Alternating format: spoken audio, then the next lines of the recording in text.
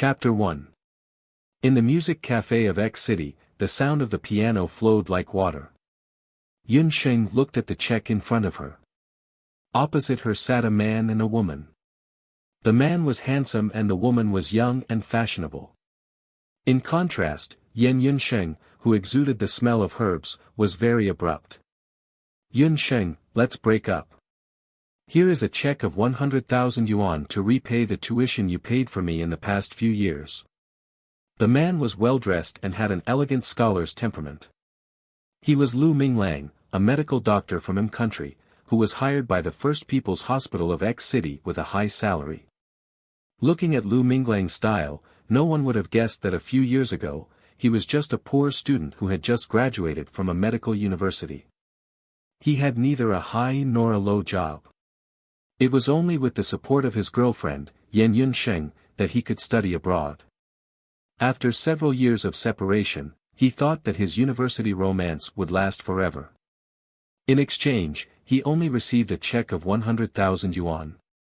A sarcastic smile appeared on Yun Sheng's delicate face. As if stung by Yun Sheng's smile, Lu Minglang did not wait for her to refuse and said first, "It's not that I abandoned you. It's that you are too disappointing. Look at you now. In any case, you are a top student from a famous clinical university, but you don't want to make progress and inherit some ancestral Chinese medicine clinic. Our classmates in university are doing better than you now. You don't know how to put on makeup and look sloppy." There was a slap. Yun Sheng picked up the check and threw it in Lu Minglang's face. "If you want to break up, don't beat around the bush, and don't discredit Chinese medicine. I have no future. I can't compare with Qian Weiwei, the daughter of the director of the sanitary bureau sitting next to you. She can help you buy a house and a car, and find a high-paying job. Lu Minglang, you are a high-level gigolo." She had already learned from others that Lu Minglang had a new lover. Yun Sheng's voice was strong and her words were clear. Everyone in the music cafe could hear her clearly. This kind of melodramatic scene that only appeared in TV series was rare. People in the cafe looked over curiously and pointed at Lu Minglang and the young woman beside him. Lu Minglang's expression was ugly. He hurriedly pulled his new girlfriend who was about to flare up and left. He had only taken a few steps when Lu Minglang suddenly fell to the ground. He held his abdomen in pain and cried out, "It's acute appendicitis. Weiwei, call 120. Qian Weiwei was so scared that her face turned pale. She had never seen such a situation. She couldn't even use her phone properly. The manager of the cafe was quick-witted. After checking, he called the emergency number. It was the rush hour and it would take at least 20 minutes for the ambulance to reach the music cafe. But Lu Minglang was already rolling on the ground in pain. Yun Sheng looked on coldly from the side. "Is there a doctor here who can help with the emergency treatment?" After waiting for 5 minutes, Lu Minglang was in so much pain that he almost fainted. The foreman had no choice but to ask in the coffee shop. She is a doctor. She and Minglang used to be classmates. I heard that her surgical skills are the best in the university." Qian Weiwei, the daughter of the government official, finally came back to her senses and pointed at Yun Sheng. Lu Minglang also remembered this. He was sweating profusely and struggled to crawl to Yun Sheng's feet. "Yun Sheng, you have a way to relieve my pain. For the sake of our past, for the sake of money, I can let you hold on until the ambulance arrives. But my medical fees are not low. One price, 500,000. It's up to you whether you want to treat me or not." Yun Sheng looked at the man who was crawling on the ground like a dog.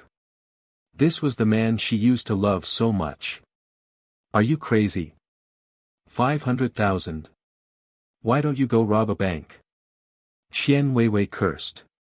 "Weiwei, give it to her. If this goes on, my intestines will perforate." Lu Minglang couldn't hold on any longer. He was a Western doctor and knew very well that if he didn't handle this situation well, the consequences would be very serious. Yun Sheng's words were always accurate. If she said she could do it, she would definitely do it. Qian Weiwei hesitated for a moment, wrote a check and handed it to Yun Sheng. Yun Sheng squatted down and took out a needle bag from her jacket pocket. The needles were long and thin, millimeter thick, and were golden. Only a master of acupuncture could use these golden needles. She placed her palm on the acupoints on Lu Minglang's feet. Her movements were smooth and she had the style of a master.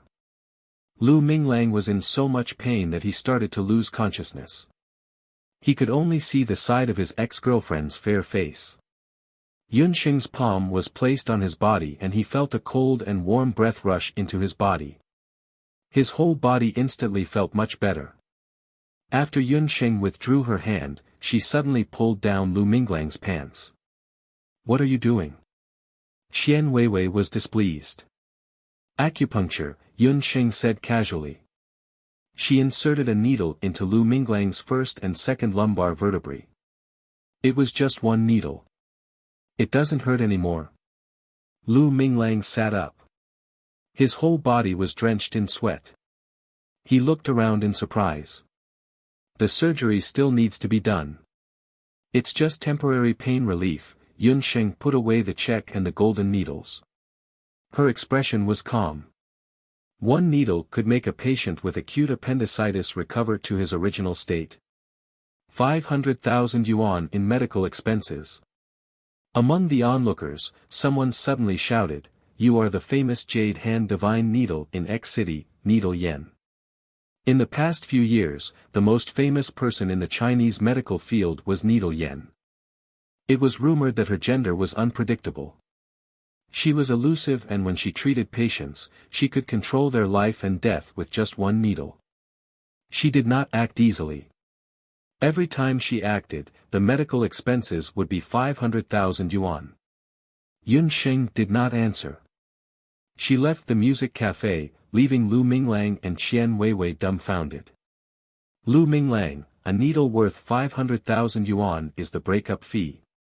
At Yun Sheng's level of acupuncture, to relieve the pain of acute appendicitis, she only needed to use her internal qi to open the acupoints.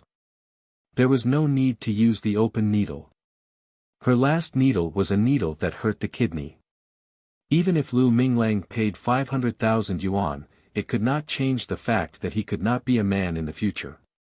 Walking out of the cafe, Yun Sheng anonymously sent the check to the discipline inspection office. She believed that the headlines of tomorrow's newspaper would be very interesting. People who offended Yun Sheng, regardless of whether they were men or women, would not have a good ending. Coincidentally, a taxi stopped. A man wearing a cap and a black jacket got out of the car. He got out of the car in a hurry and bumped into Yun Sheng. The man ran away without apologizing. Yun Sheng got into the taxi. She could not help but cry. She did not notice that the man left a black plastic bag when he got out of the car. After nearly 10 years of love and waiting, this was the result she had been waiting for. She unconsciously rubbed the jade bracelet on her arm. She said to herself, "Grandpa, is it like what you said? Our Yen family went against the heavens and saved too many people. We are destined to die young or die alone." Yun Sheng, who was immersed in her memories, did not notice that the taxi's radio was broadcasting a piece of news. Emergency notice: there have been many vicious explosions in X City recently. Suspected terrorists have placed explosive devices on public transportation and crowded places. If citizens find suspicious people or unknown black plastic bags, please call the police. About 5 minutes later, a taxi driving on the road exploded with a boom. Black smoke billowed. A female passenger and the taxi driver were determined to be dead on the spot. Chapter 2. At the moment when the taxi exploded, Yun Sheng didn't lose consciousness. She only felt that her body was torn apart in an instant, and her consciousness flew out like a leaf. Then, she fell heavily on the ground. Her body felt like it had been crushed, and it was extremely painful. She heard unbridled laughter: "Smash this vile spawn to death." Yun Songhai, so what if you are a rare genius magician? You can't save your wife and child. Dozens of masked men in black laughed wantonly. The moment her body fell to the ground, her body was in great pain. Yunxing found that she had turned into a baby, and a baby who had been thrown to death. This was the time travel that was often mentioned in novels. Not long after the baby was born, it was thrown to the ground and immediately stopped breathing. Yunxing's soul took this opportunity to enter the baby's body. The baby's body was very weak. If it wasn't treated, even if it survived, it would only be a cripple. Yunxing noticed that the baby was wearing a bracelet that was exactly the same as the one she had in modern times. It was worn together with the family heirloom jade bracelet. Fortunately, there was the jade bracelet. Yunxing's consciousness turned, and the bracelet emitted a weak light, which went into the baby's body. The remaining trace of divine power in the bracelet quickly repaired the baby's heart meridians. The dozens of masked men in black didn't notice the changes in the baby's body. Let go of my child. An angry man descended from the sky, waving a strange bone staff in his hand. Yunxing had never seen such a bone staff. On the scepter, 5 pieces of jade the size of cat's eyes lit up at the same time. In an instant, the gloomy sky turned fiery red. It was like a huge furnace that was smelting steel. Countless flames were like boiling molten iron. The man waved the bone staff, and there was fire everywhere. Countless fireballs fell like a rainstorm. Heaven and earth turned into a sea of hell, and the fire was raging. The rolling fireballs fell on the bodies of the perpetrators, and dozens of people turned into burning corpses at the same time. The fire was incomparably powerful. The masked men in black didn't even have time to cry out and beg for mercy before they turned into a pile of scorched earth. The man with the bone staff knelt on the ground in pain, wailing like a trapped beast. His eyes were empty. He raised the bone staff high, aimed at the top of his head, and struck it down with all his might. His wife and daughter were already dead. What was the point of him living? The faint sound of breathing interrupted the man's movements. He turned around stiffly and picked up the dying child with trembling hands. Yunxing's eyes widened, and the man's face was reflected in her dark eyes. It was a young man who had just become a father. He should have been happy, but the man in front of him had disheveled hair and his face was covered in wounds. Even so, it could not hide the man's once handsome silhouette and sharp edge. The man must have gone through a lot. There was only despair and sorrow in his dim eyes, just like a patient with a terminal illness. That kind of sorrow deeply stabbed Yunxing, who was a doctor. He had already lost the desire to live. She wanted to save him and let him find the will to live again. Yunxing waved her hands, held back the last bit of strength in her body, and cried out. Wah! Hearing the cry, a strange light flashed across the man's dead eyes. His eyes gradually recovered their brightness. He picked up the baby and staggered toward a small village in front of him. Behind the man, the dark dawn quietly ended, and the newly risen sun illuminated the entire land. Time flew by. 6 years had passed. When the fiery red hemostatic flowers bloomed all over the medicine fields of Banana Leaf Village, a magic initiation ceremony was being held in the temple of Banana Leaf Village. Magic element perception, none. The white-haired sorcerer looked at the pitch-black magic crystal and shook his head. This was already the 3rd time. Yunxing, this child, had participated in the magic initiation ceremony of Banana Leaf Village since she was 3 years old. Not once had she been able to sense magic elements. Thank you, Grandpa Sorcerer. I will try again next year. Yunxing raised her head. She was only 5 or 6 years old, with an oval face and big eyes. Although her clothes were shabby, they were very clean. Due to her poor family background and lack of nutrition, she was thinner and shorter than her peers. After learning the results of the magic initiation ceremony, Yunxing's young face showed an indifference that did not match her age. Shameless fellow, the daughter of a fake sorcerer still dares to come to the temple. Isn't she afraid of being punished by the Lord Sorcerer? When leaving the temple, a few children who had also participated in the magic initiation ceremony spat at her. Yunxing nimbly dodged and avoided it. Her eyes were as cold as a wild cat as she glared at the child who was causing trouble. Yunsheng's eyes seemed to have magic. When she stared at the child who spat at her, a pair of seductive eyes appeared in his mind. The pitch-black eyes were like a bottomless starry sky, as if they could completely swallow a person's consciousness. The child suddenly felt a buzzing sound in his head. His legs turned to jelly, and he sat on the ground and fainted. The child's strange behavior alarmed the surrounding villagers, who immediately surrounded him. Yunxing retracted her gaze and took the opportunity to sneak out of the temple. Following the small path, she walked all the way to the highest hill in the village. The scenery in Banana Leaf Village was very beautiful. The spring sun was shining brightly, and the warm spring breeze blew across the bristlegrass on the hill. A few red-tailed dragonflies landed on the sharp blades of grass. At the bottom of the hill, a jade-like river flowed. Yunxing lay down with a bristlegrass in her mouth and looked at the blue sky. She, Yan Yunsheng, was a female doctor with a modern soul. It had been 6 years since she transmigrated to the boundless land, where magic and martial arts were respected.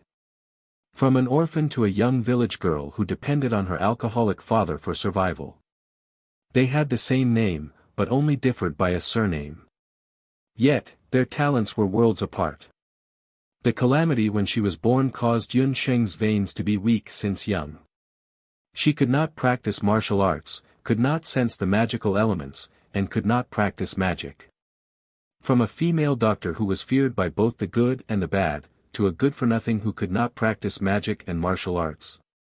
Yunxing sat up, and a confident smile appeared on her face. Good-for-nothing, ridiculous. She was definitely not a good-for-nothing. As long as she had the Shinong medical bangle, she would one day return to the top of the continent. Yunxing touched the jade bangle on her wrist. This jade bangle was the one that transmigrated with her. Since birth, it had been worn on Yunxing's wrist. It was also the only thing left on her that was related to her previous life. Yunxing's alcoholic father was also puzzled for a while. After many attempts, he was unable to take it off from his daughter's hand.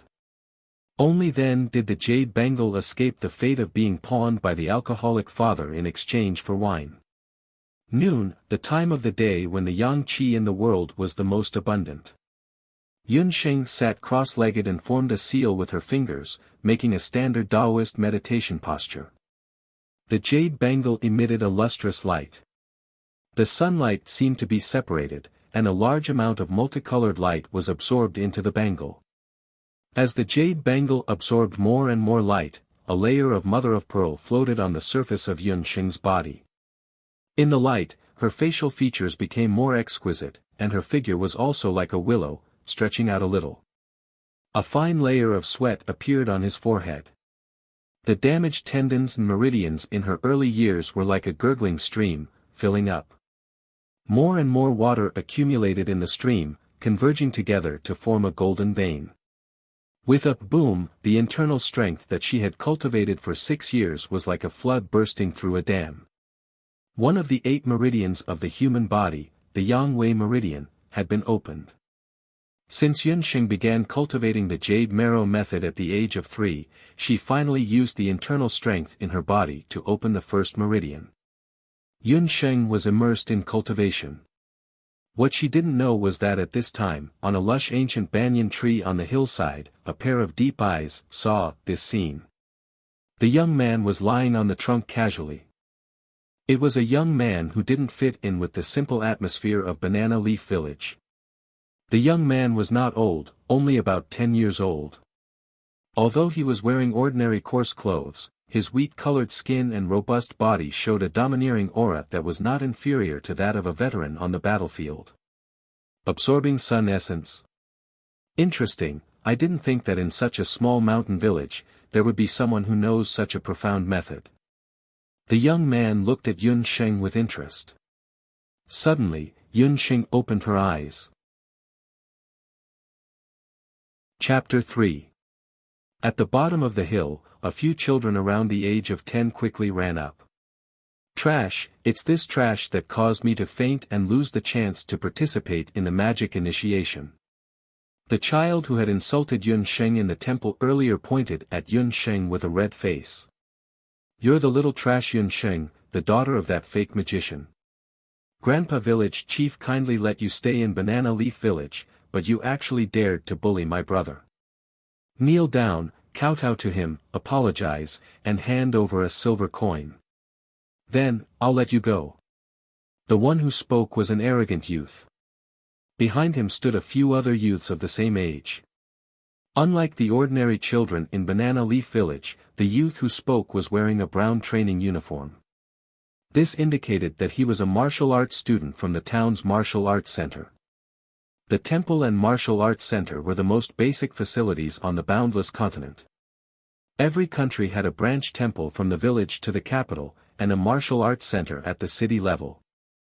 When the children in the country reached the age of 3, regardless of whether they were boys or girls, they could sign up for the magic initiation at the temple and the physical fitness test at the martial arts center.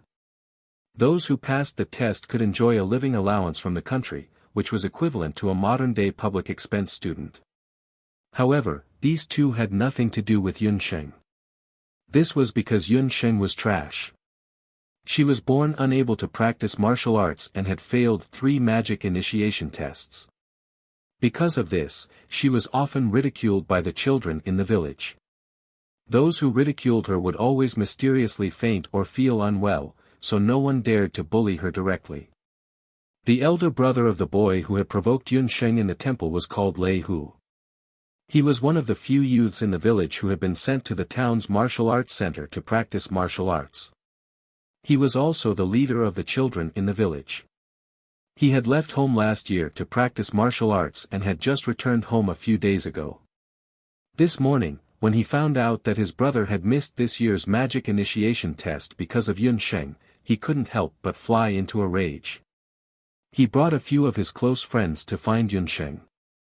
The martial arts students from the town-level martial arts dojo had all practiced martial arts. This little girl had only practiced the basic absorption and expiration method, so she was unable to protect herself. She was afraid that she would be at a disadvantage. Under the tree, the young man's beautiful lips pursed. He lazily raised his hand and a few emerald leaves fell into his hand.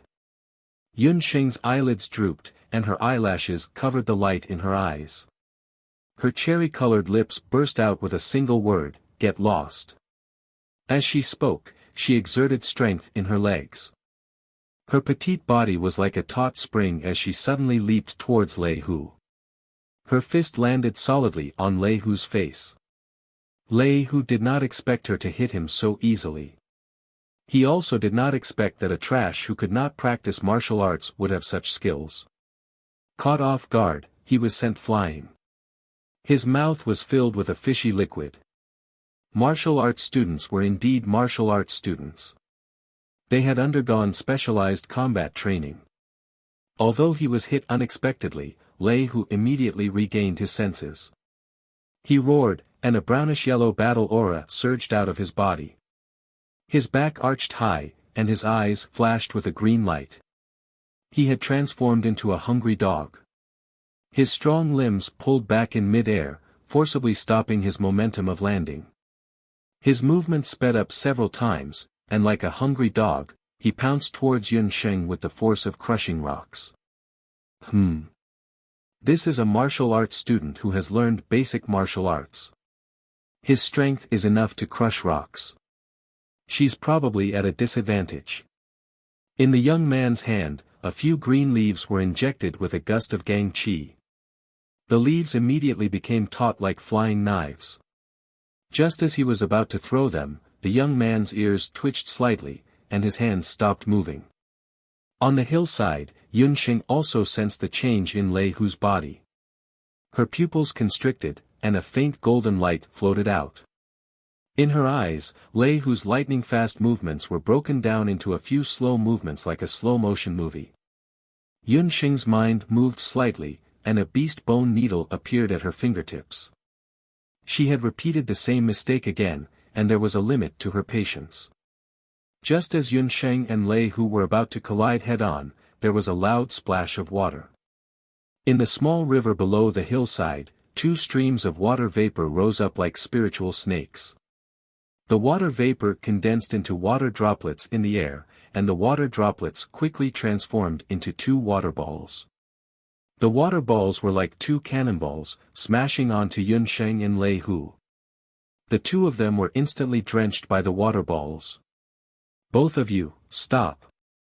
When the water balls landed, an old man with a wide mouth and a lion's face appeared on the hillside with a magic staff in his hand. Like an eagle catching chicks, he grabbed Yun Sheng and Lei Hu by their collars and separated them. The moment the old man appeared, the children on the hillside immediately scattered like birds and beasts. Grandpa Village Chief. When Lei Hu saw the old man, he immediately lost his earlier awe-inspiring aura and loosened his fist, admitting that he was unlucky. The village chief of Banana Leaf Village was an old man in his 60s. Everyone in the village respected him because he was not only the village chief, but also one of the few people in Banana Leaf Village who was proficient in two types of magic. He was a sorcerer. In the boundless land, people who knew how to use magic elements would be given various titles of sorcerer. Those who had received magic enlightenment and could sense at least one type of magic element were magic apprentices. Above magic apprentices were sorcerers. Sorcerers could store at least one type of magic element in their body and use beginner-level magic to attack or defend. In the boundless land, the number of people who could sense magic elements was about 1%. As for sorcerers, the ratio was even less than 1 in 1,000. Most sorcerers could only sense one type of magic element. There might not even be 1 in 10,000 people who could sense two types of magic elements. The village chief of Banana Leaf Village was a water and wind sorcerer who served in the army in his early years. After he retired and returned to his hometown to take up the position of village chief. Lei Hu, as a registered martial arts student, you actually bullied a little girl who is younger than you and doesn't know martial arts. Aren't you afraid of being laughed at if this gets out? The village chief happened to be looking for Yun Sheng. He had watched Yun Sheng grow up and knew that at this time every day, the little girl must have run to the hillside of the village to take an afternoon nap. Who knew that when he approached, he would hear the sound of fighting? "I didn't bully her, Grandpa Village Chief. She is very powerful." Lei Hu had to admit that Yun Sheng's reaction was stronger than any of his peers in the martial arts hall. Lei Hu was indignant. He pointed at Yun Sheng, but when he saw Yun Sheng's expression, he was dumbfounded. Grandpa Village Chief. The little girl who had been glaring at him covetously a moment ago was now teary-eyed. She pouted and looked pitiful as if she had been severely bullied. Not only Lei Hu, but even the unfamiliar youth under the banyan tree couldn't help but smile after hearing Yun Sheng's complaint. "Lei Hu, you're still quibbling." The village chief had a headache. He grabbed Lei Hu's hand and waved the magic bone staff in his hand. A light green wind elemental power turned into a rope and tied Lei Hu up. Lei Hu only felt his body lighten as he was thrown down the hillside. "You only come home once every 3 months. If you don't want to be punished by confinement, go home immediately. The next time I see you bullying Yun Sheng, I will confiscate 1 month of your allowance." Lei Hu didn't dare to say anything else. He could only leave with a face full of resentment. "Yun Sheng, if anyone bullies you again, come and tell Grandpa Village Chief." The village chief put down Yun Sheng lovingly and patted her head. As the village chief, he shouldn't be overly biased towards a child in the village. However, Yun Sheng was about the same age as his granddaughter, but she was far more obedient and sensible than the other children in the village. She learned how to do housework at the age of 3, and could read and write at the age of 4. She was also the one who took care of the Yun family's herbal field. Her father was mocked as a fake sorcerer, and the children in the village kept finding fault with her, but she never cried or made a fuss. How did such a child end up with such a father? The village chief's stern face couldn't help but show some pity. "Grandpa village chief, are you looking for me?" Yun Sheng shrunk her little head. She wasn't used to the village chief's overly affectionate behavior. Chapter 4. 6 years had passed, but in her previous life, Yun Sheng had experienced Lu Minglang's betrayal and the premature death of her family, so she was very wary of people. Apart from the alcoholic man who had given birth to her and raised her, Yun Sheng had always deliberately kept a distance from others. The money from the last sale of the hemostatic flower has already been distributed. After your family's hemostatic flower was sent to the pharmacy in town, it was evaluated as a second-grade herb, and the price was 10% higher than the other farmers in the village. Here are 11 copper coins, keep it well. This money was originally supposed to be given to your father, but I was afraid that he would use it to buy wine again, so I gave it to you. The village chief was used to Yun Sheng's reaction, so his expression was normal. He took out 11 copper coins and gave them to Yun Sheng. Banana Leaf Village was located in Zhou State, which was a country with 4 seasons like spring. All kinds of crops grew luxuriantly here. The soil and water of Banana Leaf Village were especially suitable for growing herbs. Every family in the village had a medicinal field. Yun Sheng's family also had a few mu of medicinal fields. They grew a type of raw material used to refine the basic magic hemostatic medicine, the hemostatic flower. Every time the herbs matured, the village would organize people to purchase them and transport them to town to be sold to the pharmacy. Yun Sheng's medicinal field was always able to grow herbs of superior quality, even with the same water and soil. There were also villagers who secretly went to Yun Sheng's medicinal field to peek, hoping to find some secret, but they waited for several days and didn't see any special fertilizer. "Grandpa village chief, how can I become a magician?" Yun Sheng thought for a moment and asked. "To become a magician, you must first become a magic apprentice, and a magic apprentice must be able to feel any of the 4 major elements, earth, water, wind, and fire. Earth is yellow, water is blue, wind is green, and fire is red." The village chief paused. He thought of the scene when Yun Sheng was enlightened in magic and couldn't help but sigh. Then is there a way to let a person who can't feel magic elements feel magic elements? Yun Sheng didn't give up and asked. "This is very difficult, but if you can find the moonlight grass, you might be able to feel a little bit of the magical elements." The moonlight grass was a rare medicinal herb that could only be cultivated in the medicine shops in the city. Legend has it that a few decades ago, wild moonlight grass appeared in the mountains behind our village. However, that is only a legend. No one has ever seen it, the village chief recalled. Yun Sheng secretly remembered the name of the moonlight grass that could change one's magical constitution. Inadvertently, she glanced at the village head's face and saw that his face was yellow and his complexion was not very good. "Grandpa village head, do you feel that your abdomen is bloated these days and your body is not feeling well?" When the village chief heard this, he coughed a few times and thought to himself, "My stomach has been feeling uncomfortable for the past few days, but it's not a serious problem." Coincidentally, the magician in charge of medical treatment at the Temple of Magic had retired from his hometown, so I delayed it. I didn't expect Yun Sheng to find out about it. Yun Sheng gestured for the village chief to bend down.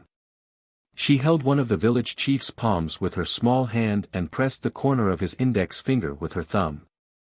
The village chief instantly felt his stomach squirming and he felt a surge of urination. "Grandpa village head, this is called the Shangyang acupoint. If your stomach is not feeling well, just press here twice a day and you will see the effect." Yun Sheng was a straightforward person. Although she did not say anything on the surface, she remembered how good the village chief was to the Yun family. When the village chief saw Yun Sheng's serious look, he was amused. "Yun Sheng, where did you learn these little tricks from? I think your father knows less than you." I read it from the medicine encyclopedia at home. Yun Sheng's eyes flashed with a hint of surprise. Although the boundless world was slightly different from the modern world, the human body structure was the same. Yun Sheng's father came to Banana Leaf Village 6 years ago. When he came, he was carrying a baby girl and a few thick books. One of them was a medicine encyclopedia. Yun Sheng was smart since she was young. She self-learned many herbs and medical knowledge from the medicine encyclopedia. The village chief was also used to it and did not ask further. The village chief's stomach was in pain, so it was not good for him to stay any longer. Before he left, he even reminded her, a new sorcerer came to Banana Leaf Temple. He wants to recruit a herb gatherer to help him. You don't need to know magic. You only need to know the basic collection and classification of herbs. You can get 20 copper coins a month. I think you are quite suitable. Go home and ask. If your father agrees, I will recommend you.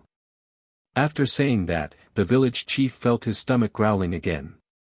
He hurriedly activated the wind and disappeared from the hillside. Not long after the village chief left, Yun Sheng turned around and said to the ancient banyan tree, "Have you seen enough? Come out." On top of the ancient banyan tree, a figure landed lightly. Yun Sheng's eyes and ears were sharper than ordinary people. She had already heard the faint breathing sound under the banyan tree. Seeing the person, Yun Sheng was slightly stunned. His black clothes were like the night. His high nose bridge was like a knife and hatchet. Just by standing there, he had a feeling that the sun was overshadowed. Although he was still young, his elegance and aura were already beginning to show signs of him. Who was he? Yun Sheng was sure that he was not from Banana Leaf Village. Dangerous. This person was very dangerous. Yun Sheng was alert.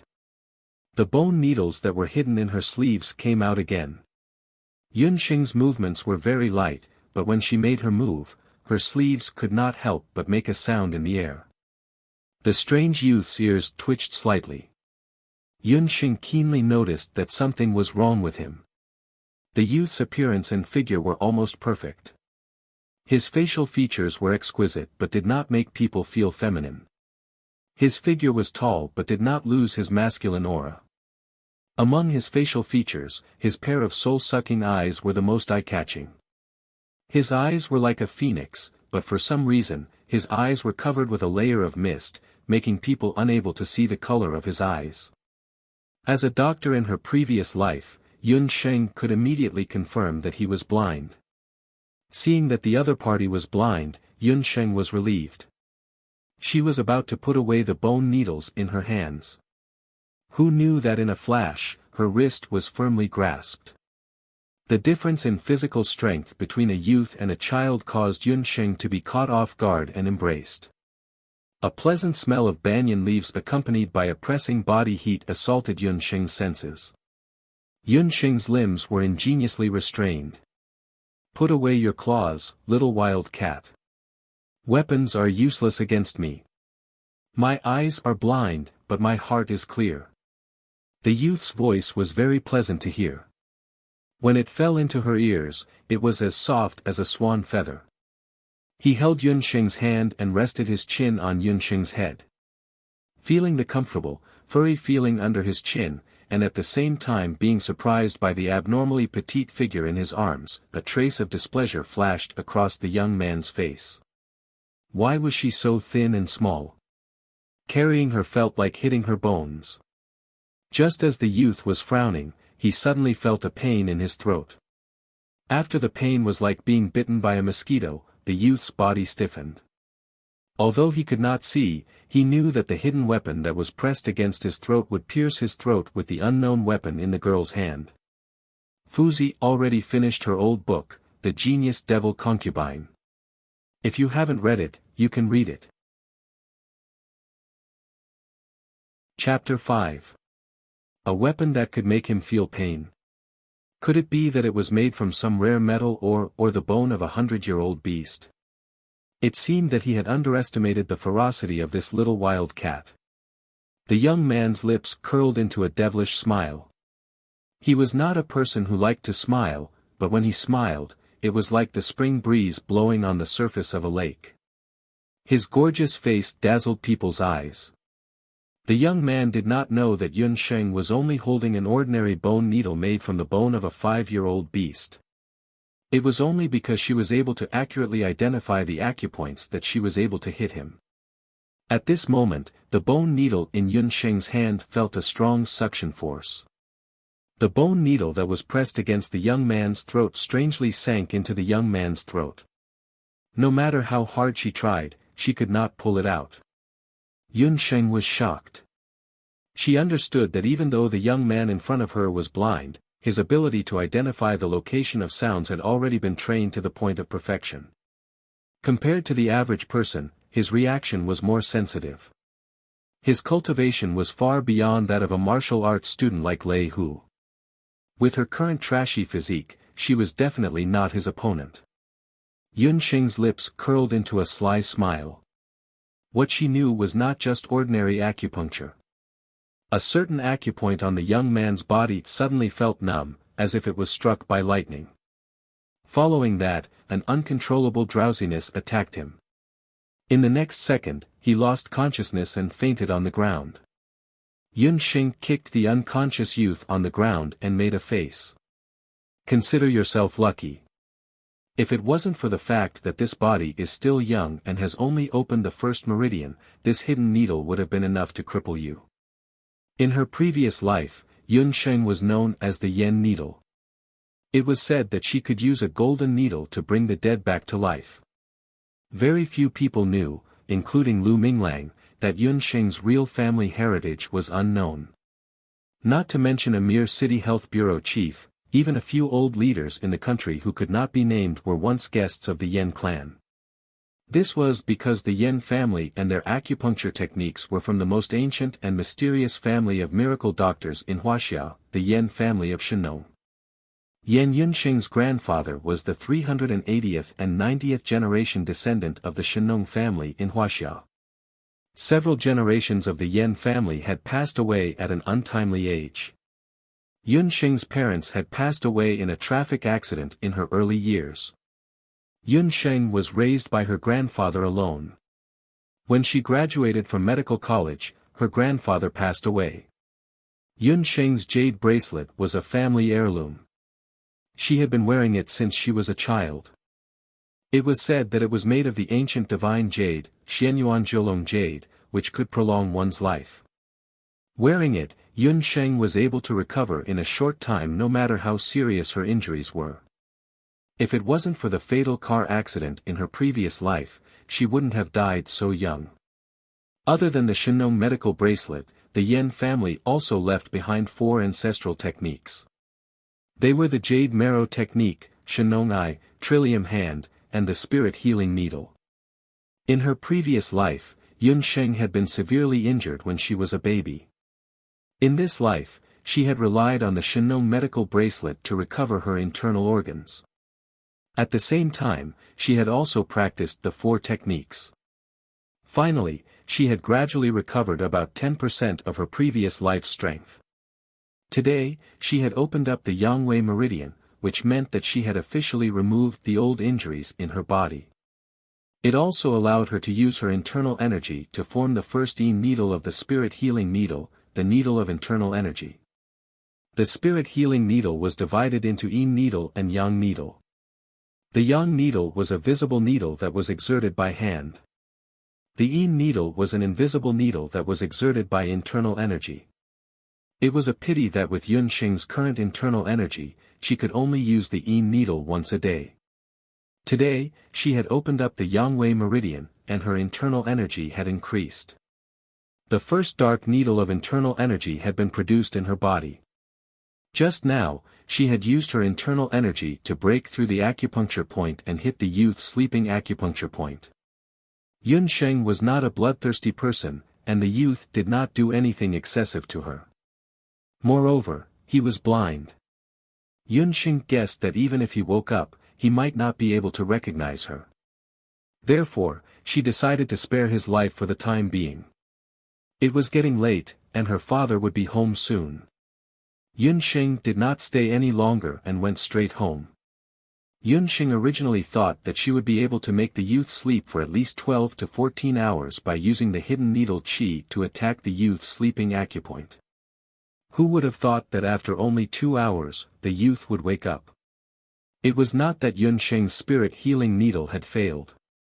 It was because she was still young in this life, and her jade marrow skill was insufficient. In addition, the youth was proficient in martial arts. The needle was only 30% effective in breaking through the acupuncture point. After the young man woke up, he touched his sleeping acupoint that was faintly aching.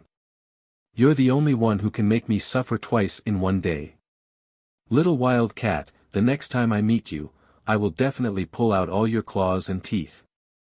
The youth resentfully walked down the hill and walked in the direction of the village temple. Yunxing hurriedly went down the hill and ran towards the northeast of Banana Leaf Village. There were a few thatched huts facing the sun, 3 to 4 mu of medicinal fields, and a row of uneven short fences. This was Yunxing's home in this life. Seeing that her father had not returned home, Yunxing washed the rice and vegetables. Soon, the smell of food floated out of the thatched hut. Yunxing took out the 11 copper coins and put 10 of them into the big broken porcelain bowl on the table. The hemostatic flowers earned her 1 copper coin more than she expected. She put away the copper coin and found a big wooden box under the bed. She opened the wooden box and put the copper coin into a small cloth bag. There were already 13 copper coins in the cloth bag. This was Yunxing's secret little treasury. Even her alcoholic relatives did not know about the existence of this little treasury. "As long as I save 15 copper coins, I can ask Grandpa Village Head to buy a hemostatic medicine. 100 hemostatic flowers can only be sold for 10 copper coins. 2 hemostatic flowers can make a hemostatic medicine. The worst hemostatic medicine can be sold for 15 copper coins. If I can research the composition of the hemostatic medicine, it can greatly improve the family's life." Yunxing counted the copper coins in the bag and her face lit up. When she put the cloth bag back into the wooden box, she noticed that there was a shabby bone ring at the bottom of the box. The ring was very simple and looked like it had been worn for a long time. Looking at the size of the ring, it did not seem to belong to her father. Yunxing took out the ring and put it on the table. Her father had not returned yet and the meal was almost ready. She remembered that because she had participated in the magic enlightenment today, she did not have time to weed and water the medicinal field. Yunxing carried the wooden bucket and walked out of the door. She was small and thin, and the wooden bucket was half her height. In the past, when she carried water, she would sway. But today, she had opened her first meridian, so when she carried the bucket, her steps were much steadier. Children from poor families took charge of the household early. Yunxing was already an adult in her 20s. These household chores were ordinary to her. In her previous life, when she was still a baby, her parents had already passed away. In this life, she did not want to experience the pain of a child wanting to take care of her but not waiting for her parents. No matter how the villagers looked at the drunken relatives, Yunxing would never forget the fire that filled the sky 6 years ago. Although she was not very clear about the magic system of this world, Yunxing vaguely knew that her father was not a fake magician. He was a magician much more powerful than Grandpa Village Head. Outside the short fence, a tall man was standing there unknowingly. The man saw Yunxing, who was like a little quail, but did not say anything. He just quietly watched from the side. "Ninth sister, our child is already 6 years old. She should be a proud daughter of heaven, but because of me." The man's thoughts were interrupted. On the other side of the fence, Yunxing's movement attracted the man's attention. Chapter 6. What attracted Yun Sanghai's attention was Yunxing's weeding action. At this time of the year, most of the medicine fields in Banana Leaf Village had just been planted not long ago. The Yun family's medicine fields were no exception. The tender shoots of the hemostatic flowers had just started to grow. The hemostasis flower was the main medicinal field crop in Banana Leaf Village. It was also the Yun family's only source of income. The hemostasis flower bloomed once every 3 months. After it bloomed, the stamens were collected and dried under the sun. It could be used as a raw material for hemostasis. However, the flowers were not easy to grow. Due to the hot and humid climate in Banana Leaf Village, the weeds reproduced easily. The weeds that were removed the next day would sprout again the next day. The weeds and the hemostatic flowers looked exactly the same during their budding period. When they were mixed together, it was difficult to distinguish them. The ordinary farmers in the village would wait until the hemostatic flowers grew a little before they started to remove the weeds. However, in this way, they would lose the best weeding period and affect the later planting of the hemostatic flowers. Yun Xing came from a medical family. She knew that the planting of herbs in their infancy was the most important. She would not allow such a situation to occur. After watering them, the small Yun Xing bent down and looked at the weeds in the flowers like a female leopard pouncing on its prey. A golden light flashed across her pitch-black eyes. The first level of the Shenong Ai, minute subtlety. Yun Xing's Shenong Ai was passed down from her ancestors. It was divided into 4 levels: minute subtlety, insight, inner vision, and God's trace. Not only did it increase one's visual acuity, but it also had a special hypnotic effect.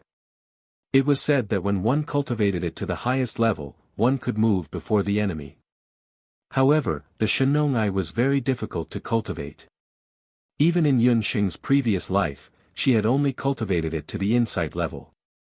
She could see through the age of the medicine and the illness of the human body with just a glance. Even so, she was a rare genius in the Yen family. Most of the Yen family members could only cultivate it to minute subtlety. Legend had it that the ancestor of the Shenong Ai, Yen Di, had cultivated it to the 3rd level, inner vision. He could see through the organs and veins of all living things. Under the effect of Shenong's pupil, the features of the hemostatic flowers and weeds in front of Yun Xing are magnified several times. If the tip of the leaf was hairless, it would be wild grass. If the leaf was round and hairy, it would be a hemostatic flower. Others might not be able to tell the difference between wild grass and hemostatic flower buds, but under her Shenong pupil, it was very clear. Yun Xing's 5 slender fingers suddenly moved quickly. Like a torrential rain, she shuttled back and forth in the medicinal field. In just a moment, a pile of weeds had been completely uprooted by her. The first level of the trillium hand could increase a person's hand speed by 3 times. This was also the reason why the Yun family's hemostatic flower was rated as a 2nd-grade herb. Looking at the weeds on the ground with satisfaction, Yun Xing breathed a sigh of relief. 2 months later, the hemostatic flower would definitely usher in a big harvest. At that time, she would have enough money to buy the hemostatic medicine. A dark cloud covered the top of her head. Yun Xing hurriedly stood up. When she saw the man behind her, 2 small dimples appeared at the side of her mouth. "Father, you're back." Yun Xing's father in this life, Yun Sanghai, glanced at the weeds on the ground. He grunted and walked into the straw hut. Yun Xing was used to her father's indifference. In any case, her father still grunted today. It seemed like he was in a good mood. Perhaps she could ask the village chief about that matter later. As usual, the father and daughter ate some simple porridge and wild vegetables. Yun Sanghai seemed to be hungry. He ate several bowls of porridge in one go. Yun Xing only ate in small bites. In her mind, she was thinking about how to discuss with Yun Sanghai about going to the Dharma temple to be an herb gatherer. "I heard that you went to participate in the magic initiation again. I've told you many times that you're not allowed to participate. What's the use of learning magic? You can't even protect the most important person to you. It's all a trick to fool people." Yun Sanghai put down his bowl, his gaze cold. Every time Yun Sanghai revealed such a gaze, Yun Sheng would shudder for no reason. Although Yun Sanghai was a decadent drunkard, Yun Sheng felt that he was much colder than the political bigwigs and mafia godfathers in her previous life. Yun Sheng's eyes were a little hot. She clenched her chopsticks tightly. "Father, if you don't like it, Sheng won't participate in the magic initiation anymore." Yun Sheng had failed the magic initiation 3 times. Unless she found the moonlight grass, she didn't plan to participate in the magic initiation anymore. However, this didn't mean that she had given up on learning magic. Seeing that his daughter's eyes were red like a rabbit's, Yun Sanghai groaned again. He got up and took the copper coins from the big porcelain bowl. The medical system of the boundless world was slightly different from the modern Eastern and Western medical systems that Yun Sheng had mastered. If Yun Sheng wanted to completely recover the state of her previous life, she would have to learn the medical system of the boundless world again. "Father," seeing that Yun Sanghai was about to leave again, Yun Sheng hurriedly asked, "Sheng wants to go to the Dharma temple to help the new magicians take care of the herbs." "Sheng can't learn magic, but Sheng wants to learn medicine. There's always a way out. Since Sheng can't learn magic, Sheng will definitely have other ways to protect herself and the people important to me." Use another way to protect herself and the people important to her? In Yun Sanghai's eyes, there seemed to be a girl with a sweet smile. There was once a person who said the same thing in front of him. He recalled the scene of Yun Sheng weeding in the herb field, and the scene of her flipping open the pharmacopoeia under the oil lamp several times in the dead of the night. In the past 6 years, this child had never opened her mouth to beg him. This was the first time that she had dared to speak her mind. If you want to learn, then go and learn. Since you have decided to do something, you have to stick to it until the end. You can't give up halfway.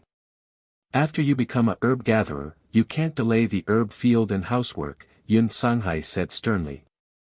After saying that, he suddenly turned around and put back the 5 copper coins. "Take the money and buy a new pair of straw sandals." Yun Sheng lowered her head and looked at her feet. She realized that the straw sandal on her right foot was so worn that her big toe was exposed. After becoming a herb gatherer, she would definitely have to go up the mountain to gather herbs. The mountain roads were rugged, and without straw sandals, her feet would probably be worn out. "Father, he still remembers me." Her heart warmed slightly, and Yun Sheng nodded heavily. She then remembered something. "Father, when I was packing the box, I found a ring. Is that ring yours?" Yun Sanghai glanced at the ancient ring on the table. When he saw the ring, he was stunned for a moment. He said with a slight bitterness, "That was left behind by your mother. It's an item from her tribe. It's called zoolingualism. If you like it, you can keep it." After saying that, Yun Sanghai went out. He went to drink again. Yun Sheng knew that he wouldn't come back until it was dark. Although her father was against her learning magic, he had at least agreed to let her go to the temple to study medicine. She had also received one of her mother's relics. Yun Sheng was in a good mood. After cleaning up the dishes, she picked up the ring called zoolingualism. The ring seemed to have been around for a long time, and its surface was covered with dust. Yun Sheng took some water to wash the ring a few times. She realized that she could only wash away the dust on the surface. However, she couldn't wash away the layer of mud-like substance that covered the ring. This layer of mud blocked the original pattern on the ring. Yun Sheng didn't mind and put the ring on her finger. The ring was a little big, so Yun Sheng found a few strings and wrapped them around the ring a few times to adjust the ring to a suitable size. "It's about time. I'll go find Grandpa Village Head and tell him that my father has agreed to let me become a herb gatherer." Yun Sheng shook her finger to make sure that the ring wouldn't fall off before leaving the house. Chapter 7. The village chief's house was not far from the Yun family's house. She only needed to go around 2 hills to reach it. Yun Sheng's physical strength had improved recently. In less than 15 minutes, she could already see the village chief's stone house. When she arrived, the village chief was not at home. However, his wife, Granny Lu, was there. She told Yun Sheng that the village chief had gone to the temple to welcome the new magician. An archmage? Isn't there only magicians in Banana Leaf Village? Yun Sheng saw that Granny Lu was busy with farm work. She helped her with the farm work while asking about the new magician. Although she could not sense the magical elements, Yun Sheng had been in and out of the temple many times. She more or less knew about the magic system. In a remote village like Banana Leaf Village, most of the people stationed in the village temple were magicians. This time, the magician who came to the temple was an archmage. It was no wonder that Yun Sheng was curious. Granny Lu smiled kindly and said, according to the country's rules, it's already good enough that our temple can invite a magician who knows basic medical skills. Our luck is not bad. The village's first-level magician just happened to be a Archmage Yang from Watershore City. He likes places with beautiful scenery, so he chose our village. It is said that he also knows light magic. Yun Sheng was shocked when she heard that. The magic in the boundless world was divided into the 4 major nature magic according to their attributes. They were earth, wind, fire, and water. However, above the 4 major nature magic, there were other secondary magic. Among them, light magic was one of the most obscure and difficult to learn mutated magic. It was also known as holy magic. It was a miraculous healing spell that was beyond the understanding of modern medicine. Light magic sounded contrary to modern medicine, but it was also the most attractive to Yun Sheng. It seemed that she had to think of a way to become a herbalist this time. After knowing that the other party was a powerful archmage, Yun Sheng was even more determined to become a herbalist. Yun Sheng wanted to ask more about the new archmage, but before she could ask, Granny Lu's face suddenly turned green. Her short and stout body fell forward. Fortunately, Yun Sheng reacted quickly and supported her. Granny Lu was only 60 years old. She was from the mountains and had a strong body. How could she faint for no reason? Granny Lu, what's wrong? Yun Sheng saw Granny Lu's face clearly. She was pale, sweating profusely, and her lips were slightly purple. She hurriedly helped Granny Lu to sit against a tree and checked her tongue and pupils. The coating on her tongue was normal, and her pupils were slightly dilated. Granny Lu was already a little delirious. It looked like poisoning, but it wasn't. Yun Sheng looked carefully and found that there was a small wound on Granny Lu's ankle. The blood on the wound hadn't dried yet, and the color of the blood was red. He placed Granny Lu under the cool shade of a tree. The wound was fresh, and the blood was bright red. It was not a wound caused by a poisonous snake or bee. He had to find out the cause of the wound before he could treat it. Yun Sheng lowered her head and looked around. In the direction where Granny Lu was standing earlier, Yun Sheng found the culprit that caused Granny Lu to be poisoned. It was a cluster of short wild flowers. The leaves were needle-shaped, and the stems were full of barbs. Every plant had small lotus-shaped flowers. 3-petal mandala lotus. When Yun Sheng found the poisonous flower, her face showed some joy. 3-petal mandala lotus was a rare medicinal herb. Most people in the boundless continent didn't recognize this kind of wild flower. However, Yun Sheng's medical knowledge from her previous life told her that this flower was an excellent raw material used by the nomads in ancient times to develop plant anesthetics like mefizin. Granny Lu must have been accidentally hooked by the thorny stem of the mandala lotus when she was clearing the weeds. The mandala lotus anesthetic entered her body, causing her to feel dizzy. It wasn't difficult to treat the mandala lotus anesthetic. Its petals contained anesthetic poison, but its leaves were the best antidote. Yun Sheng carefully plucked the leaves and squeezed the juice on Granny Lu's wound. After cleaning Granny Lu's wound, Yun Sheng dug up the mandala lotus by its roots. This medicinal herb was very useful to her. After a while, Granny Lu woke up. Yunxing knew some unorthodox medical knowledge. Sometimes, she was even more useful than the sorcerers in the temple. Ignoring Yunxing's repeated excuses, Granny Lu took out a pair of exquisitely made straw sandals from home. Yunxing, this pair of straw sandals was originally made for your sister Xiuxiu. It's a pity that it's too small. Granny thinks that it's suitable for you. Just keep it. Xiuxiu was the village head's youngest granddaughter. She was 3 to 4 years older than Yunxing. Yunxing looked at the pair of sandals. She didn't refuse and took the sandals. Coincidentally, the village head's grandfather had also returned home. When he heard Yunxing say that she was going to the temple, he didn't say anything else and told Yunxing to wait at the temple's entrance in 5 days. Yunxing thanked the village head and his wife. Then, she took the straw sandals and the mandala lotus that she had just dug up and walked to the other side of the village. Yun Sanghai had left 5 copper coins for Yunxing to buy the straw sandals. Since Yunxing had gotten the straw sandals for free, she had saved 5 copper coins. The village's prices were low. 5 copper coins was not a small sum. With these 5 copper coins, Yunxing could start developing the hemostatic agent earlier. After Yunxing discovered that the small mandala lotus could paralyze the strong Granny Lu, an idea popped up in her mind. The appearance of the Thunder Tiger brothers and that unfamiliar youth made her realize that in this continent where magic and martial arts ran rampant, it was obviously unreliable for a useless person like her to rely on the bone needle to protect herself. She had to find a better way to protect herself. At the entrance of the village was a blacksmith shop. Just as she approached, she heard a series of clanking sounds.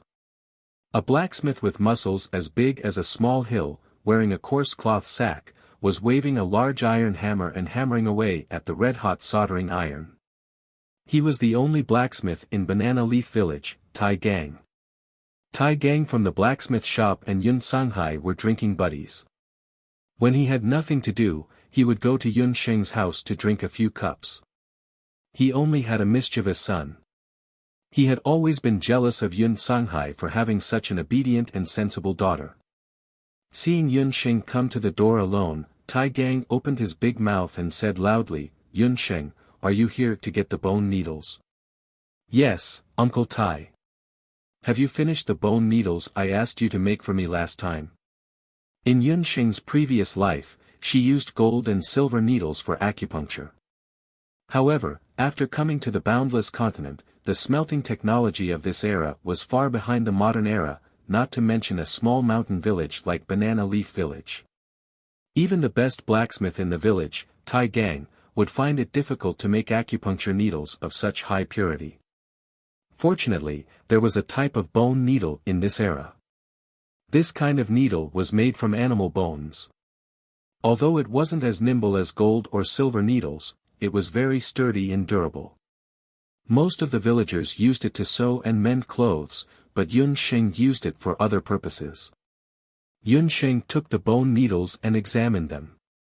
There were a total of 10 needles of various sizes. Tai Gang's craftsmanship was very good. The bone needles were polished until they were smooth and durable. Yunxing was about to thank Tai Gang when she suddenly saw an inconspicuous knife on the blacksmith table beside Tai Gang. When she saw the shape of the knife, Yunxing's eyebrows twitched. She almost blurted out, "Scalpel." Chapter 8. Scalpel. The scalpel in the blacksmith's shop had a blade like a willow leaf, about 5 to 6 centimeters long. Its size and sharpness were about the same as the clinical scalpel Yunxing used in her previous life in the medical university. In her previous life, although Yunxing was born in the Eastern medical family, her grandfather was an open-minded person. He thought that Chinese medicine and Western medicine were equally profound, so when he taught Yunxing the essence of the Eastern medical system, he also encouraged Yunxing to join the formal Western medical system. With a few years of medical university education, coupled with Yunxing's Shenong eyes and trillium hands, Yunxing was famous in the medical university for her quick knife skills. In her dissection class, she even set a record for taking 1 minute to remove a cancerous organ from a rabbit and stitching it perfectly. Initially, she thought that she would never see a scalpel again after arriving at the boundless land. However, this willow leaf-like scalpel in front of her caught her attention. That is a scalpel made from the golden rhinoceros boar's tusk. A few days ago, a hunter from the village went into the mountains to hunt for a golden rhinoceros boar, but the cunning fellow slipped away and only managed to cut off half of the boar's tusk. Half of the boar's tusk was not worth much, so the hunter brought it to my shop to see if he could polish it into something useful. In the end, he only managed to polish it into this small scalpel. It is sharp enough, but it is too small, so no one can use it. Tai Gang shook his head when he saw the scalpel.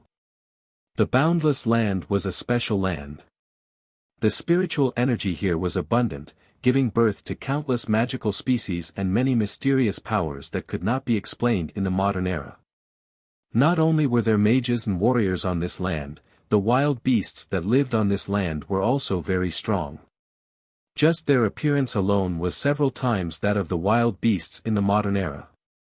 Other than a small number of domesticated wild beasts, there were many highly dangerous wild beasts living in the unknown deep mountains and forests. According to the different danger levels of the wild beasts, they were divided into wild beasts, magical beasts, and war beasts. The golden rhinoceros boar that Tai Gang mentioned was a magical beast, a rank 2 or 3 magical beast. It looked like a pig, with a pair of barbed fangs. The golden rhinoceros boar was ferocious and had great destructive power to crops and livestock. Fortunately, it lived deep in the mountains and forests and rarely appeared in the villages. The golden rhino boar's tusks were very hard, comparable to refined metal. In a small mountain village where resources were scarce, the golden rhino boar's tusks were a rare tool for making daggers. If it was a complete golden rhino boar's tusk, it could be sold for 1 silver coin in a village's blacksmith shop. The currency system of the boundless world was 10 copper coins for 1 silver coin, 10 silver coins for 1 gold coin, and 10 gold coins for 1 pure gold coin. 1 silver coin was enough for an ordinary farmer to live for a month. Unfortunately, when this golden rhino boar's tusk was delivered, it was already broken, so it was worthless. "Uncle Tai, can you sell this small knife to me? But I only have 2 copper coins left." Yun Xing spent 1 copper coin to buy 10 bone needles. She wanted to save 2 copper coins to buy hemostatic medicine, so she only had 2 copper coins left. "It's just a worthless knife. What kind of money is it? It can't be used as a kitchen knife, nor can it be used as a chopper. Take it as a gift from Uncle Tai for Xiao Xing to play with." Tai Gang smiled and passed the knife to Yun Xing. "Uncle Tai, can you make a small groove here and help me make a hemlock handle?" Yun Xing imitated the style of a modern scalpel and explained to Tai Gang in detail.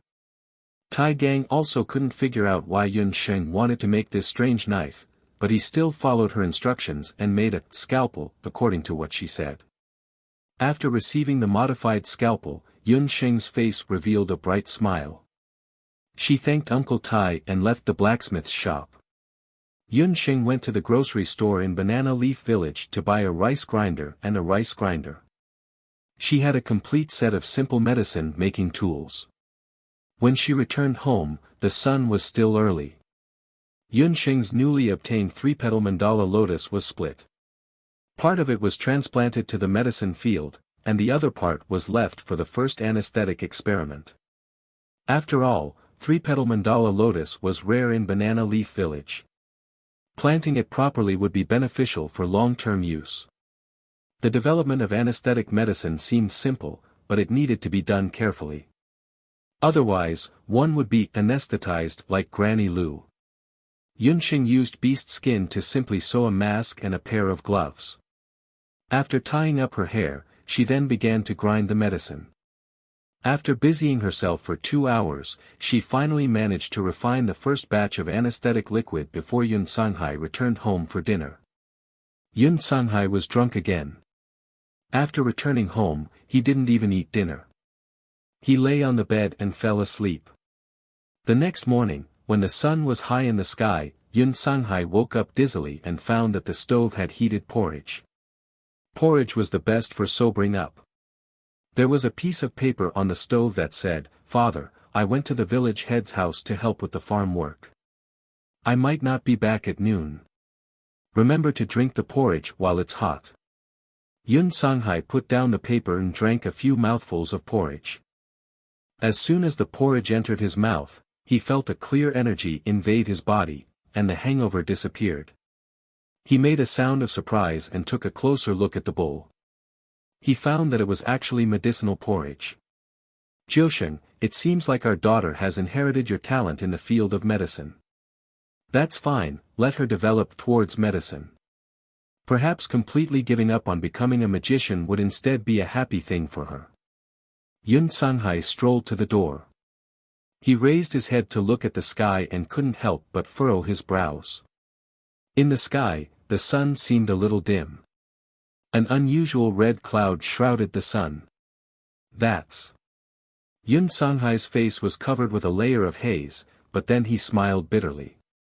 "Yun Sanghai, you can't even protect yourself now. Why are you meddling in other people's business?" He lowered his shoulders and walked to the tavern at the entrance of the village. In the rolling hills, on a mountain that was about 1,000 meters high, Yun Sheng carried a medicine basket and walked towards the mountainside. The 1,000-Beast Graveyard Mountain was the name of the mountain. It wasn't because there were many wild beasts in the mountain. It was only some low-level magical beasts and wild beasts that appeared here.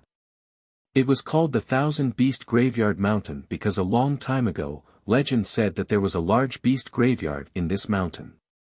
No one knew the location and origin of the beast graveyard. The villagers who entered the mountain never found any large beast graveyard in the mountain. It was just that after a long time, the villagers who didn't know many words habitually called this mountain the 1,000-Beast Graveyard Mountain.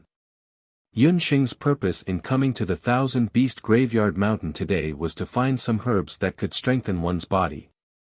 It would be best if she could find the moonlight grass that the village head said could improve one's magical constitution.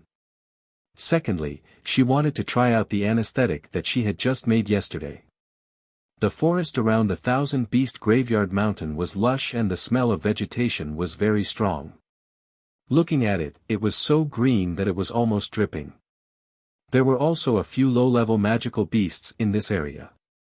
Compared to Banana Leaf Village, there were more wild herbs in this area. Yun Sheng looked around and found some ordinary herbs. She didn't find the moonlight grass that Grandpa Village had mentioned at all. After Yun Sheng dug up some herbs, she suddenly heard a commotion in the grass behind her. A sense of danger surged. A level 1 magical beast, willow green snake, as thick as a thumb, crawled out of the grass. The snake raised its head high. When it discovered Yun Sheng, it spat out an emerald green wind blade with a puff from its mouth. Chapter 9.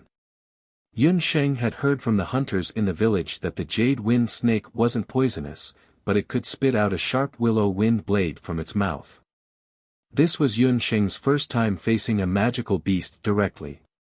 Even though she was quite old in her previous life, she didn't have magical beasts in her previous life. Fortunately, Yun Sheng was used to seeing life and death, so her mental fortitude was strong. She only panicked for a moment and immediately regained her calmness. As a doctor, no matter what the situation was, they must remain absolutely calm. Between her fingers, there were a few more bone needles. These bone needles were different from the ones she had used before. These bone needles had been tempered with datura lotus juice and the end of the bone needles was tied with a small finger-thick beast tendon. Narrowing her eyes, Yun Sheng saw the direction of the wind blade and her body nimbly jumped between the bushes, dodging the wind blade. After the first stage willow green snake spat out a wind blade, if it wanted to spit out a second wind blade, it would need to accumulate wind elements again. Taking advantage of the time when the willow green snake's eyes turned green and it was accumulating wind elements, Yun Sheng aimed the bone needles at the snake 7 inches. With a "chi" sound, the beast tendon tightened like a steel bar and the bone needles flashed with a cold light. The willow-green snake, who was originally holding its head high, was nailed to the ground by the bone needles. When the needles entered its body, the anesthetic immediately took effect. It struggled a few times, but the anesthetic on the needles had already taken effect. After a while, the willow-green snake fainted. Yunxing's wrist shook and she picked up the unconscious snake and put away the bone needles. She aimed at the snake's gallbladder and with a shake of the scalpel, the sharp blade cut open and an intact snake gallbladder was dug out. Yunxing washed the snake gallbladder with water from the water bag she carried with her and directly swallowed it into her stomach. When the snake gallbladder entered her body, a hot and cold feeling rose from her abdomen. The snake gallbladder nourished the yin and solidified the vitality. For Yunxing, who was now weak and lacked nutrition, it could be considered a tonic. After digging out the snake's gallbladder, Yunxing peeled off the snake's skin. The snake's stomach was empty. It seems that this is just a 1-year-old willow green. It's a pity that it doesn't have the soul stone that Uncle Hunter mentioned. Yunxing's small face fell. In Banana Leaf Village, the hunters were much wealthier than the farmers. Most of the hunters lived in tiled houses made of stone. The reason was that hunters could enter the mountains to hunt wild beasts and even low-level magical beasts. Every part of a magical beast was a treasure. Apart from the magical beast's skin, which could be used to make all kinds of armors, and the magical beast's meat could be sold, the most valuable parts of the magical beast's body were the magical beast's bones and magical beast's soul stones. Magical beast bones were the best materials for crafting magical bone staffs and weapons. As for magical beast soul stones, they had even more uses. It could be embedded into a magical bone staff to increase the condensation and usage of magical elements. It could also be used to replenish the magical elements used by spellcasters. It was even said that if one was lucky, the soul stones of some magical beasts could even carry magical techniques or martial techniques. The price of these soul stones was very high. It was a pity that magical beast bones and magical beast soul stones were hard to come by. Only magical beasts that were more than 10 years old could grow into bones that could be used to craft magical staffs and weapons. 10-year-old magical beast bones could be used to craft the lowest level of magical staffs and weapons. As for magical beast soul stones, it required magical beasts that were more than 10 years old to have a chance of obtaining them. Level 1 magical beasts were mostly 5 years old. Level 2 or even Level 3 magical beasts could reach 10 years or even a few dozen years old. With Yunxing's current strength, killing a Level 1 magical beast was not a problem. If she encountered a group of Level 1 or Level 2 magical beasts, she would be at a disadvantage. Yunxing did the same thing and searched around the 1,000 Beasts tomb. She killed a few willow-green snakes and found some commonly used herbs to strengthen the body. Unfortunately, she did not find the legendary moonlight grass that could change the magical constitution. It's almost noon. Let's go home first. If father can't find you at the village chief's house, it will be troublesome. Yunxing walked down the mountain. At this time, the sky darkened. Yunxing looked up at the sky and saw a colorful red cloud floating in the sky. That red cloud was entrenched in the 1,000 Beasts tomb area and refused to disperse for a long time. The sky seemed to be collapsing as the clouds kept rolling in the sky. Like a storm on the surface of the sea, the air became very oppressive. It was a kind of oppressive feeling before a summer storm. Could it be that the weather was changing? Yunxing could not help but quicken her pace. The sky was getting darker and darker, and it was dusky in front of her. Even with the Shen known pupil in the minute subtlety realm, Yunxing could only barely see the road ahead. A black shadow appeared on the sun. The shadow expanded bit by bit, as if something was swallowing the sun. Just as the sun was being swallowed, the red cloud in the sky strangely moved towards the horizon, as if it was hiding from something. In Banana Leaf Village, when the villagers saw such a phenomenon, they were so scared that they all hid in their homes. The heavenly dog swallows the sun. It's the heavenly dog swallowing the sun. Quickly hide. If you are discovered by the heavenly dog, you will be eaten. In Banana Leaf Village, every family hid in their houses. Yun Xing walked in the mountains. She also witnessed the strange scene of the heavenly dog swallowing the sun. It was just a total solar eclipse. Yun Xing, who had modern scientific knowledge, did not panic when she saw this scene. She could barely recognize the road and jogged down the mountain. Suddenly, she staggered as if she had stepped on a stumbling tree root. Yun Xing rolled down the mountain with her medicine basket. She deviated from the mountain path and rolled all the way. She did not know which corner of the mountain she landed in, but she heard a loud bang. Yun Xing's head hit something hard. After a moment of dizziness, Yun Xing opened her eyes again. When she saw her surroundings clearly, she realized that there was a sparkling light in front of her. This is moonlight grass. Not far away, a patch of tender grass that was as soft as moonlight emitted a firefly light in the darkness.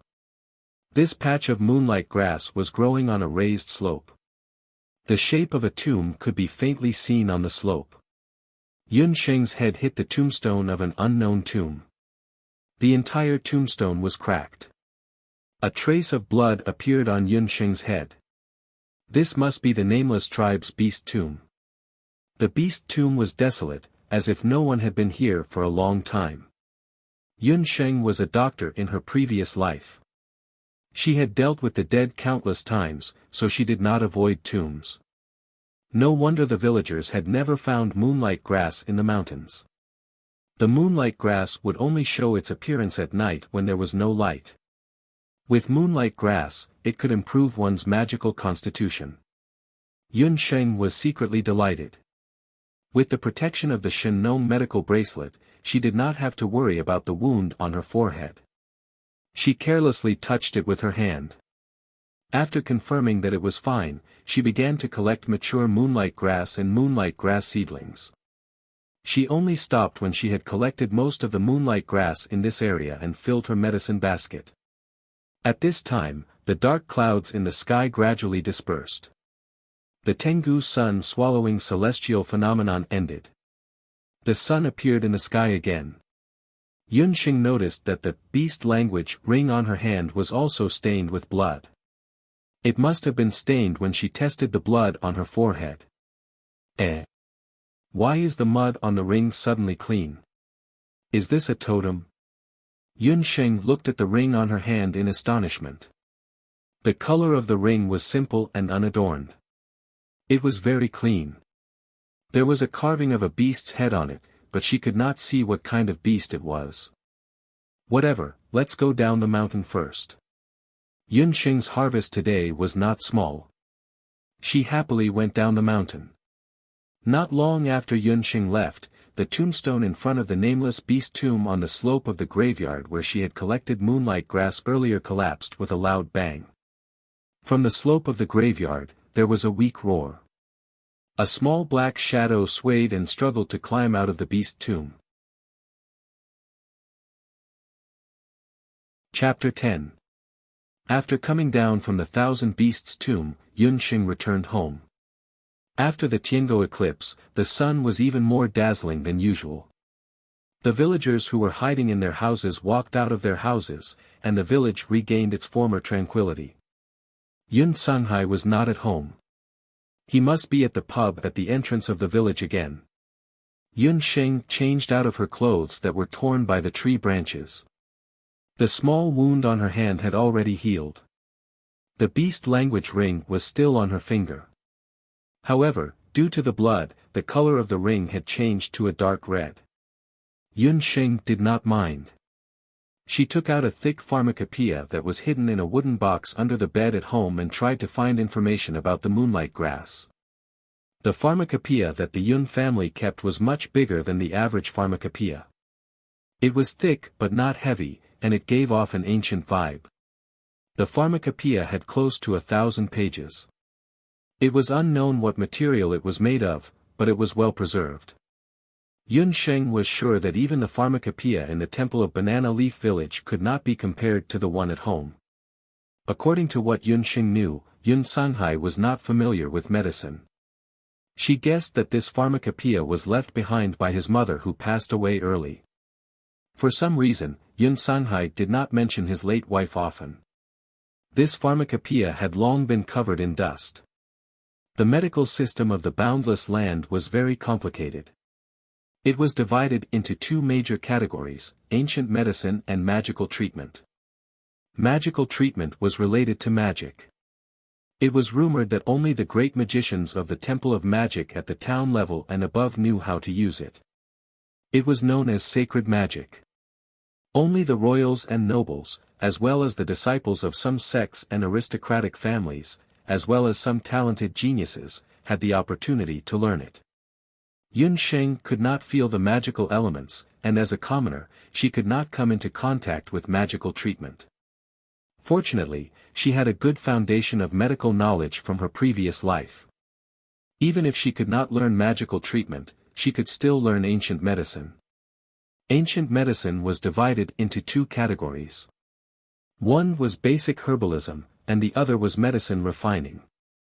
The pharmacopoeia in the Yun family was a pharmacopoeia that recorded a large number of basic herbs.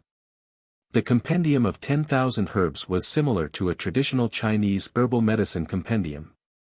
It mainly introduced various common and rare herbs, and also described the names, characteristics, effects, and appearances of various herbs. When she was 2 or 3 years old, she had already familiarized herself with the language of the boundless world and started to dabble in basic herbology. After flipping through more than 10 pages, she found a record of moonlight grass.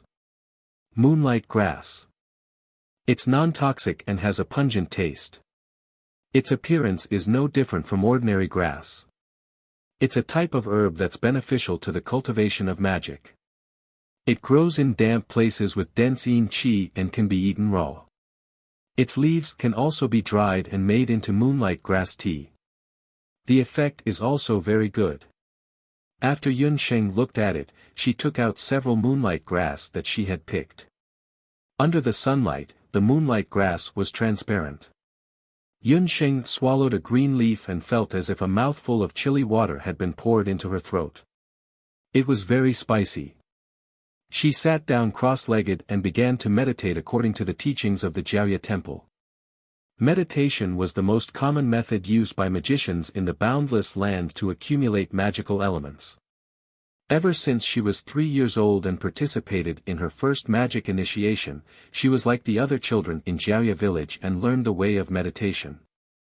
For most children, due to their young age, they needed to rely on magic crystals to concentrate their mental strength and enter a state of meditation. However, Yun Sheng was an exception. She had only participated in one magic initiation and had already learned the way of meditation. Her meditation time was several times faster than ordinary people. She did not need to rely on magic crystals to enter a state of meditation. Yun Sheng attributed the specific reason to her need to maintain a high level of concentration as a doctor in her previous life. In the Yun family's small straw hut, Yun Sheng sat alone on the bed. The bright sunlight outside the window and the chirping of the birds had all disappeared. It was as if she was in a pitch-black place. Yun Sheng meditated while recalling the concepts of magic that Grandpa Village Chief had told her. There were 4 natural elements in the continent: wind, earth, water, and fire. They corresponded to the 4 colors: green, yellow, blue, and red. Depending on one's meditation state and elemental affinity, the natural elements one could perceive would be different as well. Generally speaking, the perception of magic elements was related to a person's personality. For example, people with a fiery temper had the best ability to capture the red fire element. People with a flexible personality had a unique advantage in perceiving the blue water element. People who were fickle and sensitive could keenly sense the green wind element. People who were honest were born to be favored by the earth element. However, perception was not necessarily related to one's personality. In some cases, there would be exceptions. For example, Grandpa Village Chief could perceive the power of wind and water elements at the same time. In the past 3 years, Yun Sheng could only see pitch-black darkness. However, after eating the moonlight grass today, she noticed that there was a change in the darkness. Vaguely, there seemed to be countless light spots in the darkness. They were sparkling like stars. Those stars were increasing in number and gradually occupied Yun Sheng's entire meditation space. Red, like a burning cloud, jumped in Yun Sheng's meditation space. Grandpa Village Chief once said that the more elemental energy one had, the higher one's magical talent would be. From pitch-black darkness to a large amount of fire element, such a big change made the usually calm Yun Sheng ecstatic. Fire element was the fiercest among the 4 natural elements. At the same time, it was also the most aggressive.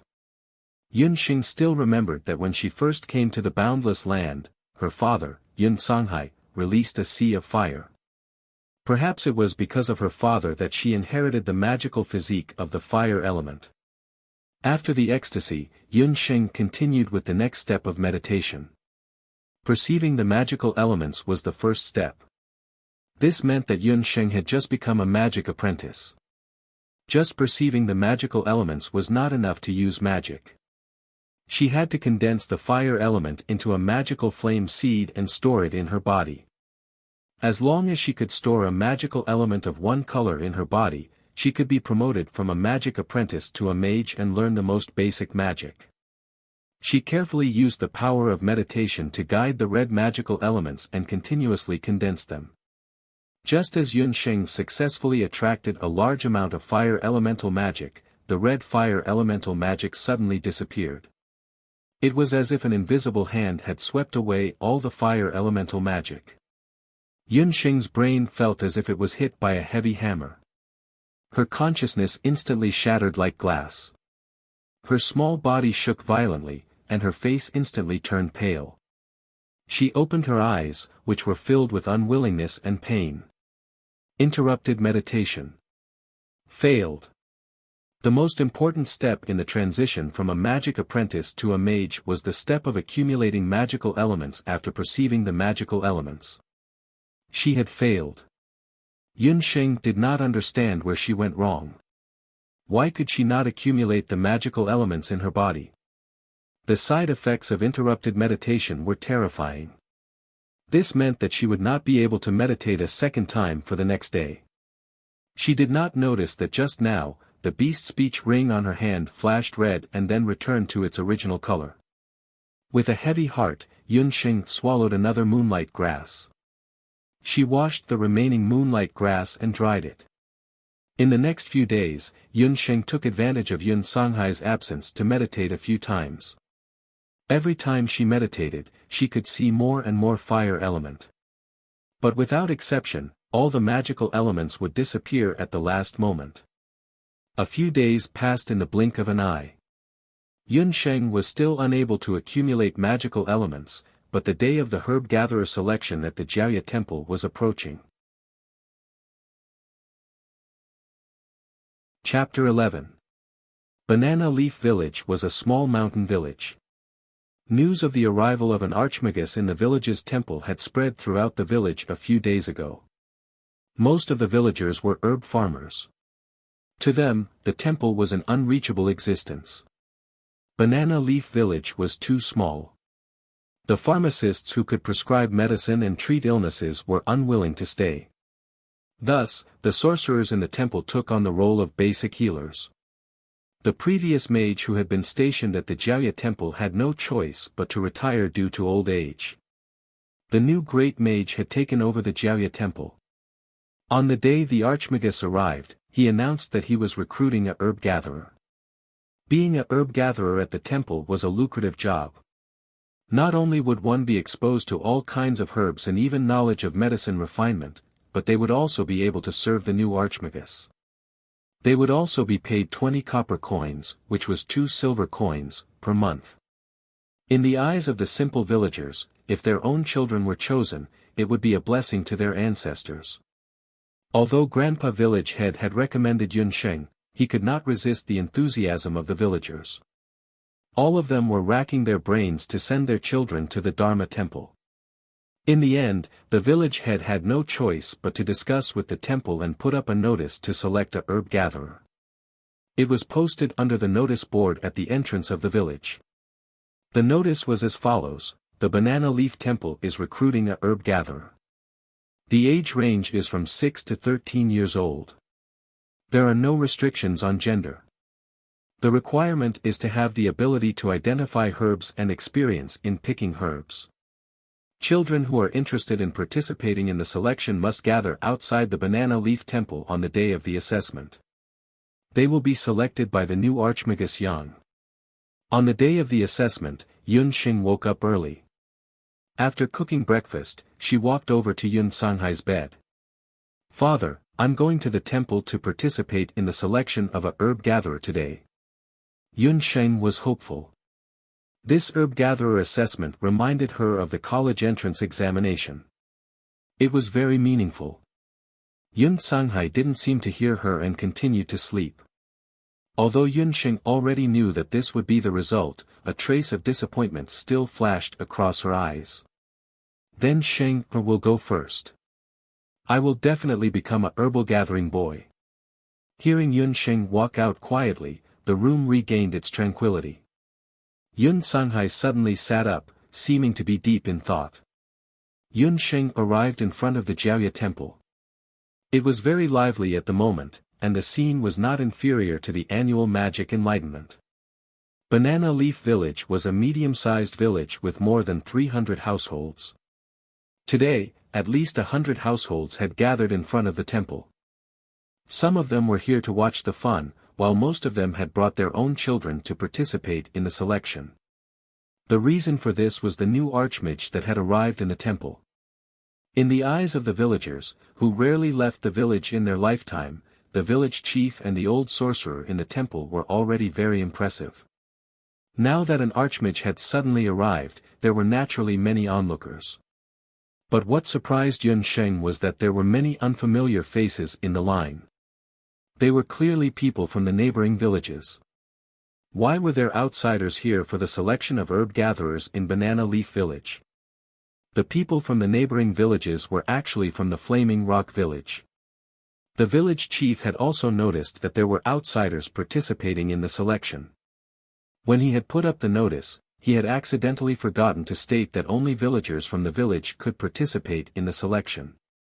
Naturally, the selection of herb gatherers for the selection of herb gatherers in Banana Leaf Temple naturally had to be from the village.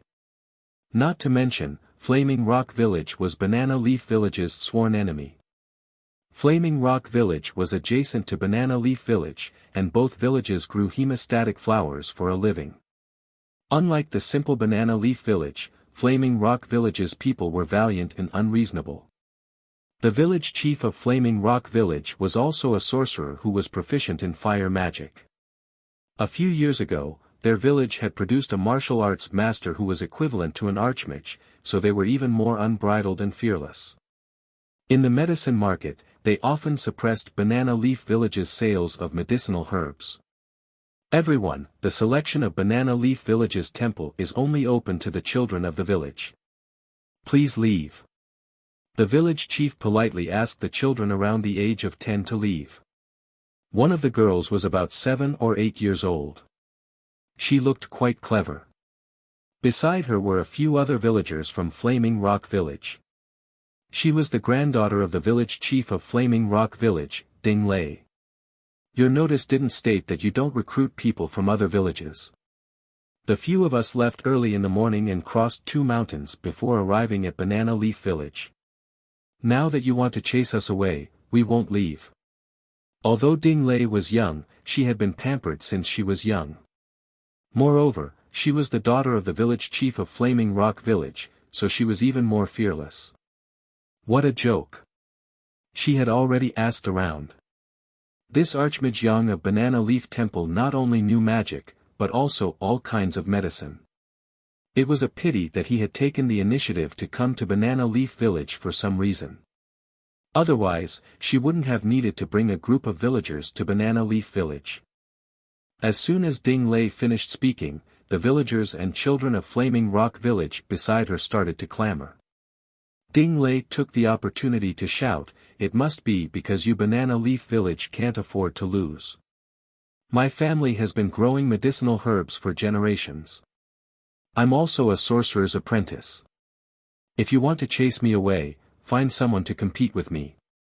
If anyone is stronger than me, we will leave. Otherwise, no one can chase us away." Once they heard that Ding Lei's family had been growing medicinal herbs for generations and that she was a sorcerer's apprentice, the villagers of Banana Leaf Village immediately lost their anger. A sorcerer's apprentice who was proficient in medicinal herbs and was only 7 or 8 years old. Even if the two villages added together, there wouldn't be a single child like this in 10 years. Furthermore, the village chief of Flaming Rock Village was famous for holding grudges. If they offended Ding Lei, they would definitely suffer. As a result, no one dared to step forward. When the village chief saw this, he couldn't help but frown. What? No one dares to step forward and compete with me? Banana Leaf Village is only a so-so. They are all cowards. I think there's no need to compete today. The title of herb gatherer belongs to me. Ding Lei arrogantly looked around. Who says there's no one in Banana Leaf Village? It's just a competition of medicinal herbs. I'll compete with you. A crisp child's voice suddenly entered Ding Lei's ears. A plainly dressed 6-year-old girl walked out of the crowd. She wasn't tall and had a delicate and pretty face. She had a pair of black eyes that made her look very lively. It was Yun Sheng. When the village chief saw this, his old face couldn't help but relax. He was really afraid that no one would dare to step forward and compete with Ding Lei. You. Ding Lei sized up the girl in front of her. She saw that she was younger than her and dressed shabbily, but her expression wasn't as timid as other children's. For a moment, Ding Lei couldn't tell who Yun Sheng was. A villager from Flaming Rock Village immediately leaned over and whispered a few words into Ding Lei's ear. After hearing this, Ding Lei's expression became arrogant. So it's the daughter of a fake sorcerer. A good-for-nothing who can't understand the magical elements. What right does she have to compete with me? Get lost. Today we are recruiting an herb gatherer, not a sorcerer's apprentice. A languid male voice came from the direction of the Dharma Temple. The villagers looked forward and saw that the doors of the Dharma Temple had already opened. A youth in black walked out. Chapter 12. The youth who had walked out of the temple had deep-set eyes and wheat-colored skin. Just by standing there, he looked like a treasured sword ready to strike. His sharp edge made people retreat 3 feet away from him. It's him. Yun Sheng, on the other hand, had a bad feeling. She couldn't help but lower her body. How could she be so unlucky? Wasn't this young man from the temple the same one she had ambushed on the hill a few days ago? In order to avoid this person, Yun Sheng had not gone to the hill to practice martial arts. She had thought that he was just a passerby passing by the mountain village. Who would have thought that he was actually from the temple? Looking at his age and figure, he definitely wasn't the great magician Yang. Magicians were different from warriors. Most of them had average physiques and looked thin and weak. The youth was tall and straight, like a green pine tree. That meant that the youth must be the great magician's disciple. However, based on his skills yesterday, he was clearly proficient in martial arts. Could it be that he practiced both magic and martial arts? Legend had it that there was a type of person on the mainland with enchanting talent. They were proficient in both martial arts and magic. This type of person was also known as someone who practiced both magic and martial arts. Yun Sheng wrinkled her delicate brows. She had accidentally offended a young genius who practiced both magic and martial arts. Perhaps he had already forgotten about her. Yun Sheng comforted herself. After all, he was blind and she had only spoken a few words to him. He couldn't have recognized her. However, when the youth walked out, his misty eyes didn't hesitate at all. It was as if he could see her. They passed through the crowd and landed directly on the petite figure. The corners of his mouth curled up, revealing a rather seductive and lazy smile. His expression clearly said, "Little wild cat, we meet again." You. Ding Lei had never seen such an unrestrained youth. She felt suffocated and stuttered, unable to speak. "Oh, it's little brother Yi. Did the great magician Yang ask you to come out? Look, these outsiders also want to participate in the selection of herb gatherers. I was just about to send them away." Grandpa Village Chief had his own selfish motives. He knew that Yun Xing knew all kinds of herbs, but Ding Lei wasn't easy to bully. Her family had been medicine farmers for several generations, and her father was the first martial grand master in Cinderclast Village 10 years ago. Because of this, the Ding family had even moved out of Fire Cliff Village and opened a medium-sized pharmacy in town. Yun Sheng was very smart, but she had never systematically studied herbs, so her chances of winning were not high. Let me say something fair. As I said just now, the Banana Leaf Temple is very fair in recruiting herb gatherers. It doesn't require them to know magic, but it also doesn't stipulate that they have to be from Banana Leaf Village. The young man's gaze never left Yun Sheng. The young man had heard everything that had happened outside the temple. He did not want to meddle in other people's business and was about to leave the temple to wait for the little wild cat, when he heard the voice that made his heart itch. Out of his 5 senses, other than his eyesight, his other 4 senses were different from ordinary people. Although Yun Sheng had only spoken a few words to him, he had engraved her aura and voice into his heart. That damned blind man, he did it on purpose. Yun Sheng pursed her lips. Just now, the young man had winked at her. She really did not understand how a blind man could make a blinking motion so seductive. The bystanders did not notice the small movements between the two. The village head's face was full of embarrassment. This young man surnamed Yi had come to Banana Leaf Village with great magician Yang. His identity was very mysterious. He was not great magician Yang's disciple, but he was also an illegal temple member. He had a cold temperament, and the village head had met him a few times, but he had never spoken before. He did not expect him to take the initiative to stand up today. Hearing this handsome young man speak up for her, Ding Lei was delighted. She became even more fearless. "How about it, little trash? Do you dare to compete with me? If you win, I'll give you 5 silver coins. I don't think you've ever seen so much money in your life, right? Let's compete. But other than the copper coins, I want to add another condition. If you lose, you have to crawl back to Firerock Village from here." Yun Sheng's gaze suddenly changed. If people did not offend her, she would not offend them. If people offended her, she would return the favor tenfold. This Ding Lei was arrogant. Just now, she had laughed at her Banana Leaf Village and mocked the village head's grandfather. As a member of Banana Leaf Village, she had to teach her a lesson. "You. Humph, you don't know the difference between life and death. I will compete with you. But looking at your appearance, I don't know if you can take out 5 silver coins." Ding Lei did not put Yun Sheng in her eyes at all. 5 silver coins were equivalent to 50 copper coins. This amount was equivalent to 5 transactions of hemostasis flowers. For any household in Banana Leaf Village, this was not a small amount. "Xiao Sheng, don't be angry. Your family doesn't have that many copper coins." The village head's grandfather was also worried. The bet of 5 silver coins was too big. "I don't have that many copper coins, but I can use it as a bargaining chip. Village head grandpa, help me take a look. Is this moonlight grass worth 5 silver coins?" Yun Xing took out a small bag of herbs from her little pouch. These moonlight grass were left behind after she had dried them in the sun. The amount of moonlight grass she had picked back was sufficient. After her processing, the quality was absolutely top quality. This is moonlight grass. Wild moonlight grass. The village head's grandfather checked Yunsheng's bag of herbs and couldn't help but change his expression. Wild moonlight grass was basically exclusively sold on the market. One stalk of moonlight grass was worth 1 silver coin.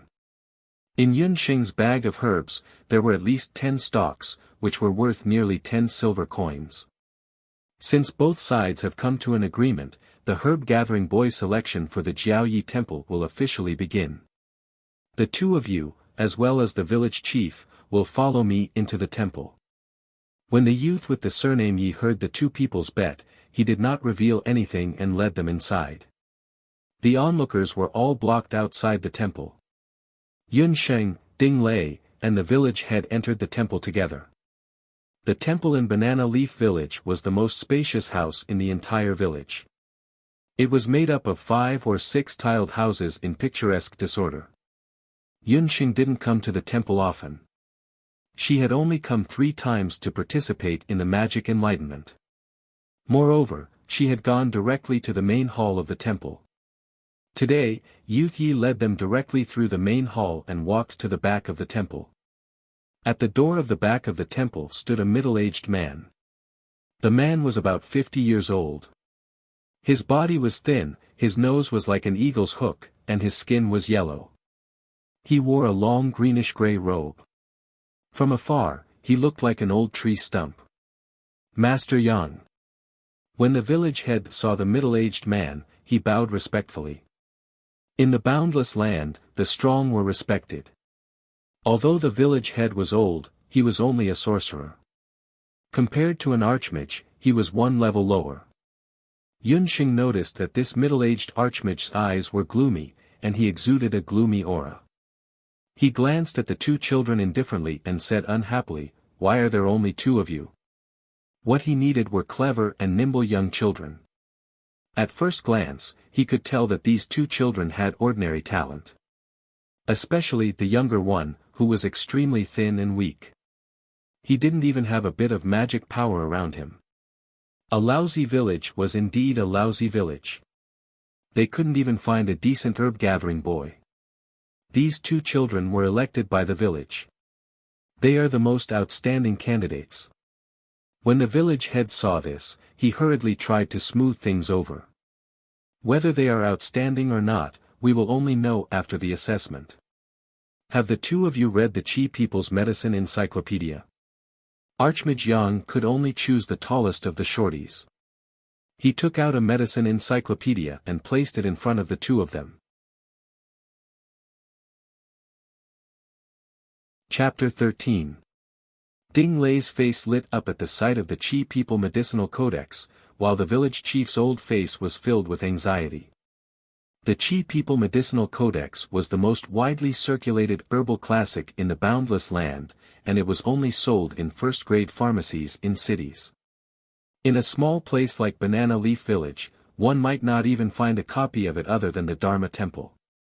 Ever since Yunsheng came to the boundless land, she had never left Banana Leaf Village and had never undergone formal medical training, let alone familiarize herself with the Qi People Medicinal Codex. Ding Lei from Rock Village was different.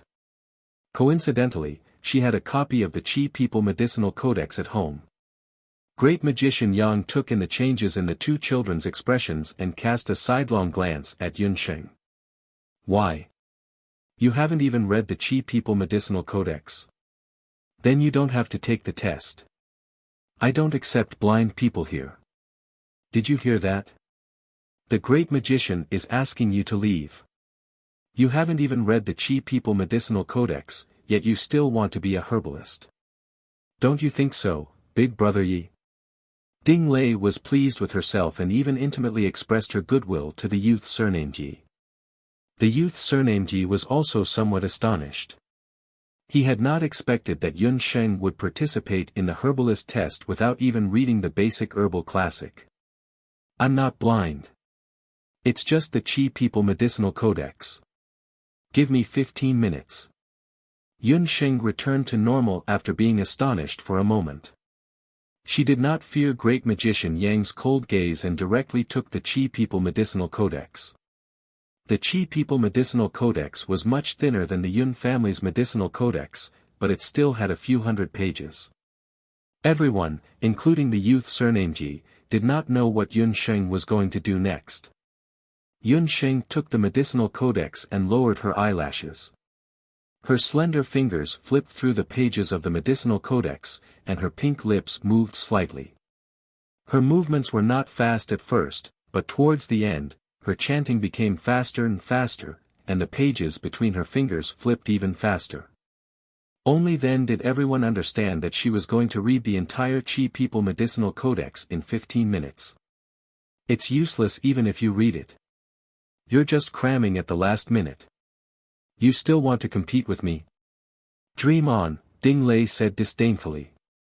It was already difficult for a 6-year-old child who had not received any systematic medical training to understand the pharmacopoeia, let alone memorizing the Qi People's pharmacopoeia in 15 minutes. Just as he was thinking, Yunxing finished reading the medicine encyclopedia. Great Magician Yang, please take the examination. I'm already prepared. Great Magus Yang's eyes flickered. Yunxing's confident tone was convincing. Yuning Teng. Valiant cloud vine, a herbaceous herb with purple leaves and a height of 3 inches. Sweet and cold in nature, it can cure deafness and improve eyesight. Taking it all year round can prolong one's life, Ding Lei hurriedly said. Then, she glanced at Yunxing proudly. You've forgotten its habits. It likes the sun and is wet. It mostly grows in river valleys near water, Yunxing added lightly. When Great Magus Yang heard this, he looked at the medicine encyclopedia again. Sure enough, there was a line recorded at the bottom of the heroic cloud vine's information. She had also noticed such an inconspicuous corner. Great Magus Yang asked about a few more herbs. Every time, Ding Lei rushed to answer. Yunxing didn't say much, but she would fill in 1 or 2 sentences that Ding Lei had missed. As she answered, her words were clear and unhurried. She didn't sound like a child at all. This surprised Great Magus Yang. On the side, the youth surnamed Yi couldn't help but raise the corners of his mouth. This little wild cat really did have some skills. At the end of the examination, Great Magus Yang closed the medicine encyclopedia and said in a low voice, page 109 of the Qi People Medicine Encyclopedia. Ding Lei was startled. She hadn't thought that Great Magus Yang would suddenly change the examination method. Although she had studied the Qi People Medicine Encyclopedia, she was far from being able to recite it backwards. However, she wasn't worried. She didn't believe that Yun Sheng would be able to recite it. Blood rhinoceros stone, a medicinal crystal. Its appearance is like a hexagonal diamond. There are traces of blood on the surface of the stone. It's mostly collected from the sea. When refining this stone, it needs to be placed in a smokeless furnace and heated until it turns red. Take it out and make it into powder before consumption. It can absorb qi to reduce phlegm, stop bleeding, and heal sores. Yunxing's voice was like a silver bell. As soon as she finished speaking, a trace of admiration surged onto Great Magus Yang's withered face. He opened the Qi People Medicine Encyclopedia and didn't miss a single word. It really didn't miss a single word. Ding Lei's face twisted. How is this possible? This is impossible. Why you cheated? You can't know the contents of that page. Page 10 of the Qi People Medicine Encyclopedia, page 240 of the turtle saliva grass, page 321 of the Dendrobium serpentis. Do you still need me to continue reciting it? Ding Lei, remember your promise. Crawl out on your knees. At that moment, 2 small dimples appeared on Yunxing's delicate face. The types of herbs in the Qi People Medicine Encyclopedia were much fewer than in the Yun family's Medicine Encyclopedia. On the basis of the compendium of 10,000 herbs, she could even recite the entire Qi People Medicine Encyclopedia backwards. The youth surnamed Yi on the side raised his eyebrows beautifully. It was as if he could already see the devilish smile on Yunxing's face. You You. Ding Lei's face was red. If she had to crawl out of Banana Leaf Village, not only would she lose her face, it would also affect the reputation of the entire Fire Cliff Village. She definitely couldn't let this little good-for-nothing be so proud of herself. A flame suddenly appeared in her hand. The flame burned brightly as it rushed towards Yunsheng's small body. The people present didn't expect that a magic apprentice would be able to use fire magic in an instant without chanting. It was Yunsheng's first time fighting against a magician. Even though the other party was only a magic apprentice, his magic was ever-changing and there was almost no pattern to it. Just as the flame was about to burst forth, Yunsheng's body felt light as a pair of strong arms picked her up. Remember, you owe me one. The youth surnamed Ye's somewhat languid voice softly fell into her ears. Yunsheng only saw the beautiful curve of his face. The youth's lips barely moved. His hazy eyes flickered.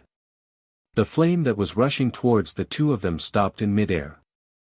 A wisp of fire element expanded and turned into a ferocious fire wolf. The fire wolf's body was huge and its red eyes were filled with murderous intent. It drew a sea of fire in the air and swallowed the flame released by Ding Lei. Then, it turned around and pounced on Ding Lei. This was magical imitation, a mid-level fire magic. The village chief's mouth was agape. This youth actually didn't use a magic staff or chanting a spell. He just directly cast a mid-level spell. No dash, Ding Lei cried out miserably. The flame sprang up and surrounded her body. The village chief only then reacted. Ding Lei couldn't die. He took out his magic staff and waved it. On the magic staff, there were two alternating blue and green magic soul stones. The blue one emitted a dazzling light. A cloud of water vapor dispersed and extinguished the fire on Ding Lei's body. However, the fire wolf had already burned Ding Lei beyond recognition. Her body was covered in wounds. A cracked low-level magic artifact fell out of her body. Ding Lei had also come prepared this time. She had brought along a magic tool that could store a magic attack. How could he cause such damage in an instant? Was this magic? Yunsheng's heart turned cold as she looked at Ding Lei, who was suffering from burns all over her body. Yunsheng didn't sympathize with her, but she wasn't grateful to the youth either. She tried to break free from the youth's arms. However, the youth's arms were as firm as a mountain. He didn't have any intention of letting go of her. Under the medical conditions of the boundless land, if Ding Lei's extensive burns weren't treated properly, only death awaited her. Remember, little wild cat.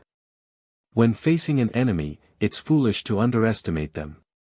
The youth's words were as bone-chilling as ice as he reminded Yunsheng. The strong lived, and the weak died. However, in the next moment, his lips curled into a bewitching smile. Welcome to Jiaoya Temple. Little wild cat, remember my name, Yi Baiming.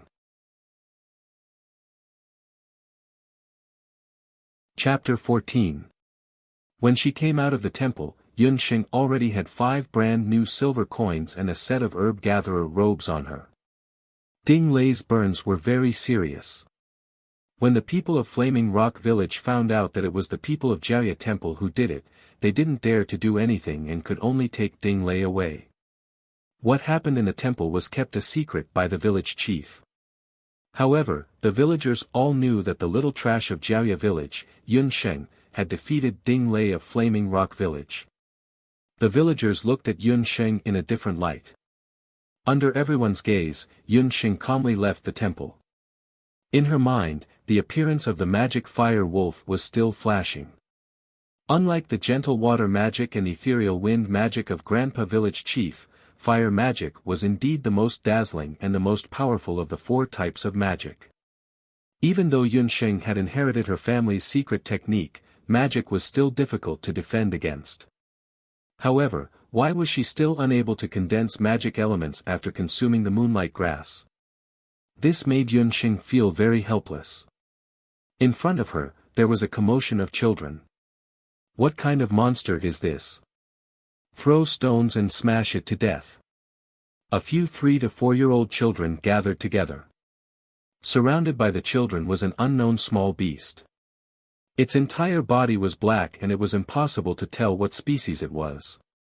The reason why the children called it a monster was because it had 2 heads. One of its heads was already deformed by the children throwing stones at it. The other head was also badly mutilated and one could vaguely see the skull. A deformed cub was indeed a monster in the eyes of the children. There were a few barren mountains near Jiaoya village. There were some unknown wild beasts living on them. Perhaps this cub escaped from the mountains. From a doctor's point of view, Yun Xing knew that the cub was deformed and malnourished. Coupled with the hunger and cold, it didn't have long to live. If they were in the modern era, this cub might be able to use advanced medical equipment to undergo a separation operation. Unfortunately, the current environment was too crude. Just as Yun Sheng was about to walk away, her body suddenly shook as if she had bumped into an invisible wall. She felt a strange fluctuation of emotions, as if someone was whispering something into her ear. Yun Sheng looked over again and her gaze collided with the little beast. The little beast's light brown eyes were filled with pain. That pained expression was not something a wild beast should have, but more like a child's. "Stop, don't bully it." Yun Xing didn't hesitate. She walked up and chased the children away. When she approached the cub, Yun Xing found that even though it was seriously injured, it still stood up shakily the moment she approached it. All the dirty fur on its body stood up, and it roared defensively at Yun Xing. Most wild beasts were hostile to humans, not to mention a cub that had just been bullied. "I won't hurt you. Don't be nervous." Yun Xing knew that a dying beast was the most dangerous. As she spoke, she slowly approached the 2-headed beast. The latter seemed to be thinking about Yun Xing's words, and there was a trace of confusion in its eyes. Just as the 2-headed beast was thinking, Yun Xing raised her hand, and a needle filled with anesthetic silently pierced through the air and pierced the cub's back. The cub swayed and fell to the ground. Yun Xing carried the 2-headed beast and ran home as fast as she could. On a mountain road outside Banana Leaf Village, a few villagers from Flaming Rock Village were pushing a wheelbarrow. On the wheelbarrow was Ding Lei, whose entire body was wrapped in gauze. Yi Baiming's fire magic was very overbearing. Fortunately, the village chief had acted in time, and great magician Yang didn't want the villagers from Flaming Rock Village to pick a fight, so he simply treated Ding Lei. Ding Lei's life was saved, but her face and skin were all burned. There was no way she could recover her original appearance in this lifetime. "Lei, don't be sad. When we get back to the village, we'll ask the village chief to come forward and work with the pharmacies in the city to reject Banana Leaf Village's hemostatic flower. Let's see how they survive," one of the villagers said hatefully. "There's also that Yun Sheng. She colluded with that young man from the Dharma temple to harm me. I must take revenge. I want to kill her." Ding Lei's ugly face was contorted. She was filled with hatred. If it weren't for her, she would have been the herbal-gathering boy. "Lei, don't worry. The village chief will help you take revenge," a few of the villagers agreed. "You won't be able to take revenge." A person stood at the intersection in front of them. The person was tall and had the smell of bad wine on him. "Who are you? What right do you have to say that I won't be able to take revenge?" Ding Lei endured the pain and sat up, glaring angrily at the drunkard blocking her way. "You bullied the young, and the old couldn't stand it, so I came to stand up for you." The man's breath reeked of alcohol. As he spoke, a walking stick with 5 soul stones on it slid out of his sleeve. No one could bully Sheng Per. In an instant, the wind and clouds surged in the sky, and the ground strangely burned. Countless tongues of fire were like evil spirits from hell, gathering together and penetrating everywhere.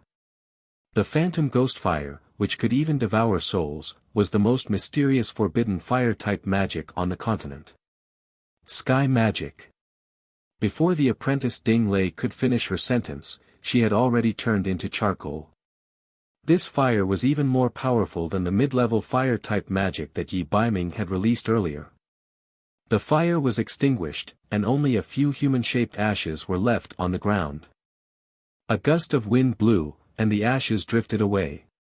Cough cough. The drunkard Yun Sanghai kept the magic bone staff in his sleeve and coughed violently. He laughed bitterly and mocked himself, my magic only has this much power left. Soon, I'm afraid that even alcohol won't be able to suppress the blood curse in my body. With my magic power, I'm afraid. This place is no longer safe. Do I have to send Sheng He back to that place? It's just that I don't have the face to go back there. He hunched his back like an old man in his twilight years and walked in the direction of Banana Leaf Village. It was close to evening, and the twilight pulled his tall and thin figure into a long oblique shadow, making him look especially bleak. At this time, Yun Sheng had already settled the two-headed beast in her home. The two-headed beast in her arms had already fallen asleep under the influence of the anesthetic. While the two-headed beast was asleep, Yun Sheng had already purchased some things needed for the operation. Fortunately, she had just made a small fortune, which was just enough to buy groceries. Due to the limited conditions, she could only temporarily transform her simple bed into a simple operating table. She bought a new oil lamp from the village's grocery store, the inferior wine that Yun Sanghai had left behind, clean linen gauze, new cotton, a few beast tendons of suitable size, the scalpel that she had just bought, and a few bone needles of different diameters. She hung the thin mattress on the window to block out the situation in the room. After everything was prepared, the things needed for the operation were considered ready. Yun Sheng changed into a clean herbalist's uniform and used it as a white coat. When she washed her hands with the inferior wine, she wanted to take off the orc language ring. Who knew that after trying a few times, she could not take off the ring? In desperation, Yun Sheng could only wear the ring and directly perform the operation. Chapter 15. Yun Sheng scraped off the dirty fur of the two-headed beast and saw its true appearance. It was a two-headed hound. Canine magical beasts were not rare, but this two-headed hound seemed to be different from ordinary canines. Now was not the time to guess what breed this two-headed hound was. Yun Sheng collected her thoughts. At the same time, she realized that the difficulty of her first operation in the boundless land was not small. There were no modern medical equipment, no assistance, and no measures to stop the bleeding after the operation. However, she did not lose confidence. At least, the two-headed hound in front of her was not in the worst condition. When the two-headed hound was in its mother's womb, it was not fully developed. Fortunately, its heart and other organs were well developed. This undoubtedly increased the chances of the two-headed hound surviving. The only problem was that the left side of the two-headed hound's head was completely necrotic and had to be removed. Even if it was successfully removed, its head would be a little crooked in the future. The biggest difficulty of the operation was that the left and right sides of the two-headed hound's head were connected. To remove the left side of the head, it was very likely to damage the main artery in its neck. If it was in modern times, the bleeding could still be done through blood transfusion. However, in the boundless land, where could she find a blood source and blood transfusion equipment? In addition, her Shenong pupil had only broken through the first level. She could only see the blood vessels on the surface of the muscle, but not the small nerves deep in the muscle. The only thing she could do now was to give it a try. Yun Sheng calculated the time. She could not delay any longer. Otherwise, once the anesthetic wore off, the two-headed hound situation would be even more dangerous. She decisively cut open the fur on the two-headed hound's neck. The sharp scalpel had just touched the surface of the skin when it quickly cut open a wound like cutting cloth.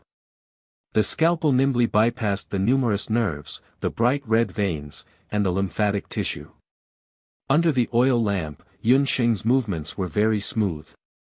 It did not look like she was performing a life-or-death operation at all.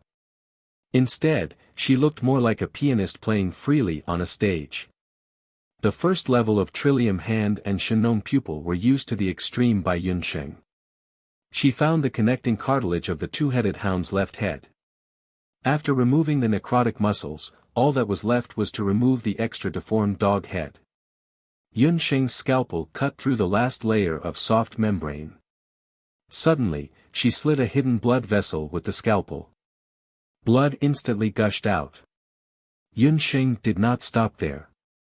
She took out the thinnest bone needle and quickly pierced the surrounding area. Miraculously, the bleeding stopped. After stopping the bleeding, Yunsheng was still very nervous. The soul-healing needle could only stop the bleeding for a while. She had to complete the operation. After the removal was successful, he used the prepared beast bone needles and beast tendons to stitch them up. After a perfect Yunsheng surgical knot was tied, Yunsheng felt weak all over. It was as if all the strength in her body had been sucked out in an instant. She leaned against the bed. When it came to performing surgeries, the chief surgeon's psychological and physical qualities were extremely demanding. Although Yunsheng was well versed in both Chinese and Western medicine in her previous life, she had participated in the medical activities of the United Nations as a Red Cross doctor.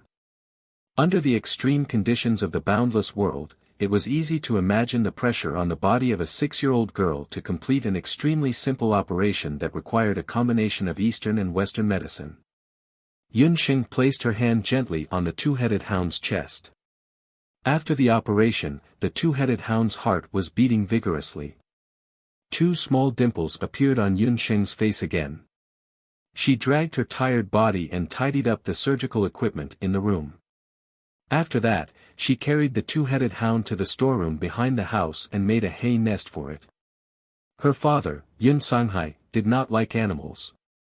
Yunsheng wanted to wait until the two-headed hound recovered slightly before releasing it. When Yun Sanghai returned home, he could not find his daughter, Yunsheng's petite figure in the house. Only the sound of boiling water came from the kitchen. When he walked to the kitchen to take a look, Yun Sanghai could not help but stare blankly. The porridge pot in the kitchen was open, and the rice grains in the pot were constantly rolling. His daughter, Yunsheng, was lying on the dining table, sleeping soundly. She was still wearing a brand new short herb-gathering robe. "Father, I will definitely become a herb-gathering boy." His daughter's childish words when she left home in the morning were still ringing in his ears. A crack appeared on Yun Sanghai's calm face. He walked forward and picked up his daughter's small body, the rims of his eyes slightly hot. Yunsheng was indeed tired. She accidentally fell asleep while cooking. This sleep, however, was a deep sleep. In a daze, Yunsheng only felt that she was in a warm and humid place. A gentle female voice whispered in her ear, "Sheng, do you blame mother?" "Mother?" Yunsheng's consciousness surged like a tide, and she quickly woke up. She found that her body had become small, and her hands and feet were curled up. She was clearly still in the appearance of a baby. Her body was surrounded by warm amniotic fluid. This was the situation before Yunsheng was born. A woman with an unbelievably beautiful face sat on the bed with difficulty.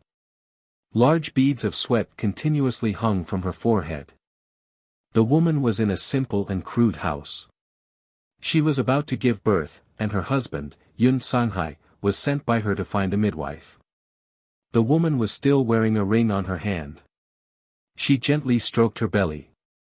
Yunsheng was certain that this beautiful woman was her mother who had lived a short life. "Although you have not been born yet, mother knows that you must have inherited my talent. It's not that mother is cruel, but they are too strong before you have the ability to protect yourself," the woman muttered. She hesitated for a moment, and then she put her hand on her bulging belly. "Mother can only keep it in the beast language ring. One day, when your own ability awakens, you can wake it up. Yunsheng, promise mother that you must live on strong and protect your father. I caused him to be unable to return home, and he became an unfilial son that everyone spurned. I owe him too much. After the beautiful woman finished speaking, she left a seal on the ring.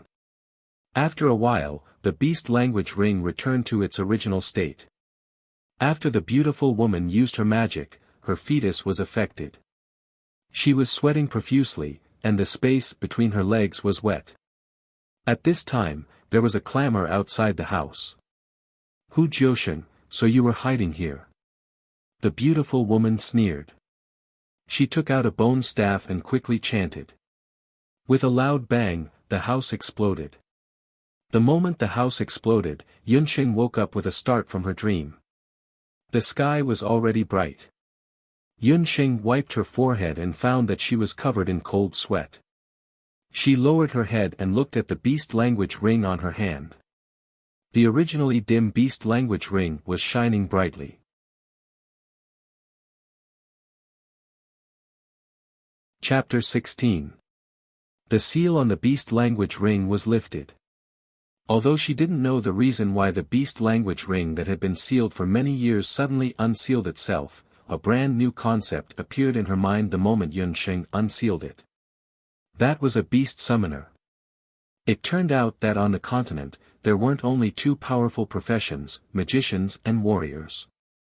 Above these two professions, there was a profession that both magicians and warriors kept a secret, and that was a summoner. A summoner was a person who could contract a beast and make it a beast companion. A summoner must be a magician, but not all magicians could become a summoner. According to Hu Jiusheng's memories, on the continent, the ratio of magicians to summoners was an astonishing 1 in 100,000. On the boundless continent, summoners were already rare. In Zhou State, where Banana Leaf Village was located, the number of summoners could be counted on one hand. It was also because of this that the appearance of a new summoner was a huge fortune for any country. Yunsheng's mother was at least a scepter summoner, but due to some unknown reasons, she wasn't accepted by the summoners, this group of powerful summoners, and was constantly being hunted down. Even Yun Songhai was not accepted by the world. In order to protect her daughter who was about to be born, Hu Jiusheng left behind this beast language ring. Only when Yunsheng's ability awoke one day, would the seal be unsealed. The unsealing of the seal meant that the beast language ring's function had been reactivated. The beast language ring was a special tool that Hu Jiusheng used to seal Yunsheng's ability. At the same time, it was also a storage ring. Inside it was some information related to summoners that Hu Jiusheng had left behind. The method to make the beast language ring recognize its owner was to drip blood. Previously, Yunsheng had unintentionally stained the beast language ring with her blood, and the ring had automatically recognized its owner. Yunsheng was a natural beast language master, but previously, this part of her talent was sealed in the beast language ring. With the removal of the seal on the ring, Yunsheng could feel the emotional fluctuations of the magical beasts. She could even understand the language of the magical beasts. Especially when facing a high-level magical beast, the effect was even more obvious. In the past 6 years, Yunsheng's ability had not been awakened. It was only recently that she was able to sense the emotional fluctuations of demons. It seemed that the reason she sensed the two-headed hound's emotional fluctuations for no reason was due to the awakening of her beast speaker ability. As long as a beast speaker reached a certain level of cultivation, they would be able to draw a summoning magic circle and summon beginner-level beasts. Yunsheng was eager to give it a try. She immediately drew a basic magic array according to the information left in the ring. Drawing a basic summoning magic array was not difficult. After Yunsheng finished, she stood within the magic array. She was really looking forward to what kind of beast her first beast would be. When the psychic power passed through the magic array and spread out, the summoning waves spread out within a radius of dozens of miles. In the mountains near Banana Leaf Village, the low-level magical beasts became restless. Yun Songhai was not at home. In the corner of the utility room, the little puppy, who was still under the effects of the anesthetic, felt the magic summoning power. Although it was weak, it was very alert. Its head, which was still drooping, immediately lifted up. Its light brown eyes showed a trace of alertness. Yunxing felt a strange magic fluctuation. It's a success. Yunxing looked down and was stunned. She saw an egg jump out of the magic array.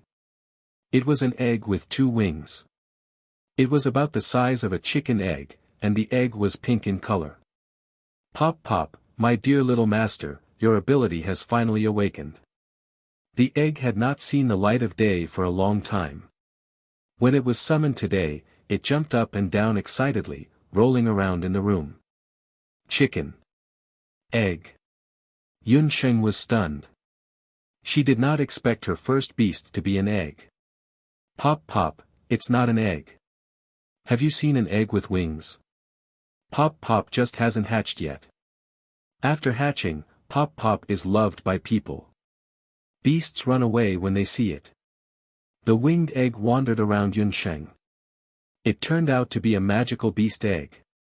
It hasn't hatched yet. Yunsheng breathed a sigh of relief. She heard that beast summoners were all awesome. They had all kinds of cool beasts. A beast summoner with an egg, just thinking about it was too horrible to look at. So, pop pop. Seeing that the magical beast egg kept popping, Yunsheng simply called it pop pop. How long will it take for you to hatch? Also, do you know any combat skills or magic? In the information that Hu Jiusheng left for Yunsheng, it was written that all magical beasts, even if it was a level 1 magical beast, had combat skills or magic. She just didn't know whether her magical beast was a magic beast or a combat beast. Combat skills or magic, what is that? You can eat it, master. Pop Pop doesn't know anything about those things. Pop likes to bask in the sun, Pop likes to eat magic elements. Pop Pop said and pounced towards Yunsheng. Yunsheng only felt a strange force coming towards her. Before the egg even got close, her small body flew out and fell on her back. Pop Pop, I didn't do it on purpose, master. That egg was only the size of a chicken's egg, but its strength was amazing. Just now, it actually sent Yunsheng flying. Don't come over. Wait, eat magic elements. Don't tell me that the magic elements that I accumulated after eating the moonlight grass couldn't be condensed because of you. Yunsheng climbed up in a sorry state, full of grief and indignation. Puff puff, kiss master. Puff puff has been in the beast language ring for so long. I was so hungry and accidentally ate too much. Master, are you blaming Puff Puff? The winged puff egg wailed. In an instant, the whole roof seemed like it was going to be overturned. The crying sound came wave after wave, and the cups and bowls in the room immediately broke. Yunsheng only felt her scalp go numb. If someone really wanted to cry, she should be the one crying.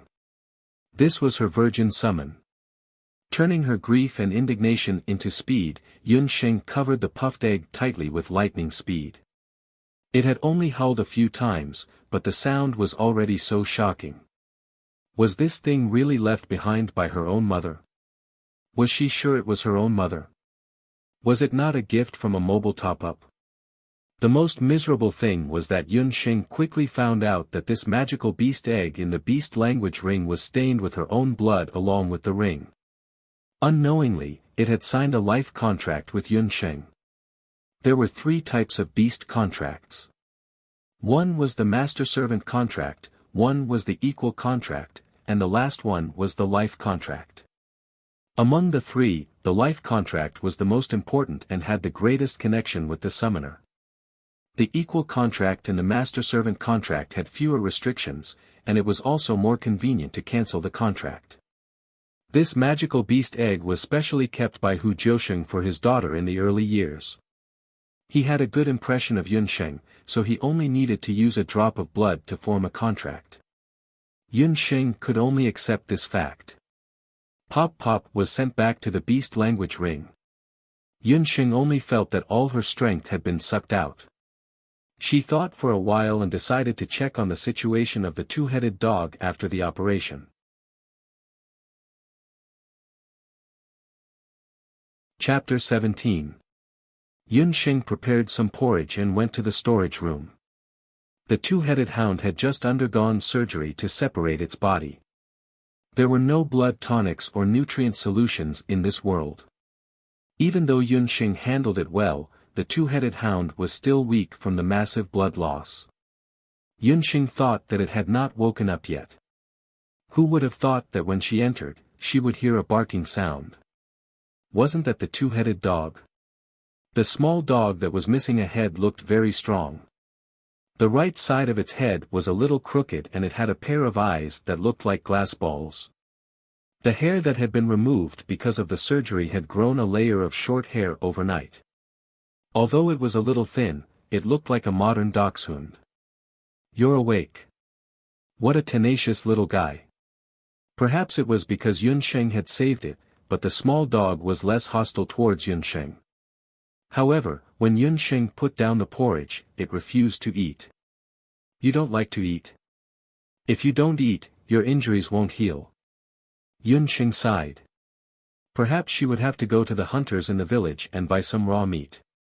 "Oh no, I only remembered the summoning and forgot to report to the temple." After becoming a herbalist at the temple, Yunxing had to go to the temple for 4 hours every day to help great magician Yang sort and gather herbs. Yunxing hurriedly left the house. After she left, the small dog looked at the porridge suspiciously. The words that the human had said just now still rang in its ears. If it didn't eat, its injuries wouldn't heal. It hesitated and sniffed the porridge, showing a look of disgust.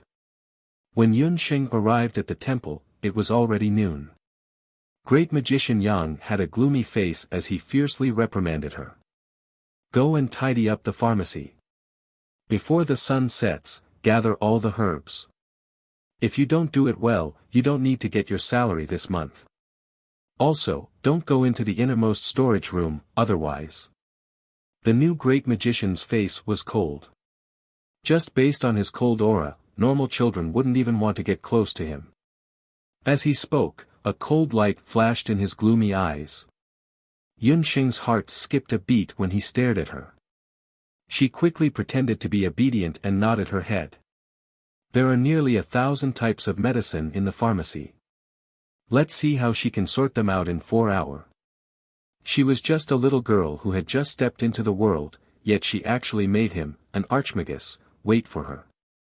She really didn't know the immensity of heaven and earth. After Yang Su left, Yi Baiming walked out from the side. Yunxing looked at the Dharma Temple's pharmacy. There were close to 1,000 types of herbs and she frowned. It was indeed not easy to earn a silver coin a month.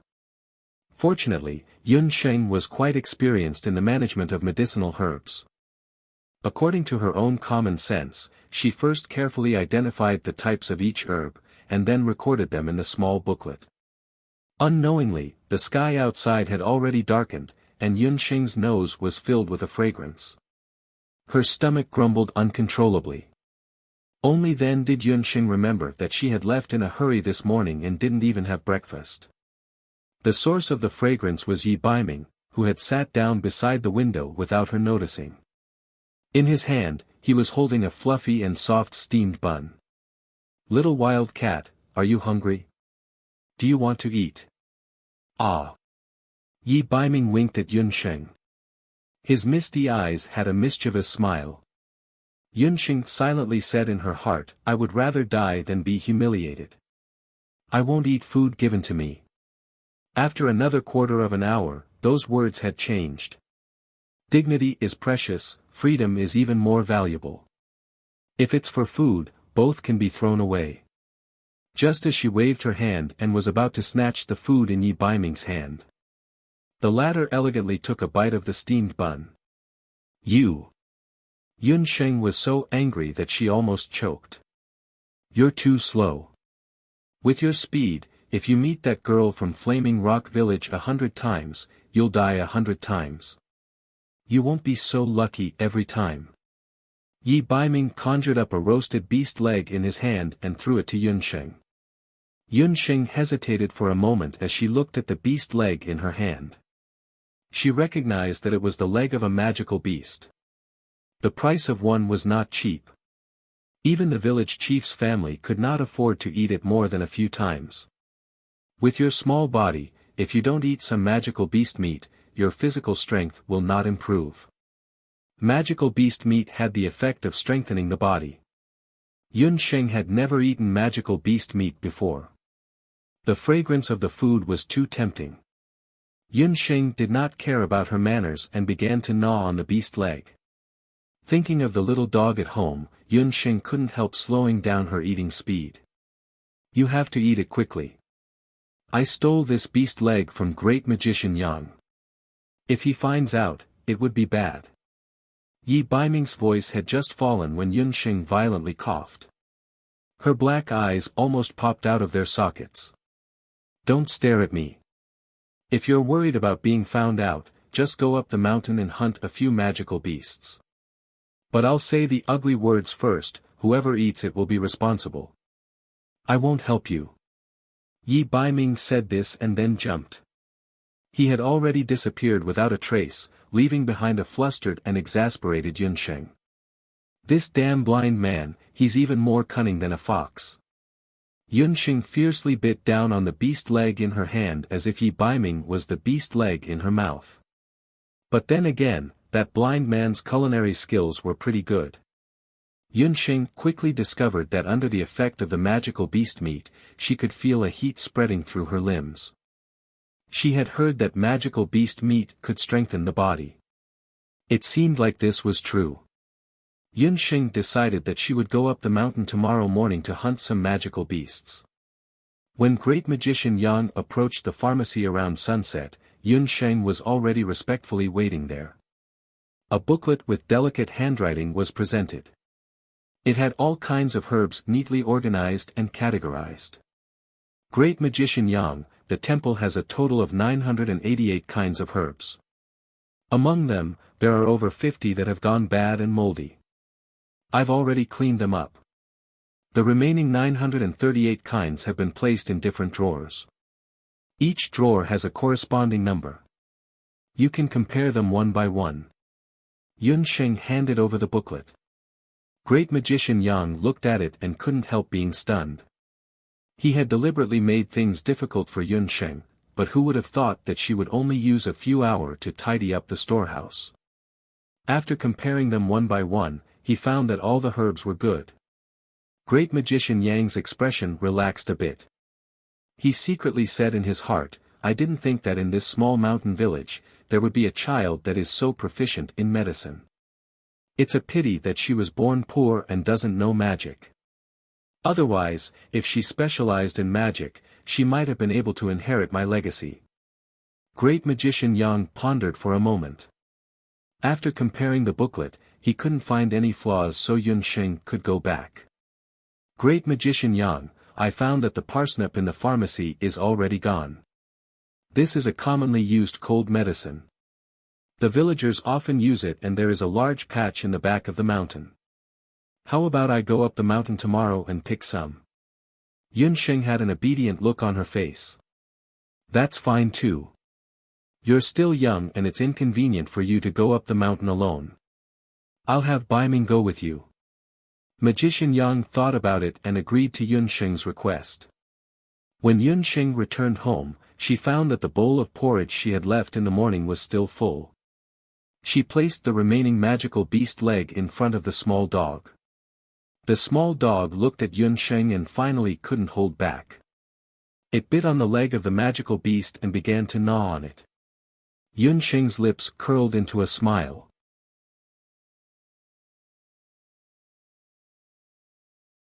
Chapter 18. She 11 Soa Soa Soa Soa Soa Soa. A short figure walked through the lush forest. The windbreak root grew on the cliffs of the Thousand Beasts Graveyard Mountain. Yun Sheng had to pass through a primeval forest to pick herbs in the mountain.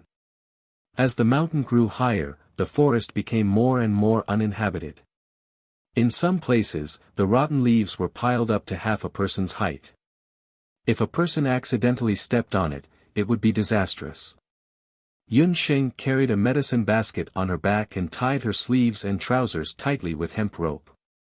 She held a walking stick in one hand and used the other hand to push away the vegetation in front of her. Xiao He, don't follow me. Go back. Yunsheng walked a few steps before hearing footsteps behind her. She had no choice but to stop. Behind her, the recovered dachshund Xiao He followed Yunsheng. This little dog's recovery was unexpectedly good, especially after eating some magic beast meat. In just 2 nights, it had recovered its strength. Perhaps it was because of the magic beast's leg, but it refused to leave even when Yunsheng drove it away several times. This morning, when Yunsheng went up the mountain to pick herbs, it followed behind her. Leave immediately. Yunsheng pretended to be angry. The mountain was very dangerous and it was just an ordinary dog. It was too dangerous. Seeing that Yunsheng was angry, the little dog drooped its head and ran down the mountain with its tail between its legs. Seeing that the little dog had disappeared, Yunsheng felt relieved and walked up the mountain. In her previous life, she had followed ginseng farmers into the mountains to pick old ginseng, so she was very familiar with picking herbs in the mountains. Although great magician Yang told her to bring Yi Baiming, Yunsheng automatically rejected this suggestion. That brat was young, but he was full of evil tricks. Yunsheng thought that she had lived for more than 20 years, and in this life, she was almost 30 years old. Yet, she had been tricked by him twice. She was already gnashing her teeth in hatred. Besides, Yunsheng muttered. No matter how good the other party was, he was still blind. She didn't have the mood to take care of another person in the deep mountains. Yunsheng obviously didn't know enough about this world. What she didn't know was that when one practiced martial arts to a high level, one's skin, hair, flesh, and even the other 7 orifices would become tens of times more sensitive. It was hard to say who would take care of who. Yunsheng picked the windbreak grass. This journey seemed to be surprisingly smooth. Occasionally, they would only encounter some first-order low-level magical beasts. Suddenly, Yunsheng heard a commotion behind her. She looked back warily. Along the way, Yunsheng put a few animal traps that she asked Uncle Tai to make in the forest, hoping to catch some prey. It was still early. Thinking of the moonlight grass beside the strange tomb, Yunsheng followed her memory until she found the abandoned beast tomb. In front of the beast tomb, the moonlight grass was unusually lush. I'll go back to the mountains to take a look. If I'm lucky, I'll be able to give my dog and my family more food tonight. After Yunsheng filled the basket with herbs, she turned back the way she came. Not long after she left, a figure quietly stood on top of the beast tomb. It was Yi Baiming. Yunsheng didn't know that not long after she left the temple, the bad boy, Yi Baiming, whom she called Bad Boy, had been tailing her. He had unknowingly become her bodyguard. Compared to Yunsheng, who was fully armed, Yi Baiming was much more relaxed. The rugged mountain road was like flat ground under his feet. He ran faster than a rabbit. Most of the time, he was a few steps ahead of Yunsheng. He would stop at a fork in the mountain and clear out the second-order and third-order magical beasts that were a threat. He left a few first-order and second-order magical beasts for Yunsheng to practice on. Later on, after Yi Baiming confirmed that there were no threatening magical beasts nearby, he lay down on a tree and rested for a while, waiting for Yunsheng to catch up with him. Under Yi Baiming's secret protection, Yunsheng's journey was smooth. Moonlight grass. This little wild cat is usually so clever, but this time, she really misjudged. Compared to this abandoned beast lair, the moonlight grass is not even worth mentioning. Yi Baiming walked to the inconspicuous beast lair and smelled the damp wind blowing from the beast lair. Yi Baiming felt around the entrance of the cave for a while. When he found that the magical beast was wet, he thought to himself, there must have been a newborn magical beast here a few days ago. From the looks of it, that magical beast's level isn't low. A green magic array appeared under Yi Baiming's feet. A few green wind elements poured out and entered the beast lair. Wind had the sharpest senses and could allow people to quickly detect the situation in the cave. The dangers of an unknown cave were unknown. It was too dangerous to enter alone. Yi Biming was young, but it was unknown where he learned to be so cautious. If Yunxing saw this scene, her mouth would have formed the shape of an zero.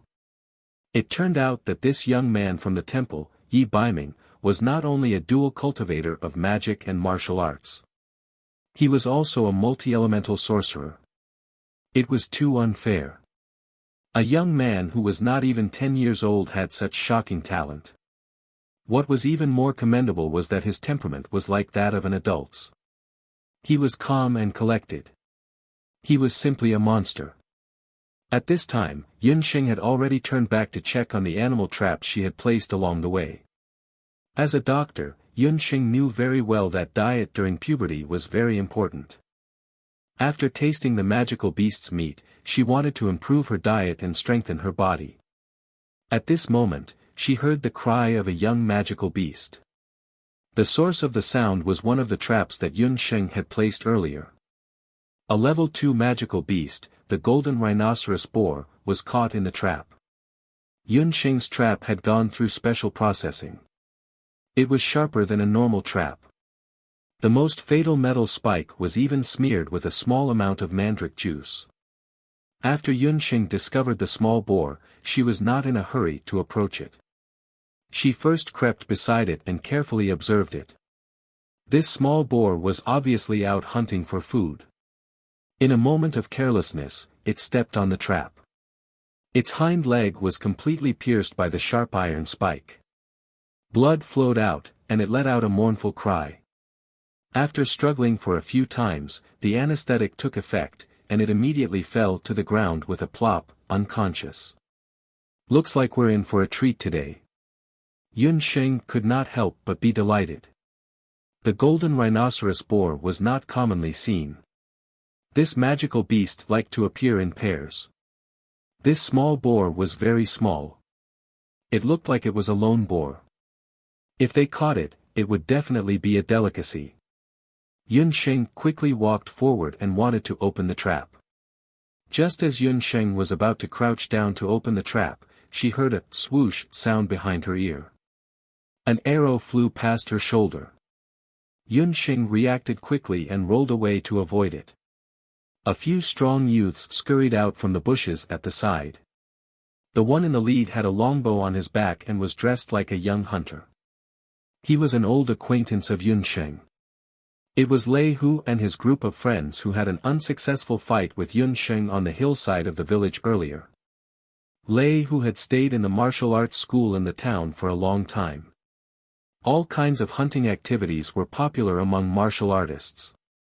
After he returned to the village, he wanted to go up the mountain to hunt a magical beast so that he could show off at the martial arts school.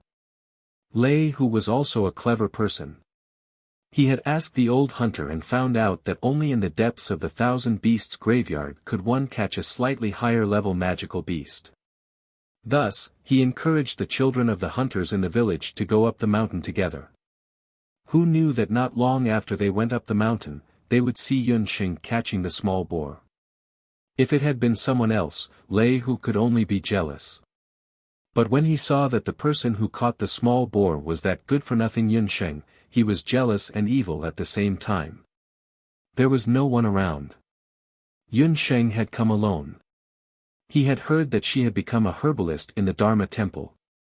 She must have come into the mountain to gather herbs. In such a deep forest, the little good-for-nothing would not be so lucky. The village chief could not come and save her again. Little good-for-nothing, it's you again. This small boar is mine. If you know what's good for you, hand it over.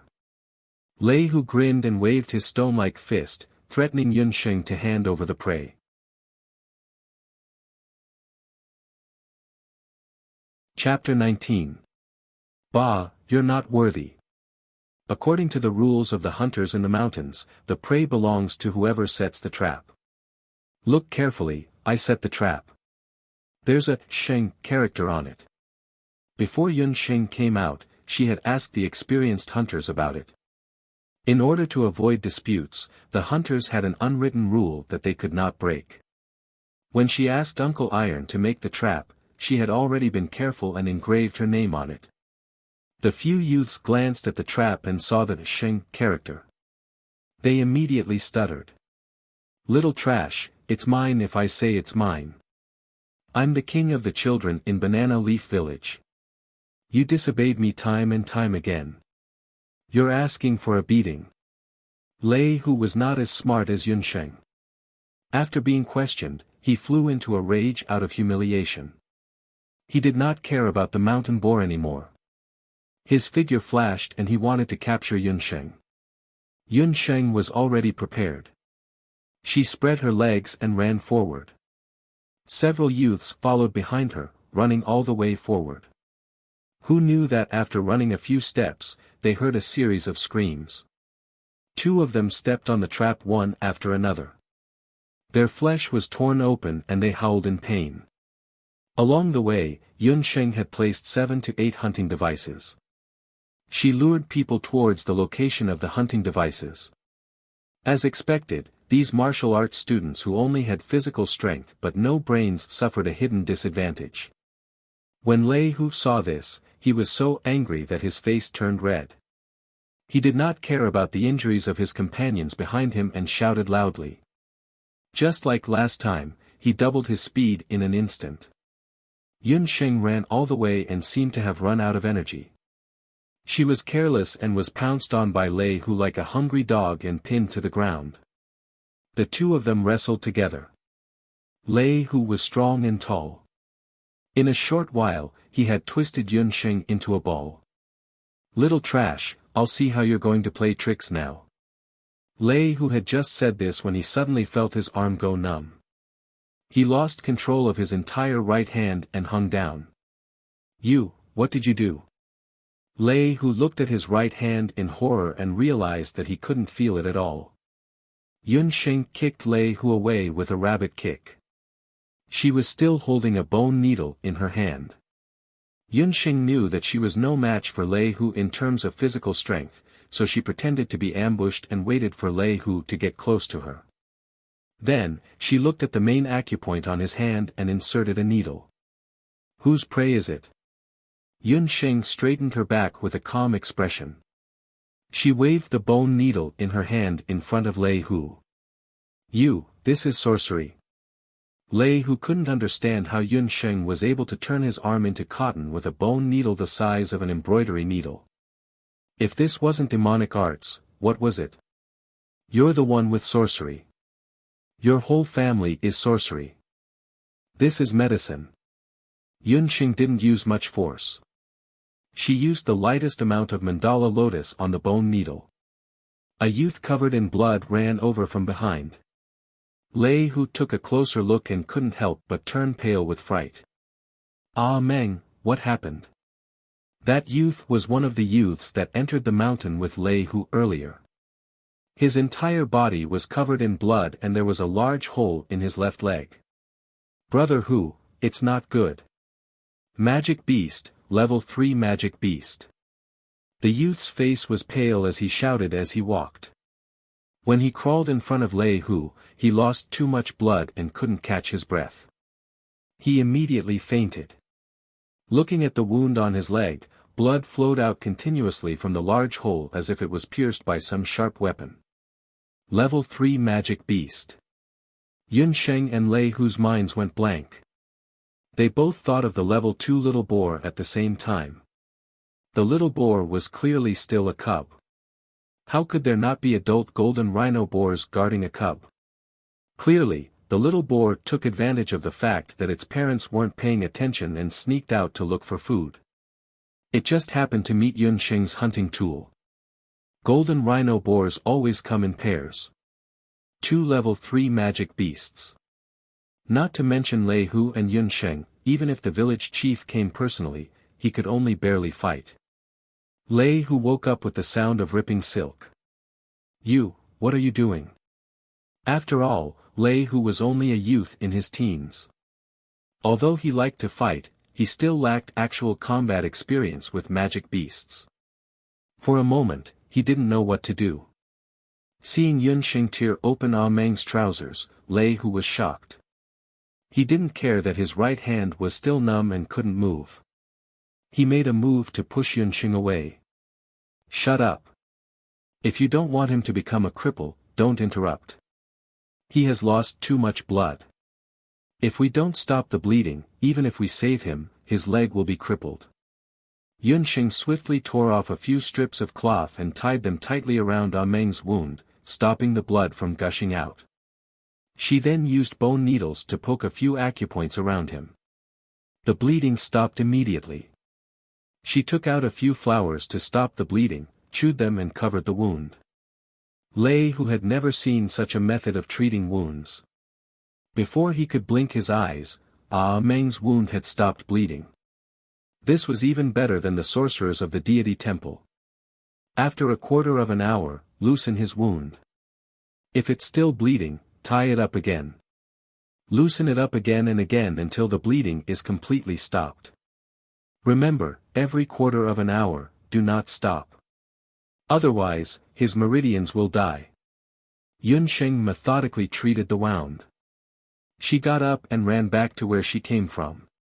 You, what are you doing now? Lei, who was tongue-tied. Go back and save them. Are you going to watch them die? You call yourself the king of the children? What kind of bullshit king of the children are you? Yunxing glared at him. Her figure flashed, and she disappeared from the other side of the mountain. Do you want to die? That's a level 3 magic beast. Lei, who finally reacted, but Yunxing was already gone. After being yelled at by Yunxing, Lei, who felt even more ashamed. To think that he, a registered martial arts student, could not even match up to a little girl.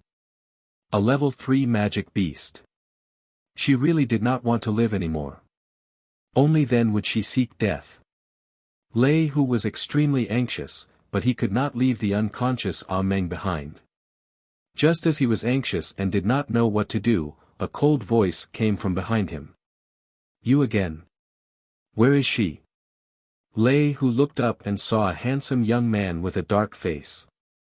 It had only been half an hour, and that little wild cat had already caused trouble. Lei, who did not recognize Yi Baiming, but from the way he looked at him, it was obvious that he recognized him. This youth looked even younger than him, but the aura around him made Lei Hu unable to move. Even the martial arts masters in the martial arts hall could not compare to this kind of feeling. You're talking about the little trash, no, you're talking about Yunxing. She went to save people. Level 3 magic beast. Quickly go save her. There are 2 level 3 golden rhino boars over there. Lei Hu realized that the youth in front of him could save them. Level 3 magic beast. Nonsense. When the youth heard Lei Hu's words, his expression changed drastically. He did not expect that there would be level 3 magic beasts nearby. He turned around and sent Lei Hu flying with a flying kick. Lei Hu felt a sharp pain in his chin. He knew that his jaw had been dislocated from the kick. Lei Hu groaned inwardly. Young master, when did I offend you? Remember, the next time you bully her, it won't just be your chin that gets hurt. A light green wind element swept up. Yi Baiming used a levitation technique and flashed into the forest.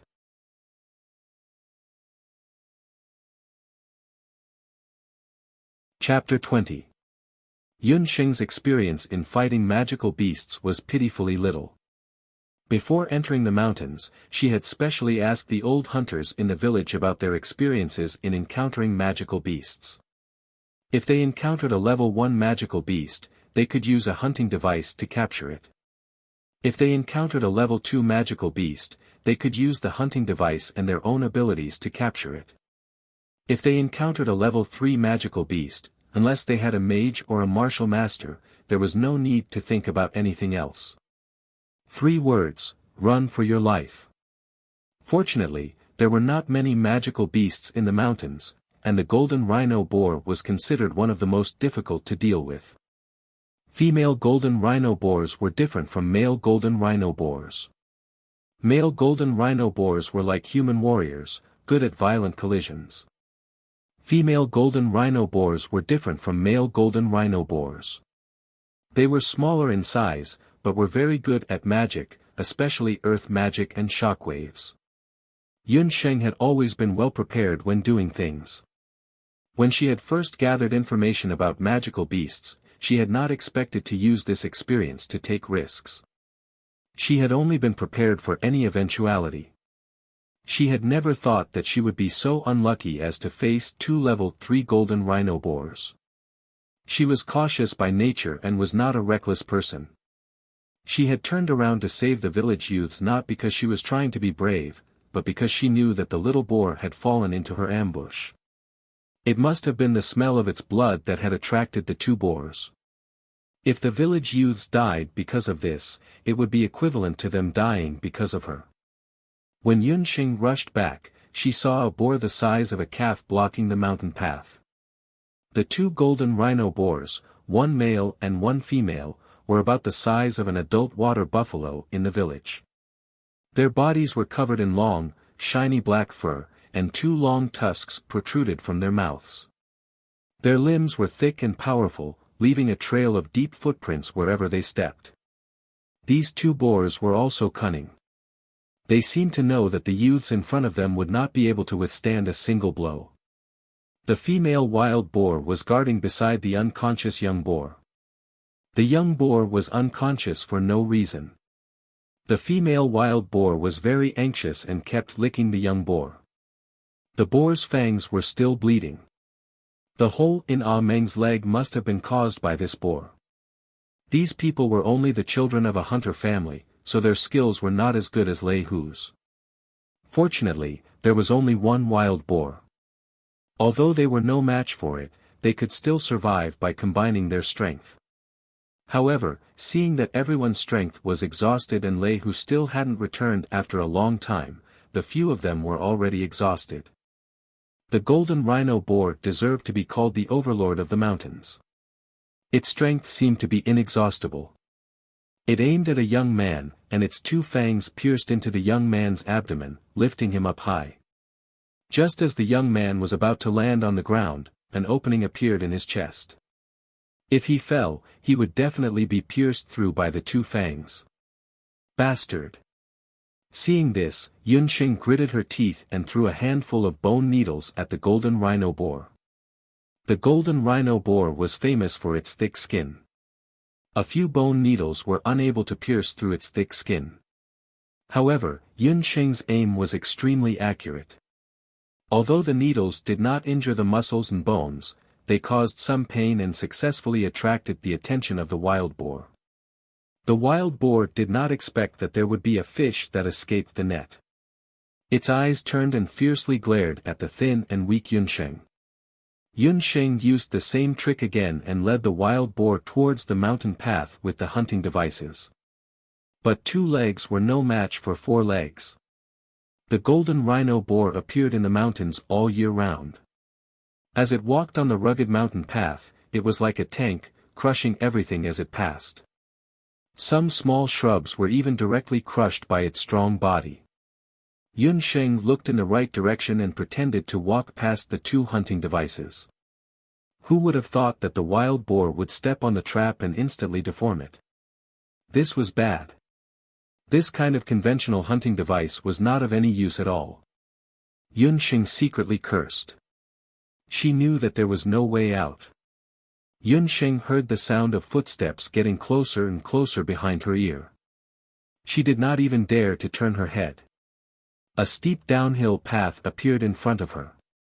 Seeing that Yun Sheng was about to rush down, she suddenly changed her pace. Like a little monkey, she climbed up a tree. The wild boar charged forward and directly rolled down the mountain. The wild boar's cumbersome body rolled all the way down and it let out a burst of furious howls. The wild boar that weighed no less than 300 pounds tried to climb out of a withered leaf. Unexpectedly, at this moment, the soil under its body collapsed, and muddy bubbles appeared one after another. At the bottom of the hill, there was actually a bottomless marsh gas pool. In this kind of deep mountain forest, the withered leaves piled up together and did not see the sun all year round. The withered leaves and rotten branches rotted and could easily form a deadly marsh. The hunters of Banana Leaf Village had relied on hundreds of years of hunting to figure out the most dangerous swamps in the Thousand Beast Graveyard Mountain area.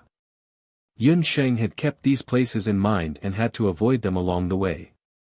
The golden rhino boar was also blinded by anger, which was why it followed Yun Sheng and ran around randomly.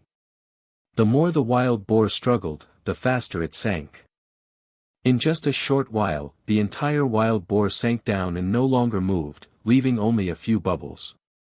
Yun Sheng waited until the golden rhino boar had completely sunk before she gasped for breath and climbed down from the tree. Fortunately, she was smart and had already discovered that there was a marsh at the bottom of this hill. Even if it was a level 3 magical beast, if it encountered a large marsh without wings, there was only a dead end. After taking care of one, there was still another. Yun Sheng touched the bone needles on her body. In her panic, she had used many bone needles and there were not many bone needles with anesthetic left. Yun Sheng was a little regretful. Although the anesthetic had a temporary paralyzing effect, the bone needles were obviously too weak for a huge magical beast like the golden rhino boar. The female golden rhino boar was guarding the little wild boar and could not be lured away. If she wanted to kill it, she could only do it with her wits. Yun Sheng took out the small scalpel, bit it in her mouth, and quietly dived back.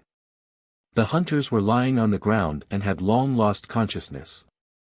The female golden rhino boar was suspicious and looked in the direction that Yun Sheng and the male golden rhino boar had disappeared. After a long time, even the female golden rhino boar realized that something was wrong. Could it be that a little girl who looked like a little girl was more difficult to deal with than a few teenage boys? At this moment, there was a rustling sound from the side of the thicket. The female golden rhino boar was alert. It spread out its 4 limbs and a light flashed in its eyes. An earthy yellow magic array appeared under its feet and its 4 limbs stomped. A cloud of dust flew and the hard mountain ground changed in an instant, as if a calm lake was disturbed. The ground instantly became the surface of a lake with wind and waves. A wave of vibration rose and with a whoosh, it attacked the thicket. Just as the female golden rhino boar used its first magic attack. An inconspicuous figure scurried down from the tree like a goshawk crouching to hunt and suddenly landed on the back of the female golden rhino boar.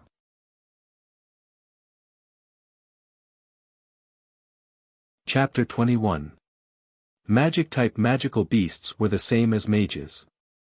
They were good at long-range attacks and not good at close combat. Moreover, after launching a magical attack, they needed to accumulate magical elements for a second magical attack. Yun Sheng had anticipated this point, so she hid in the tree and waited for the female golden rhinoceros boar to launch a shockwave before swooping down. She rode on the female golden rhinoceros boar's back and clamped her legs tightly around the golden rhinoceros boar's waist.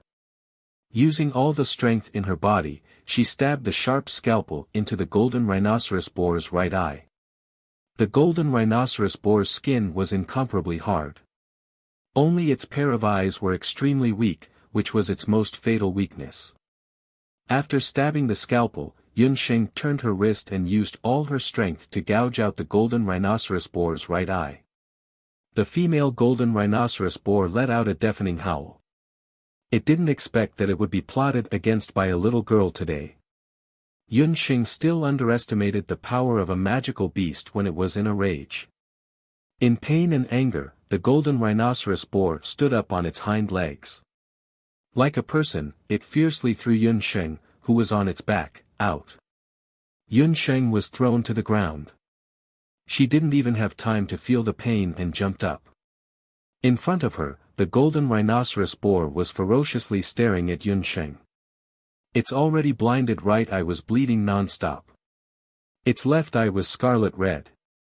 Under its feet, an earthy yellow magical formation formed once again. Yun Sheng's face was pale.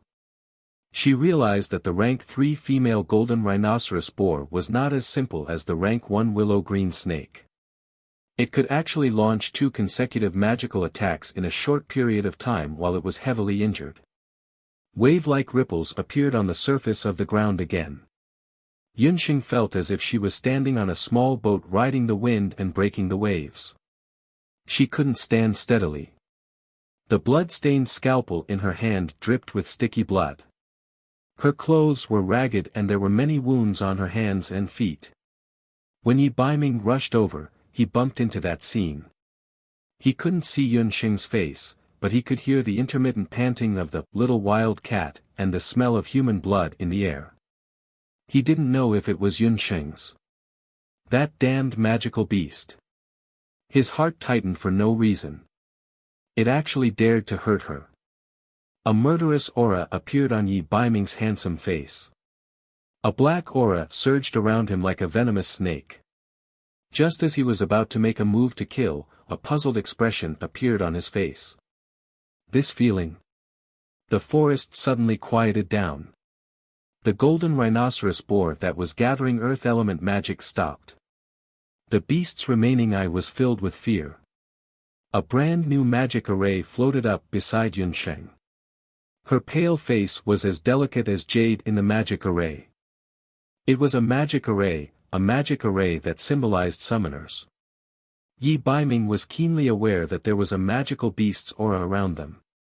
This aura was abnormally active. Beast summoner. Yi Baiming's mouth twitched. He didn't know whether to laugh or cry. It turned out that the little wild cat was quite black-bellied. She was actually a beast summoner. But why didn't her magical beast come out for a long time? Even Yi Baiming was very curious for a moment. What rank would the summoned beast be? He even wondered what the other party's attribute would be. Inside the summoning array, the magic lines flashed, but the beast didn't appear as expected. Bobo? Yunxing summoned for a long time, but found that the damned Bobo didn't appear. Just as Yunxing was stunned, the golden rhinoceros boar had already accumulated enough magic elements. A terrifying small vibration wave was about to form. Just as the golden rhinoceros boar was about to launch a fatal blow. Yunxing gritted her teeth and ran forward. At this juncture, she had no ability. She could only desperately escape. Beneath her feet, the ground shook like a tide. Yunxing staggered and fell to the ground. She seemed to have felt the golden rhinoceros boar behind her approaching, and the heavy golden rhinoceros boar's hooves breaking her spine. At this moment, there was a suspicious tremor in the trees in front. A small beast figure came out from the trees. Xiao He. Yunxing didn't expect that Xiao He puppy didn't leave and had been following her. The puppy's light brown eyes were a bit blank, as if it didn't understand why Yunxing was lying on the ground. Behind her, the golden rhinoceros boar's cumbersome body was approaching step by step. Go! Yunxing didn't want to see the puppy get involved, so she shouted with all her might. Her trembling voice and face full of wounds were reflected in Xiao He's pupils. There was a touch of anger in its eyes. As if it understood something, it took a step back. Suddenly, its light brown eyes sparkled. It stuck out its tongue and licked Yunxing's face. Shaking the short black fur on its body, Xiao He's short limbs kicked hard. Its body was like a sharp arrow leaving the bowstring, and it suddenly pounced behind Yunxing. After a few days of recuperation, Xiao He's injuries had recovered a lot. Its limbs were indescribably agile. It avoided the vibrations of the golden rhinoceros boar and leaped onto the treetops. Xiao He shook its short fur in an extremely natural and unrestrained manner. Its eyes shone brightly, and a mysterious force that was like fighting energy, but also like magical elements, was emitted from its body. It raised its head and let out a low growl from its throat. A howl that sounded like a lone wolf. That howl scraped through the entire forest. In the forest, the wild beasts were restless. Yi Baiming was shocked. He couldn't help but widen his eyes. This was a battle technique. That howl was like a wolf's, and it was full of vigor that shook the entire forest. The blue sky that was covered by the shade of the trees suddenly darkened. The light in the sky above the forest suddenly disappeared. It was as if someone had used a black cloth to cover all the light within a 1-mile radius. Xiao Hei's battle technique awakened, Sky Devourer. The effect lasts for 15 minutes. In this moment, the forest was so dark that one couldn't even see their own fingers if they stretched out their hands. Yunxing witnessed this scene and was shocked. She didn't expect Xiao Hei to have such a battle technique. But the surprise only lasted for a moment. Yunxing immediately realized that this was a great opportunity to ambush the golden rhinoceros boar. The opportunity couldn't be missed. A golden light flashed in Yunxing's eyes. She aimed at the huge creature that was faintly visible in the darkness. She gathered all the strength in her body and aimed at the golden rhinoceros boar's heart. Using both her hands and feet, she strangely rushed up. The power of the dark needle burst forth from Yunxing's small body. Pain quickly spread in the golden rhinoceros boar's eyes. That strange force in its heart instantly tore its heart apart. A dying magical beast was terrifying. When the golden rhinoceros boar's heart was pierced, Yunxing only felt a huge force coming at her. The next moment, her whole body was flung away. Before she lost consciousness, she felt her body fall into a hard arm. That pair of arms was strangely familiar.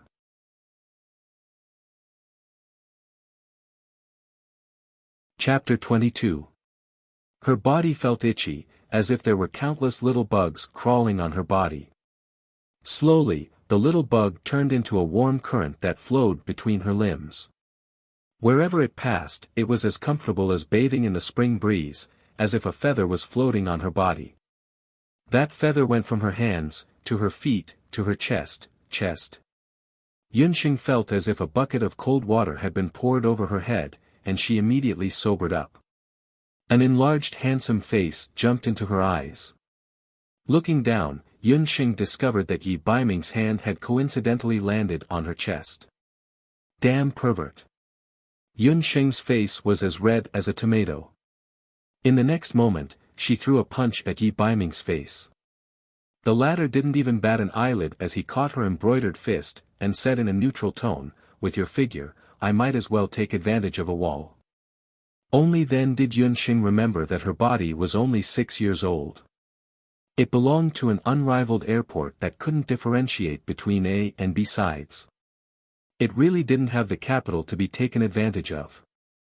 Why did Yi Baiming appear here, and why did he touch her body? Didn't his mother teach him the concept that men and women shouldn't touch each other? In a flash, the last scene of the fight with the golden rhinoceros boar flashed across her mind. The sky-swallowing dog's battle technique had caused the surroundings to be covered in darkness. She had taken the opportunity to sneak attack the golden rhinoceros boar. As the golden rhinoceros boar was dying, she had been thrown out, and then she had been caught by someone. Yunxing secretly circulated her qi, and discovered that the meridians in her body had become much more active. One of her 8 extraordinary meridians, the Yinwei meridian, had actually been opened. Just now, Yi Baiming had circulated his qi to help her open up her meridians. Did this count as dropping a sesame seed and picking up a watermelon? Yunxing couldn't believe it. Why did he help her? You're the stupidest person I've ever met. You knew you weren't strong enough, yet you still fought. Just now, if I was a step slower, you would have died under the golden rhinoceros boar's hooves. Yi Baiming stopped. His expression wasn't good, and his words were filled with anger. Just now, when Yi Baiming massaged Yunxing's blood, he had used up a lot of internal energy. Yi Baiming. When it seemed that Yunxing was about to be swept under the golden rhinoceros boar's feet. Yi Baiming just. Yunxing, it. Yi. Even though Yi Baiming was blind, at that moment, a strange power surged in his body. Yunxing pursed her lips. Damn child. What right did he have to lecture her? I'm more than twice your age. But thinking about it, she was a little rash. In the end, it was because she had too little experience fighting magical beasts. Xiao Hei. Yun Sheng looked around and found the little puppy curled up and lying on the side. It looked like the battle technique just now had exhausted it. This magical beast. Yi Baiming pursed his lips. The words were on the tip of his tongue, but he didn't ask them. Yun Sheng's body had recovered quite a bit under the influence of his internal energy. After adjusting her breathing on the spot for a while, she could walk normally. The female golden rhinoceros boar's corpse was still lying on the side. Luckily, at the last moment, the hidden needle of the divine needle of medicine had shown its effect. Yun Sheng had used all her strength in the needle and should have dealt a fatal blow to the golden rhinoceros boar's heart. The effect was not inferior to hitting a cow through a mountain. Yun Sheng did not forget her duty as a doctor. The first thing she did after waking up was to check on the injured hunters. Luckily, after a round of examination, she found that these people did not have any vital injuries. She simply bandaged their wounds. After a while, Lei Hu also limped over with Ah Meng, who had just woken up. "What happened to your chin?" Yun Sheng saw that Lei Hu's chin was dislocated and he could not speak clearly. Without another word, she straightened his chin with a crack. Everyone was dumbfounded. Lei Hu rubbed his chin and realized that his chin really didn't hurt anymore. He stuttered and wanted to say something, but under Yi Baiming's cold gaze, Lei Hu did not dare to make a sound. This female golden rhinoceros boar is not small. I think it's more than 300 pounds. Yun Sheng was delighted. Tonight's roasted golden rhinoceros boar was settled again. Don't have any ideas about that golden rhinoceros boar. Yi Baiming narrowed his eyes and moved his fingers. A green magic array rose from under the golden rhinoceros boar's heavy body. The magic array suspended the golden rhinoceros boar's body, which weighed several hundred pounds, and easily lifted it up. This golden rhinoceros boar is mine. That small one is yours. Carry it yourself. Yi Baiming slipped away and disappeared. He left behind a stunned Yun Sheng and a group of bitter companions. After a while, an angry roar came from the forest. "Yi Baiming, you bastard!" A few crows that returned at night cawed and flew over. Miss Yun, will help you carry it down." Lei Hu saw that Yun Sheng was on a rampage and had nowhere to vent his anger. He gathered his courage and went forward with a few companions. "Miss Yun." Yun Sheng really wasn't used to such genteel words coming out of the mouth of a boor like Tsong Lei Hu. Yun Sheng thought for a moment and decided to dispose of the small golden rhinoceros boar first. A rank 2 golden rhinoceros boar being carried down the mountain was still too eye-catching. Yun Sheng, Lei Hu, and the others discussed and divided the golden rhinoceros boar according to the rules of the mountain. This mountain disaster turned out to be a blessing in disguise. Even though the biggest piece of meat was snatched away by Yi Baiming, this small golden rhinoceros boar was still pretty good. Yun Sheng took advantage of the fact that the sky wasn't dark and hurriedly skinned and deboned the golden rhinoceros boar. After busying herself for half an hour, she successfully divided the golden rhinoceros boar. This entire process caused the nearby Lei Hu and the others to tremble from head to toe. All of them didn't even dare take a deep breath, and they prostrated themselves in admiration towards Yun Sheng's miraculous skill in splitting the pieces. Anyone who had hunted magic beasts before knew that gathering magic beast meat and skinning magic beast skin was a great skill. If there was even the slightest mistake, it would be a great waste. But this small golden rhinoceros boar that weighed less than 100 catties was like a ball of flour that could be casually kneaded in Yun Sheng's hands. It was very smooth. Yun Sheng's dissecting skills were truly too astonishing. She used all of her surgical skills on the golden rhinoceros boar. Skin was skin, bone was bone. A small scalpel was terrifyingly nimble. She was more skilled than any butcher in the village. Looking at her age, Lei Hu and the others really suspected that she was a butcher in her previous life. Moreover, she was a female butcher who killed without blinking an eye and destroyed the corpses without leaving a trace. Oh my God, they would never dare to offend her again. When evening came, the golden rhinoceros boar was divided up. Yun Xing's title had already been promoted from Miss Yun to Big Sister. In just one day's work, Yun Xing's status had smoothly changed from Little Trash to Banana Leaf Village's new king of children.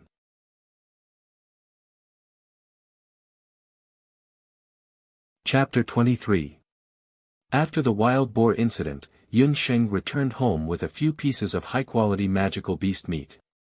After explaining the origin of the magical beast meat to her father, Yun Xing cut some of the meat into minced meat and carefully fed it to Xiao He. Today, she was able to successfully escape from the mountain thanks to Xiao He. After going through such a life-and-death ordeal, the relationship between Yun Xing and Xiao He was obviously much more stable. If she didn't compare, she wouldn't have known. But now that she did, she almost vomited blood. Yun Xing quickly thought of her real summoned beast, that damned egg. In the Yun family's small house, the oil lamp was quickly extinguished. Yun Xing tiptoed out of the house and came to an open space in the medicinal field. After the magic circle lit up, it took a long time for the winged egg to appear. At this moment, the egg closed its wings and let out a loud flapping sound. Damn, it was actually sleeping.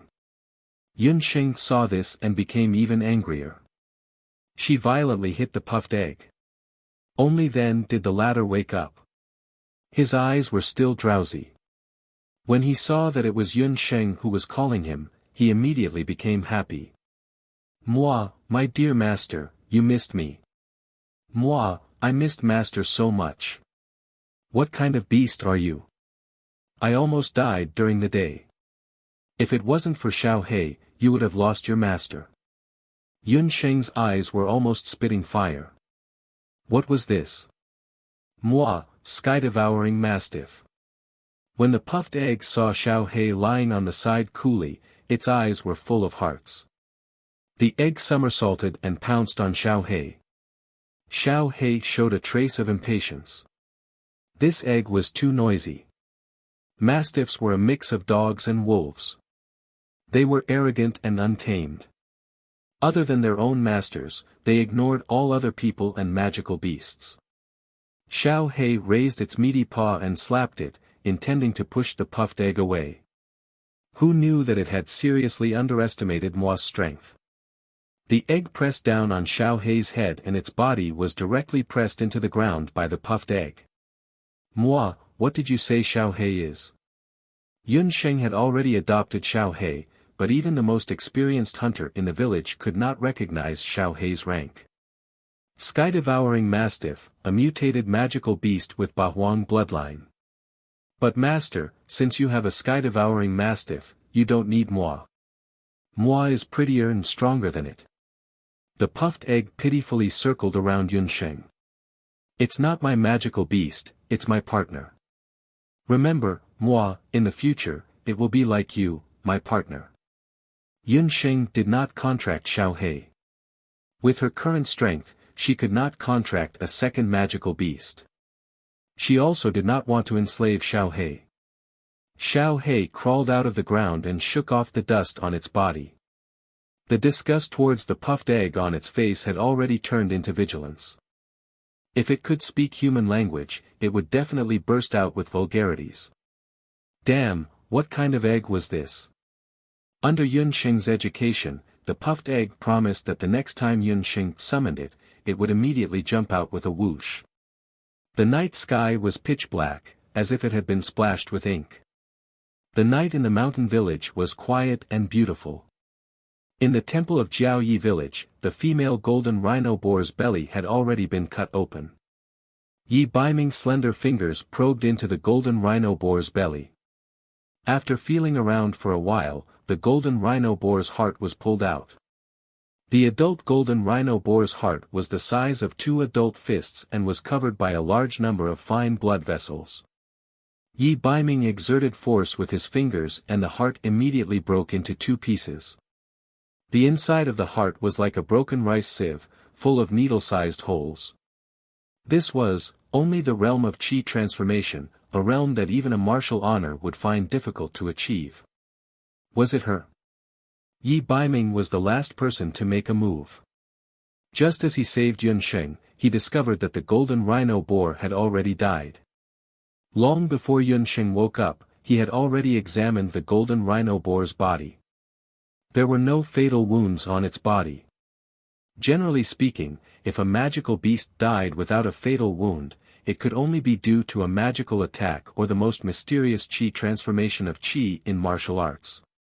That was to cultivate one's qi to perfection and be able to kill without leaving a trace, making it impossible for people to guard against. Yi Baiming vaguely remembered that the moment he fell into Yun Sheng's hands last time, a strange power seemed to have entered his body. She could summon magical beasts. Although the summoning wasn't successful, she could use mysterious qi, but she looked too weak to stand up to a gust of wind. Yun Sheng, who exactly are you? While Yi Baiming was deep in thought, the sound of footsteps came from outside his room. When Great Magus Yang pushed open the door and entered, he said in a strange tone, "I haven't seen you all day today. Where did you go?" "I went into the mountains to hunt." "Didn't you say that I didn't have enough soul stones?" Yi Baiming waved his hand and a 20-year soul stone fell into Great Magus Yang's hand. He had collected a soul stone from the female golden rhino boar's body. A 20-year soul stone. Are you trying to fool a child? If I want to increase my cultivation, I need a 200-year soul stone. I'm really unlucky.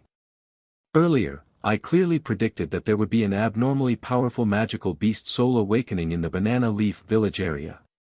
I asked for help. Who would have thought that there wouldn't even be the slightest bit of a powerful magical beast's aura?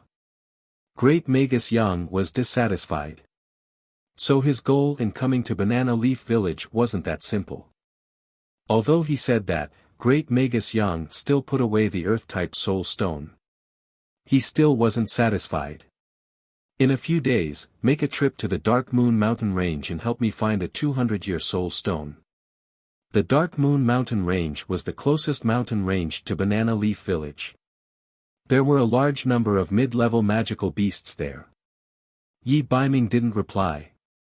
His silence indicated that he wasn't willing to do it. Not going. Don't tell me you don't plan on curing your eyes. In this world, only I can cure your heavenly blindness. Great Magus Yang let out a crow's unpleasant laughter. Heavenly blindness referred to a person who was born blind.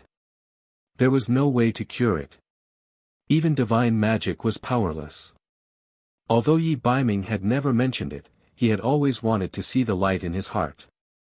In his mind, he was constantly thinking about how he had lost everything that should have belonged to him because he was blind, until Great Magician Yang appeared. He had said that he could cure his eyes. If only he could see. Various memories of the past flashed through his mind. His indifferent royal father, the palace servants who gossiped behind his back, the young girl who had resolutely left, and his mocking royal older brother. Yi Baiming knitted his brows and clenched his fists. The expression in his eyes was unclear.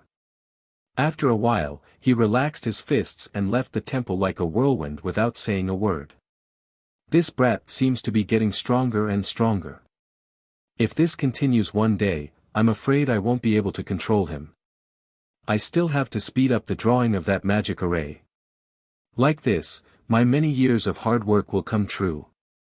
Great Magus Yang thought to himself.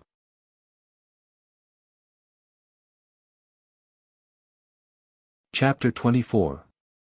After the wild boar incident, Yun Sheng's days as a herbalist continued to pass peacefully and orderly. Her accumulation of magical elements did not improve much. Yi Baiming had also mysteriously disappeared. According to Great Magician Yang, he had gone out to train. Yun Sheng was a little surprised. In her impression, Yi Baiming almost never practiced martial arts. Every time she saw him, he was either sleeping on a tree or secretly eating. She did not expect him to go out to train. After eating magical beast meat for a while, Xiao Hei's body became a lot stronger. However, its size did not change much. Other than Yun Sheng and the puffed egg, which it could not resist, it looked like a cool black dog to the other villagers, including Yun Songhai. Yun Sheng found out from the puffed egg that Xiao He was a mutated magical beast. Although Yun Sheng did not know much about magical beasts, she knew that mutated magical beasts were very rare on the mainland. Lei Hu and his men also agreed that they would never reveal what happened on the mountain. Lei Hu stayed in the village for a few days before returning to town. Before he left, he didn't forget to wave his fist and warn his friends in the village to listen to Big Sister's words. After the herbs in the temple were sorted out, they began to receive patients one after another. However, Yi Baiming still did not return. The villagers who came to the temple were all suffering from headaches, fevers, diarrhea, and other minor ailments. 1 or 2 doses of medicine were enough to cure them. Therefore, Yun Sheng did not have the chance to see great magician Yang use the so-called light magic to treat patients. Days passed like this for a few months. Due to proper care, Yun Sheng's herbal field welcomed a harvest. Under the bright and beautiful sun, the hemostasis flowers bloomed beautifully in the Yun family's herbal field. Compared to other farmers' fields, the yield per mu was at least 20% higher.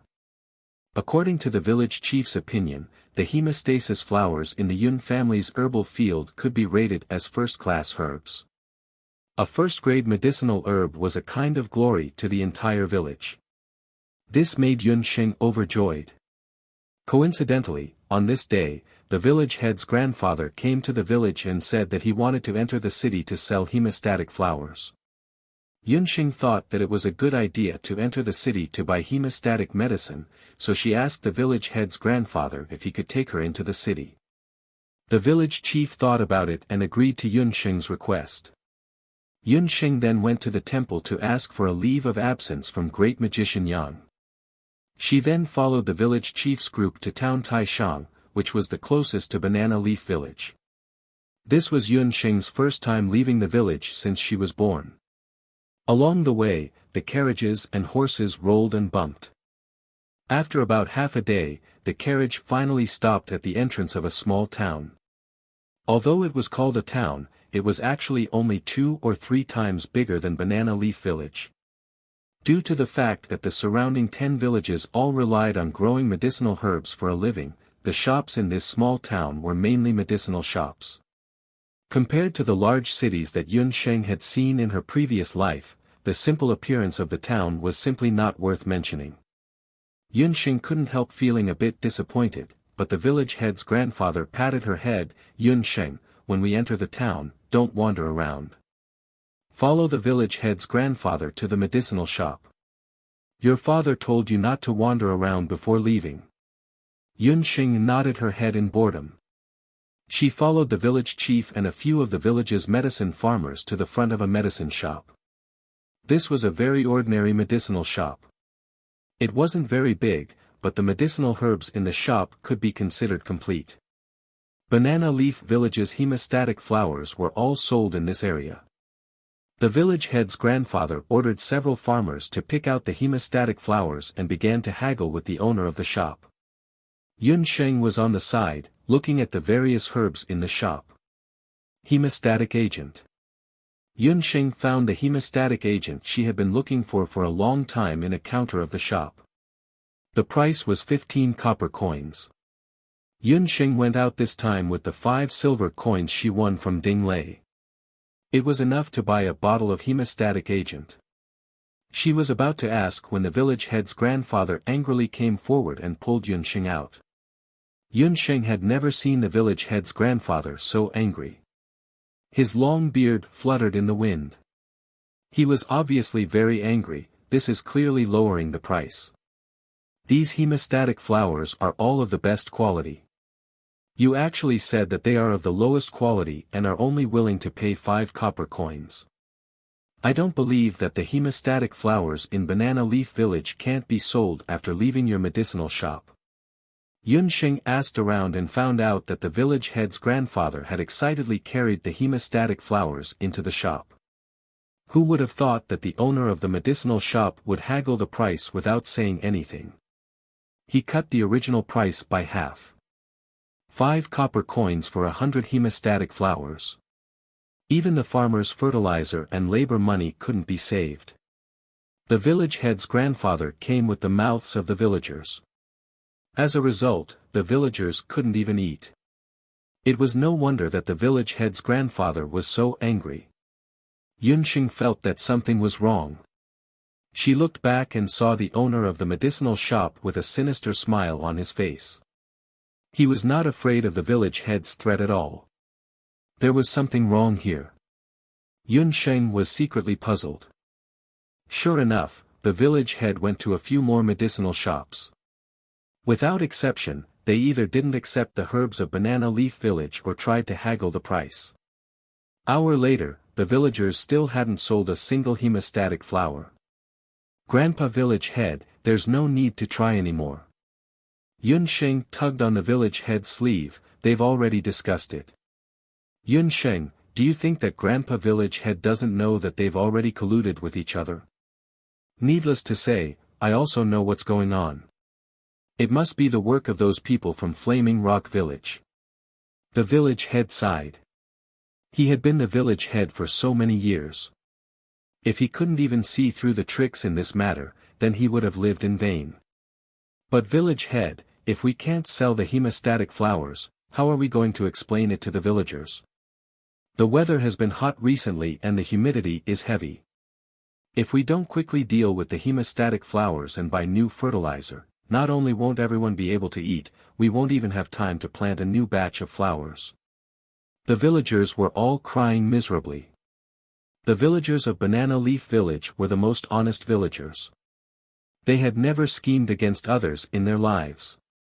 This was the first time they had encountered such a situation.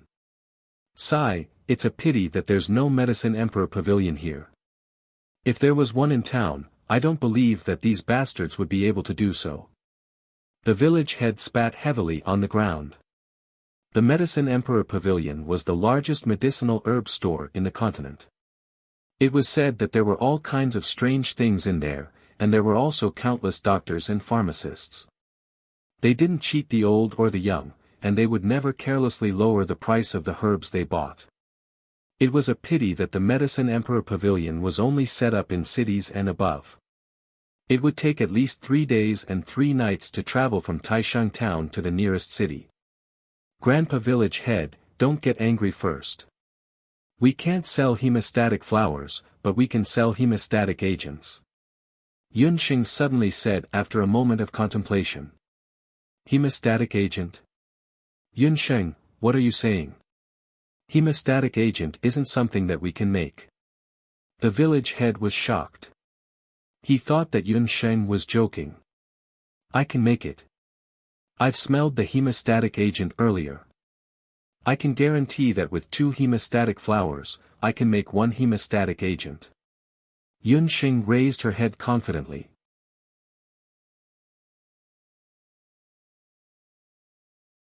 Chapter 25. When they heard that Yunxing wanted to make her own medicine, other than the village head, almost all the villagers didn't believe it.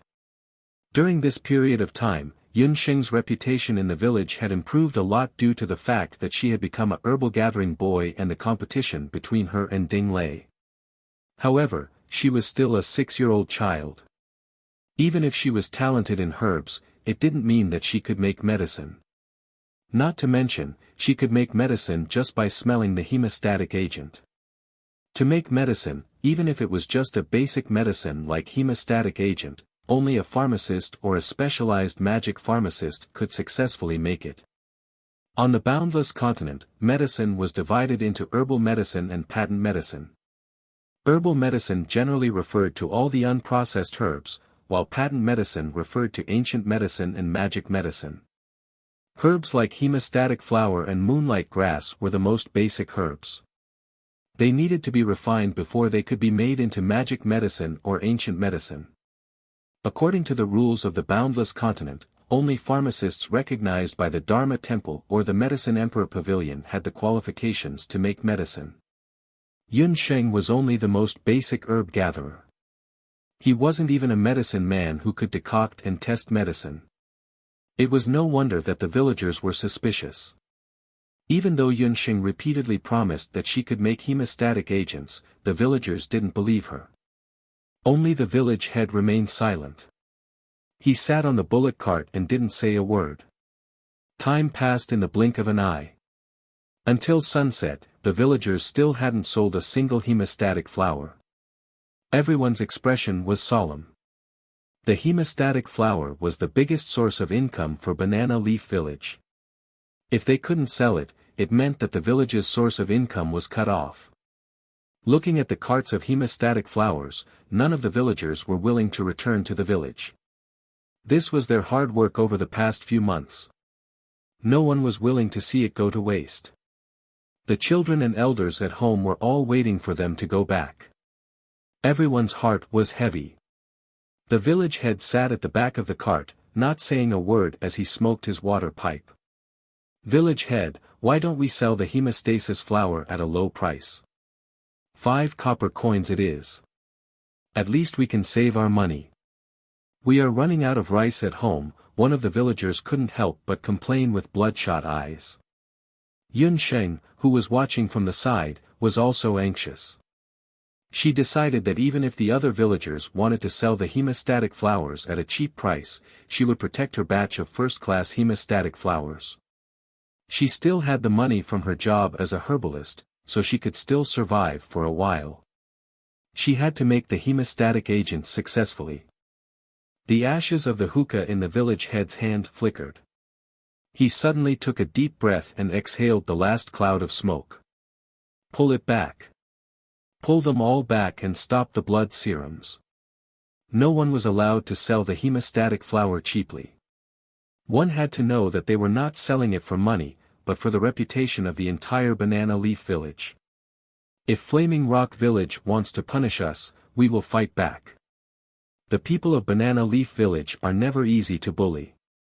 It had been a long time since Grandpa Village Head had made such a big fuss. He was indeed a sorcerer who had once served in the army.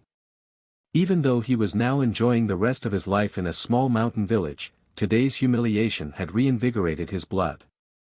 The village head's words were like thunder exploding in the ears of every villager. It also woke up the villagers who had originally intended to compromise.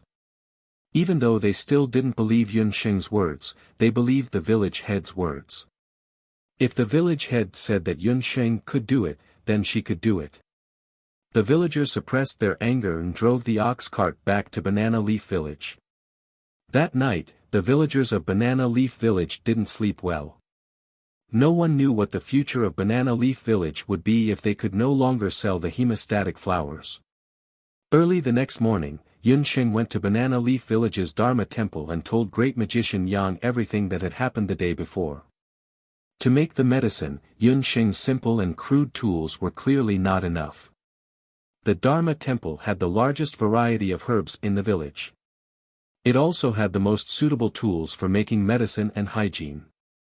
Grandpa Village Chief had also informed Great Magus Yang in advance. Great Magus Yang didn't have much interest in Yunsheng saying that she wanted to make a hemostatic medicine. He was a magus. Even if he wanted to refine something, he would mainly use magic medicine. In his eyes, ancient medicine was just some inferior medicine to treat headaches and fevers. Great Magician Yang wouldn't interfere with the village's affairs.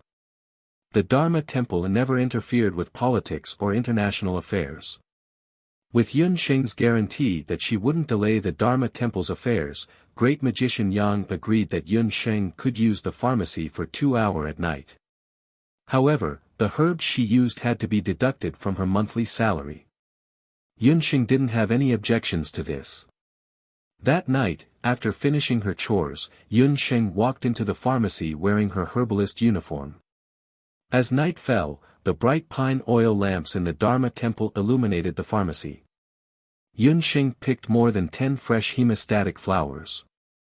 Recalling the smell of the hemostatic agent she had smelled in the herb shop yesterday, she opened the drawers of the pharmacy. The raw material is hemostatic flower. Other than that, there are also red currant flower, fleece flower, and arcane stone. There seems to be something missing. Yunsheng quickly found the smell of the different herbs in the hemostatic agent based on her memory. Yunsheng, who was born in the Shenong family, grew up in a pot of herbs. Her tongue and nose were only slightly inferior to her eyes, which had been trained in the Shenong eye. As long as she smelled the herbs, even if she didn't recognize the name, she would be able to identify them clearly the next time she smelled them. However, after grinding the corresponding herbs, she realized that the medicine seemed to be missing something. However, she couldn't remember what it was exactly. The wick of the pine oil lamp was swollen from the suction. 4 hours quickly passed. Yunsheng still couldn't find the last herb. The agreed time with great magician Yang had arrived. Yunsheng could only extinguish the oil lamp and walk out of the Dharma temple. When she walked out of the Dharma temple, a small black shadow scurried in front of her. Yunsheng didn't even frown. Xiao He took a big stride and scurried in front of Yunsheng. Although it was already a part of the Yun family, Xiao He seemed to be a little afraid of Yun Sanghai. When Yunsheng wasn't around, it would spend most of its time outside. When Yunsheng was about to return, it would pick her up at the entrance of the Dharma temple. One dog and one person, two hazy shadows, big and small, walked between the fields of Banana Leaf Village. Xiao He was running happily at the side with the sounds of insects. Suddenly, a field mouse jumped out from the field ridge. Xiao He didn't say anything and pounced on it. This pounce caused the night dew on the field ridge to splash all over Yunsheng's ankle. The fresh and moist smell of the dew assaulted her nose. Yunsheng was stimulated by the cold dew and thought of something. She finally knew what her hemostatic medicine was missing.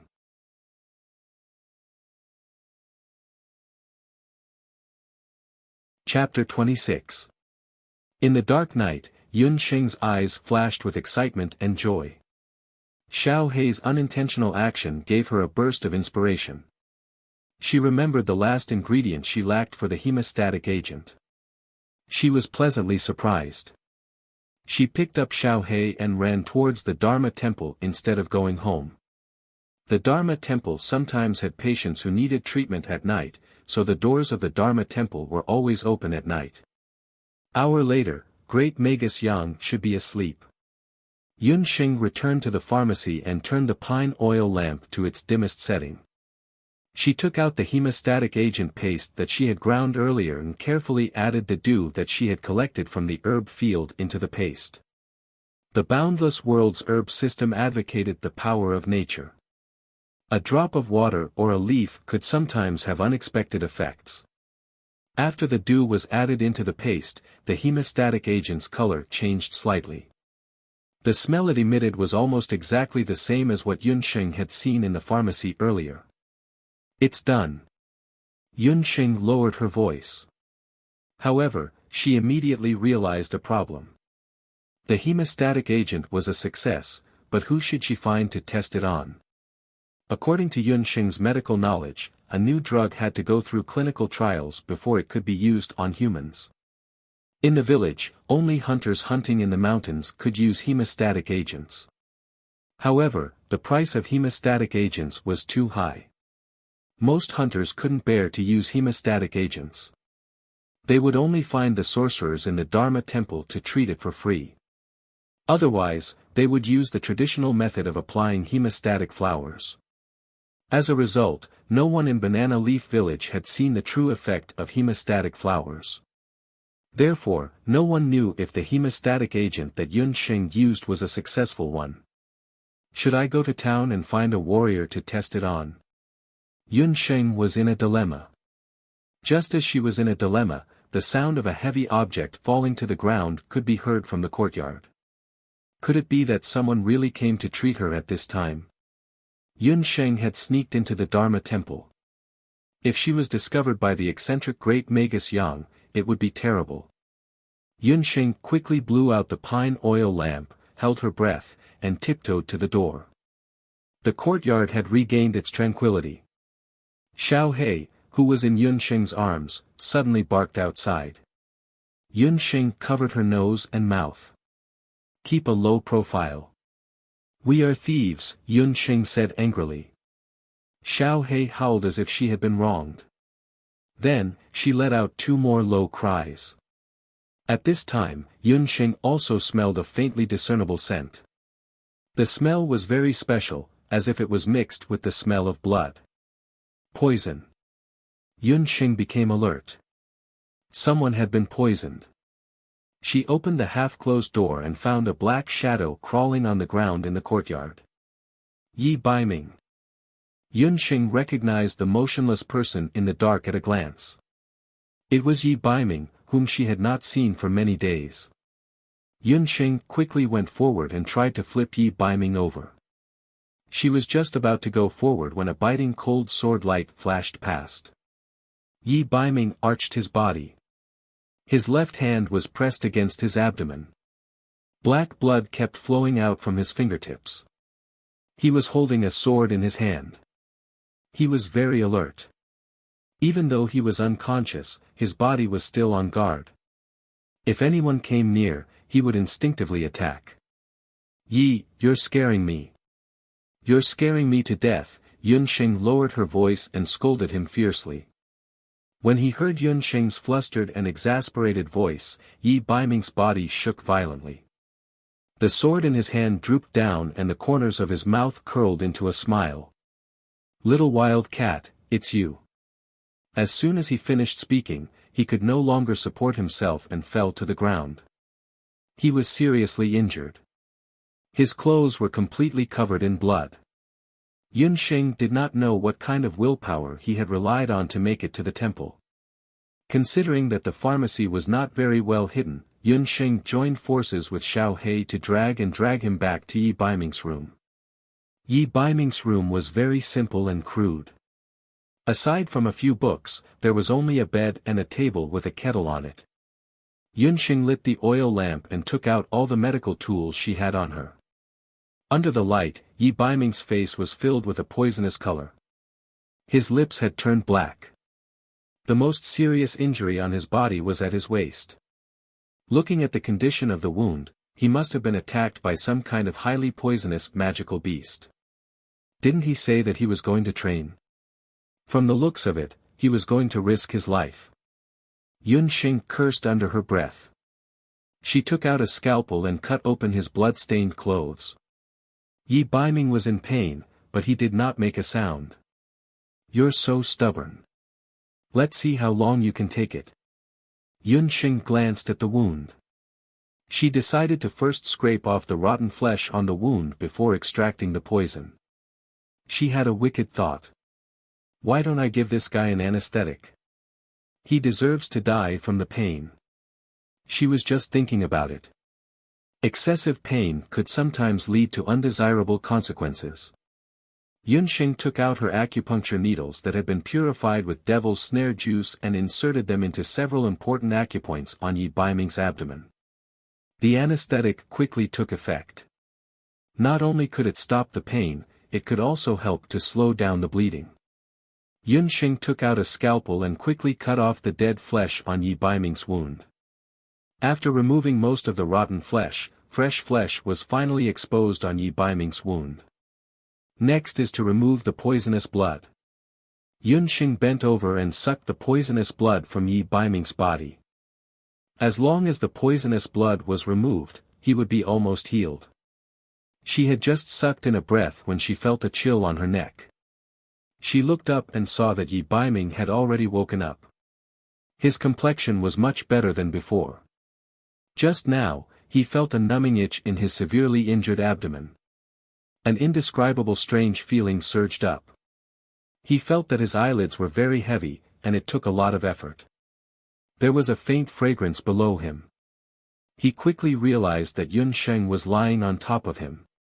Yi Baiming was a few years older than Yun Xing. Due to his upbringing, he knew more about the matters between men and women than the average person. Just then, Yun Xing lifted her head. Although he couldn't see Yun Xing's face, Yi Baiming had already pictured this scene in his mind. You. Do you want to die? There's poison in your wound. Yi Baiming didn't know what to do for a moment. TSK, he really had a demon-level physique. The devil's snare anesthetic that could paralyze a cow only lasted for a few minutes on him. Yun Xing cursed under her breath. She said unhappily, the poison is transmitted through blood. You won't die. After saying this, she bent over and sucked a few more mouthfuls of poisonous blood from Yi Baiming. Blood transmission? What was that? Yi Baiming was stunned. He didn't understand what Yun Sheng was talking about. After sucking all the blood, Yun Sheng took out a newly developed hemostatic agent and poured half of it on Yi Baiming's body. Alright, for the next few days, avoid water, avoid spicy food, avoid meat and fish. You can't use force. Calm down, and cook some anti-inflammatory herbs. Yun Sheng yawned. Looking outside, it was already past the third watch. If she still didn't return, she was afraid that Yun Songhai would come out to look for her. Yi Baiming lowered his head and looked at the almost perfect bandages on his body. His expression was strange. Just as he was about to ask, his expression suddenly changed. He stretched out his arm and pulled Yun Sheng's body onto the bed. He lifted the quilt and pressed her under his body.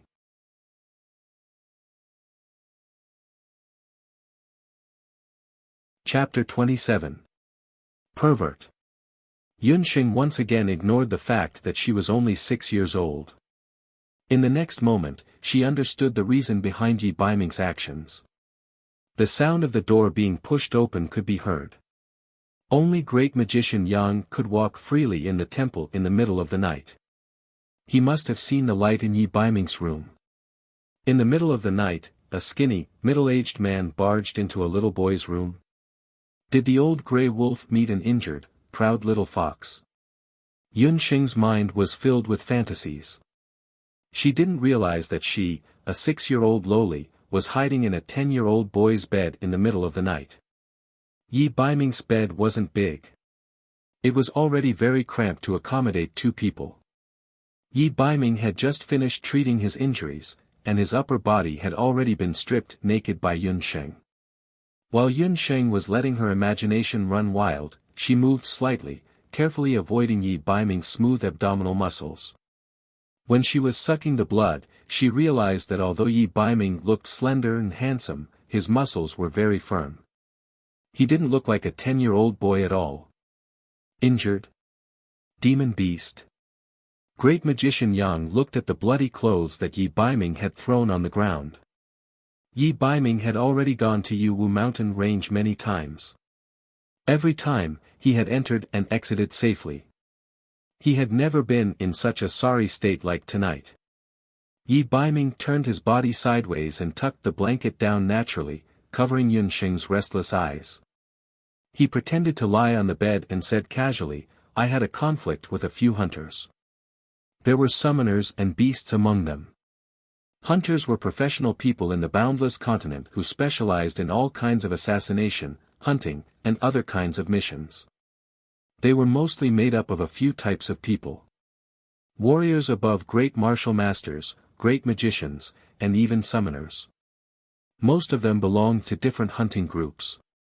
Most of them were martial grand masters and above. Their skills were extraordinary. For the sake of money, they would do anything. They were a group that made people apprehensive on the continent. It was already a miracle that Yi Baiming could escape with serious injuries under the siege of several adult hunters. The poisonous wound on his abdomen seemed to be caused by the hunter-summoner's beast. Has the wound been treated? Great Magus Yang's tone was cold, without a trace of warmth. The interaction between the two of them didn't seem like the interaction between master and disciple, but more like, Yun Sheng pondered, unable to discern the relationship between Yi Baiming and great magician Yang. I applied some hemostatic flowers. Yi Baiming frowned slightly. The little wild cat under him moved restlessly. He could feel her delicate nose rubbing against his chest. Noticing that something was wrong with Yi Baiming, great magician Yang took a step forward and said, let me take a look. Seeing that he was about to remove the blanket first, Yun Sheng, who was hiding under the blanket, felt her heart almost jump out of her throat. You were the one who sent them. Yi Baiming suddenly tensed up and pushed Great Magician Yang away with one hand. Yun Sheng wasn't on guard and the bridge of her nose bumped into his wound. The wound that had just stopped bleeding burst open again. Warm blood flowed down Yun Sheng's cheek. A hand quickly reached under the blanket and quickly wrote a few words on Yun Sheng's back, "Don't make a sound." After Great Magician Yang heard these words, his hand that was about to test Yi Baiming paused. He laughed dryly, "How is that possible? You're my disciple. What good would it do me to hurt you? Perhaps you didn't want them to kill me. You just wanted to test me and see how strong I really am. Don't worry, I promise to give you my magic soul as long as you can heal my eyes." Yi Baiming's blood had already soaked the blanket. Yun Sheng could smell the thick scent of blood. Magic soul. Eyes? Yun Sheng's eyes suddenly widened. Their conversation was very strange. Why was she so confused when she heard it? She couldn't understand what they were talking about even after a long time. That's right. That was our agreement. As long as I heal your eyes, you will give me your magic soul, your unparalleled magic soul. 5 years have passed, and there's only one step left in my magic array. As long as you can find a 200-year-old magical beast soul stone, I'll be able to heal your eyes. Great Magus Yang couldn't help becoming excited, his eyes filled with excitement. I will abide by our agreement. Find a 200-year-old magic beast soul stone and immediately get out of my room. Yi Baiming already felt a wave of dizziness. He clenched his teeth and held on to his last breath of Do Qi. He knew that Great Magus Yang was an incomparably cruel person. If he couldn't hold on and collapsed, Yun Sheng, who was hiding under the blankets and had eavesdropped on Great Magus Yang's shocking secret, would definitely die. Then you rest well. I'll wait for your soul stone. Great Magician Yang smiled. He was already used to Yi Baiming's impudence. Geniuses were often arrogant and unruly. Yi Baiming was a genius, but he couldn't escape from the palm of his hand. Under the blanket, Yun Sheng was startled by the conversation between the two. Using his magic soul in exchange for his eyesight. It wasn't until Great Magician Yang left the room that Yi Baiming finally couldn't take it anymore and fainted for the second time. This time, he didn't wake up until the latter half of the night. His first reaction when he woke up was to touch his pillow out of habit. There was always a sword beside his pillow. His movements were too big and pulled at his wound. He couldn't help but groan. If you don't want to live, then move again and drink this bowl of brown sugar water. Yun Sheng opened her large eyes and removed the wet cloth from Yi Baiming's forehead. After Great Magician Yang left, Yi Baiming's physical strength couldn't take it anymore and he lost too much blood. He had a high fever that didn't subside. Luckily, Yun Sheng helped him with heat dissipation treatment in time. Otherwise, even if he didn't die, his brain would have been damaged. What the hell is that? I don't eat sweets. Yi Baiming smelled a trace of sweetness and turned his head away in disgust. But in the next moment, his tall nose was pinched by a pair of soft little hands and the hard edge of the bowl hit his teeth. Yun Sheng forcefully pinched Yi Baiming's nose and forced the large bowl of brown sugar water into his mouth. Little wild cat, you dare to force medicine into my mouth. You know who I am. Yi Baiming was like an angry wolf cub. He grabbed Yun Sheng's collar and acted like he was about to explode. I'm saving your life. I don't care what kind of dirty business you have with Great Magician Yang. Under my, Yun Sheng's, there has never been a patient that I can't save. If you want to have a chance to see your mother again, you'll have to eat whatever I feed you for the next few days. Yun Sheng wasn't flustered. Her words were clear and pleasant to the ear. As soon as she finished speaking, Yi Baiming's hand froze. He mumbled, how do you know about my mother? You were talking nonsense when you had a high fever. You called out for your mother for several hours and didn't let go of my hand. You're better than me. My mother died a long time ago. Yunxing curled her lips and said carelessly. There was a moment of silence in the room. Yi Baiming's handsome face had a suspicious expression. He softly said, I'm sorry. Don't worry. Everything you said last night was nonsense. What I heard was also nonsense. I won't say a single word. Yunxing understood that knowing too much would shorten one's life. She checked Yi Baiming's wound. After confirming that it had healed, she took advantage of the fact that the sky was still dark to quietly sneak back home. After Yunxing left, Yi Baiming sat on the bed as if in meditation. He took out an exquisite ring from his body. It was a storage ring. There were several soul stones stored in the ring. One of them was a 200-year-old magical beast soul stone. You're tuning in to the Han Li's Wuxia Adventures YouTube channel.